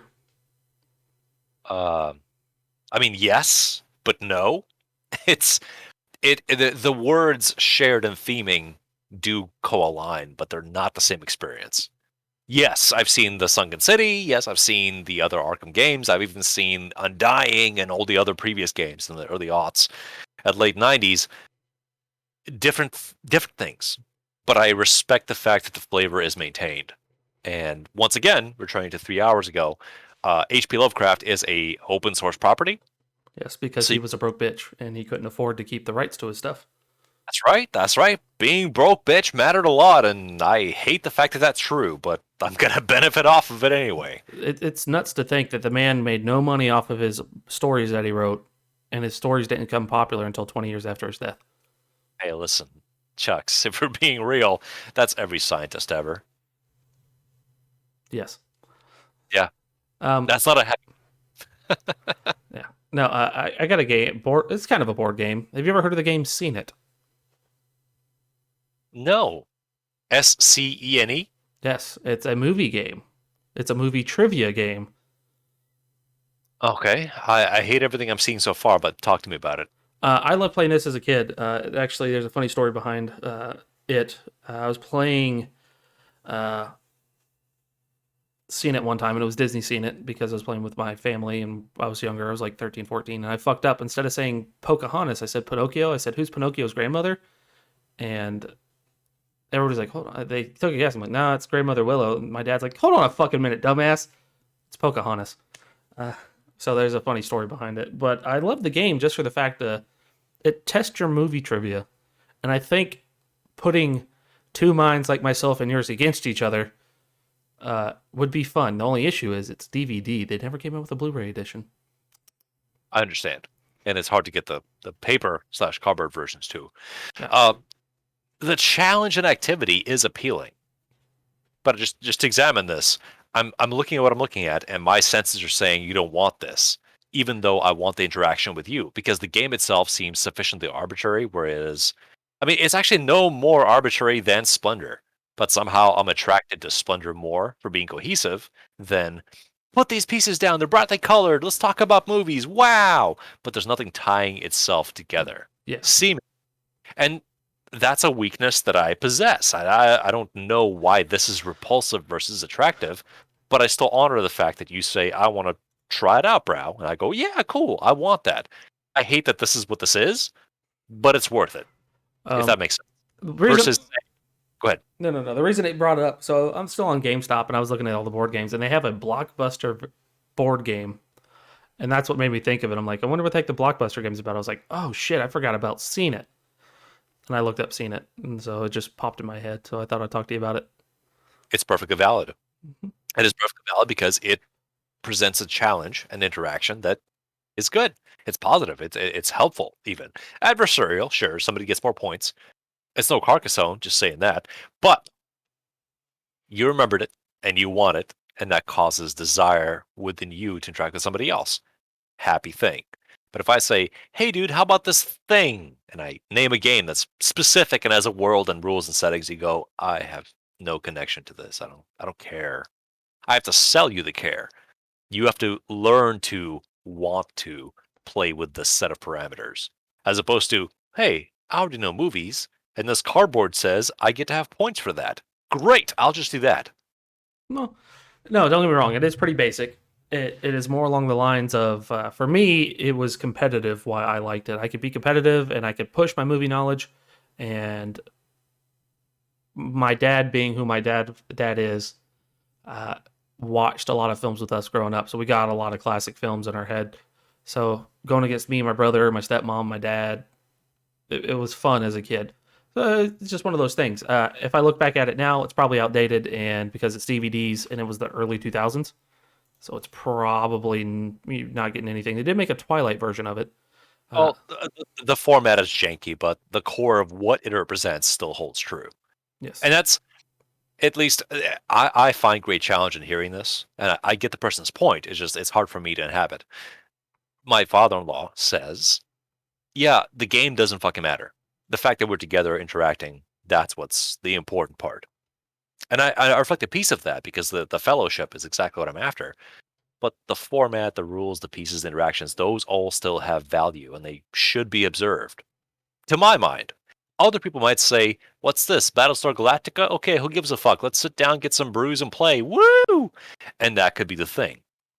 But then on the other extreme end, it's people who hate everyone else that's playing, but they care about the game, much like video games. But they suffer the companionship for the sake of being able to participate, like Back for Blood.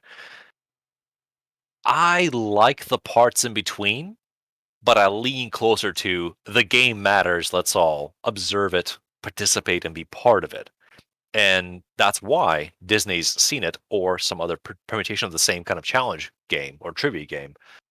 Uh, the part where everyone else playing recognizes what's happening and are having fun, that's the more valuable part. But I can't ignore the part, at least in totality, where I look at what's happening and I think, boy, this format could be done better somewhere else. Oh, it could So be done a lot better. that's my tension is I spite the game even though I crave what it delivers.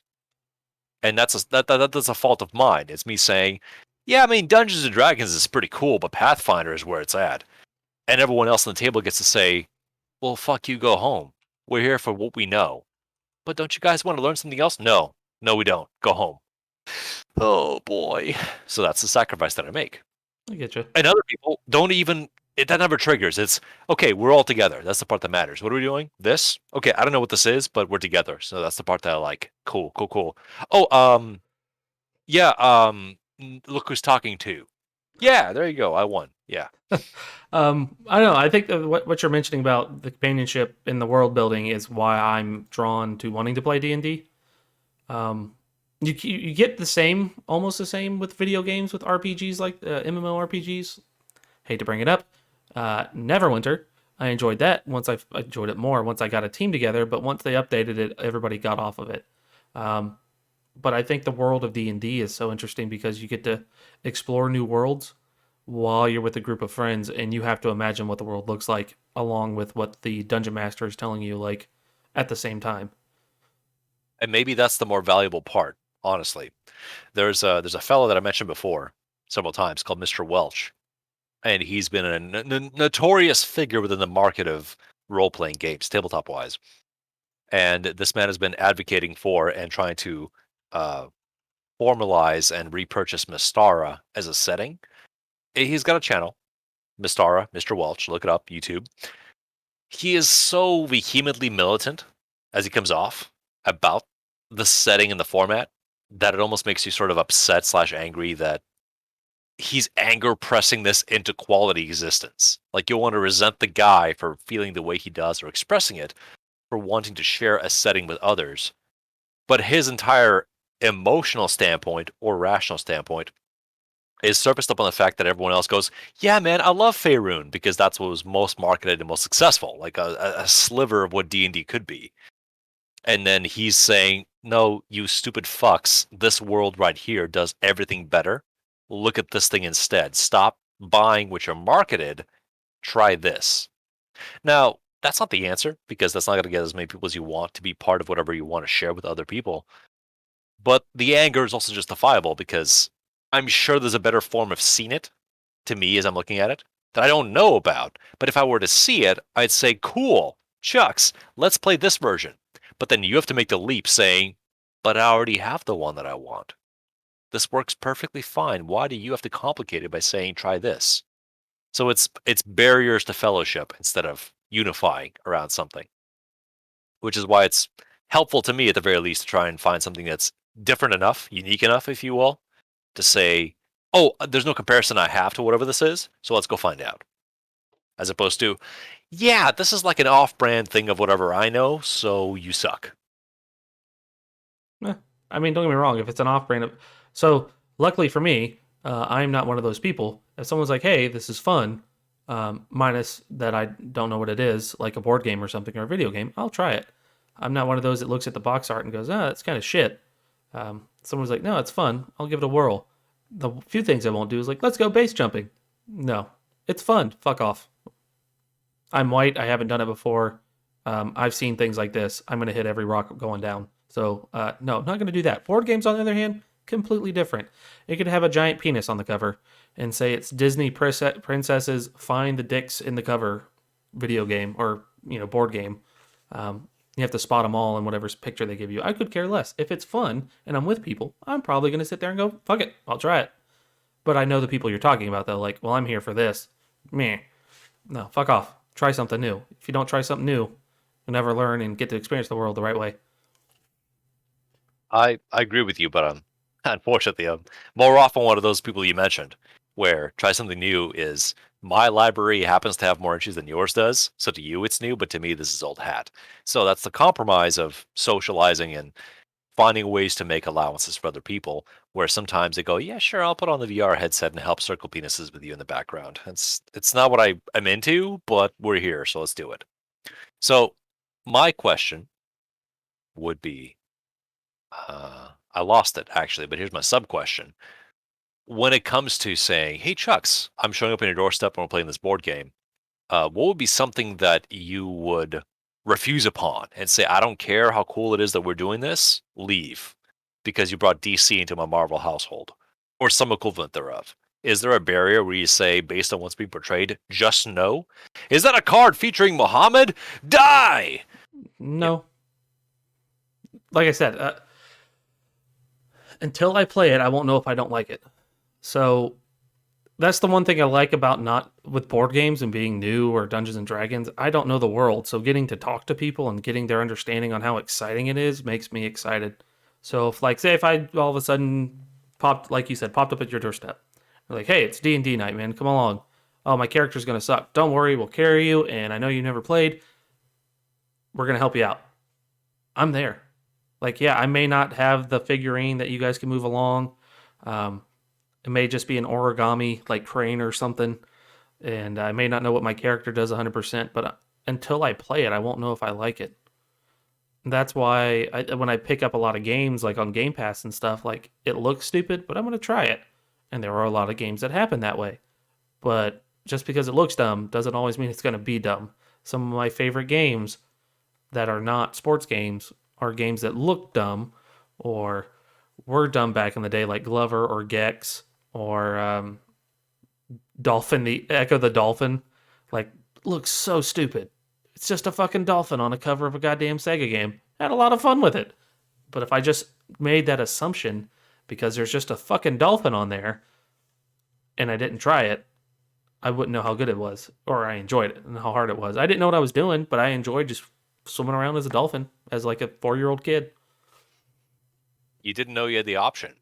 Yeah. Wait, I can be a dolphin and swim around?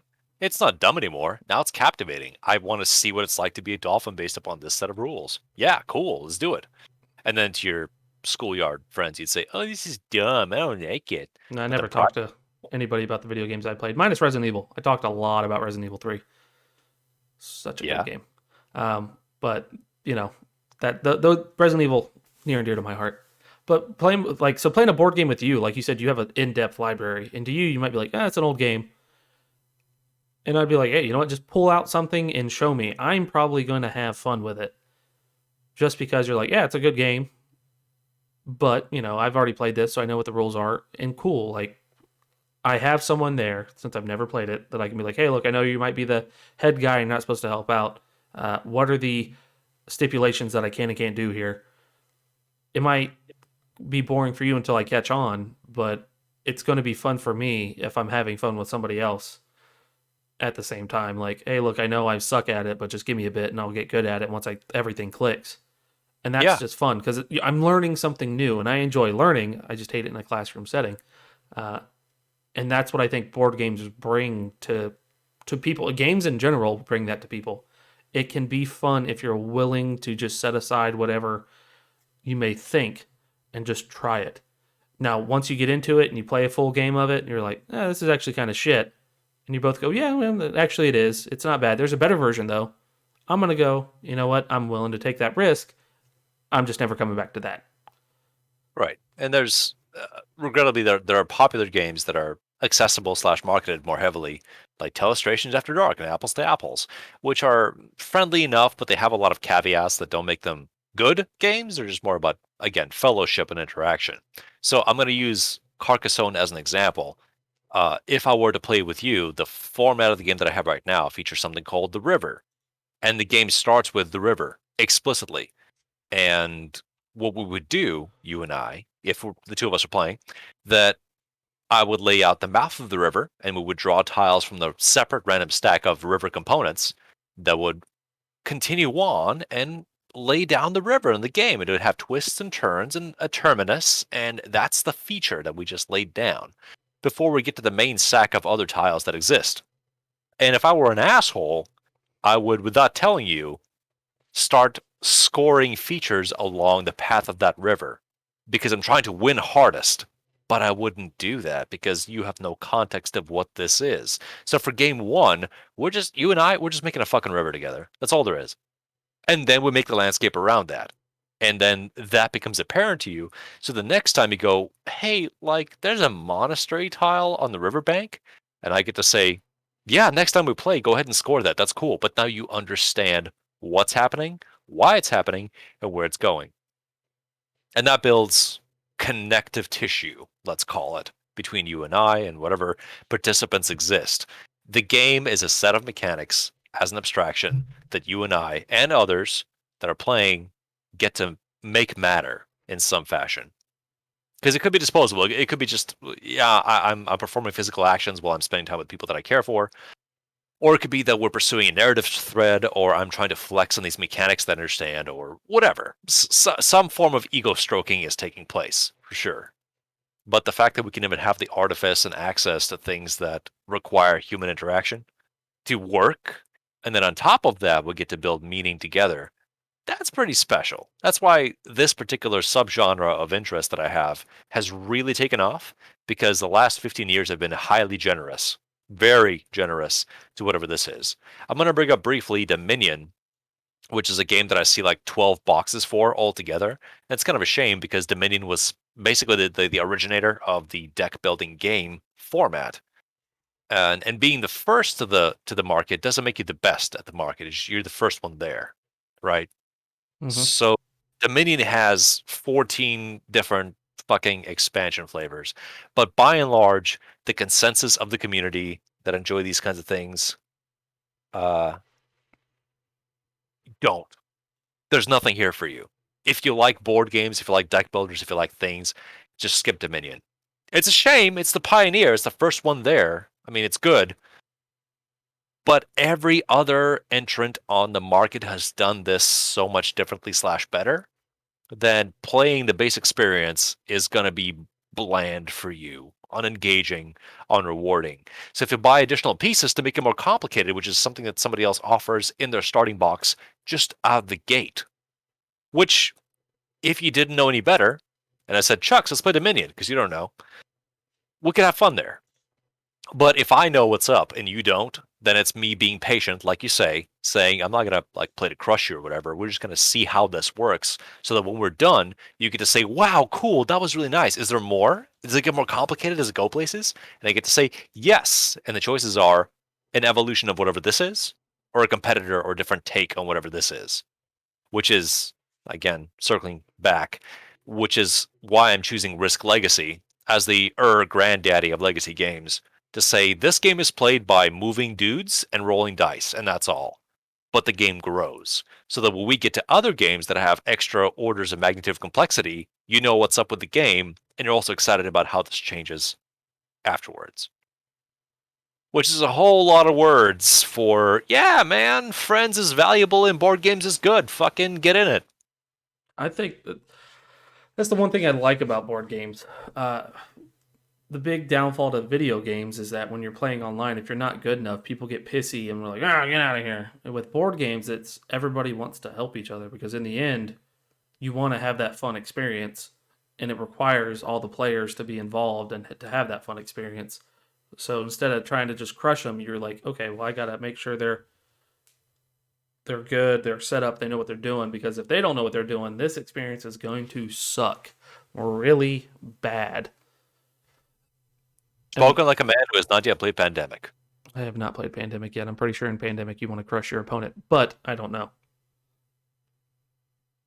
But I wanted to say that you and I have been talking about a concept that if somebody's listening and wants a license out from under us.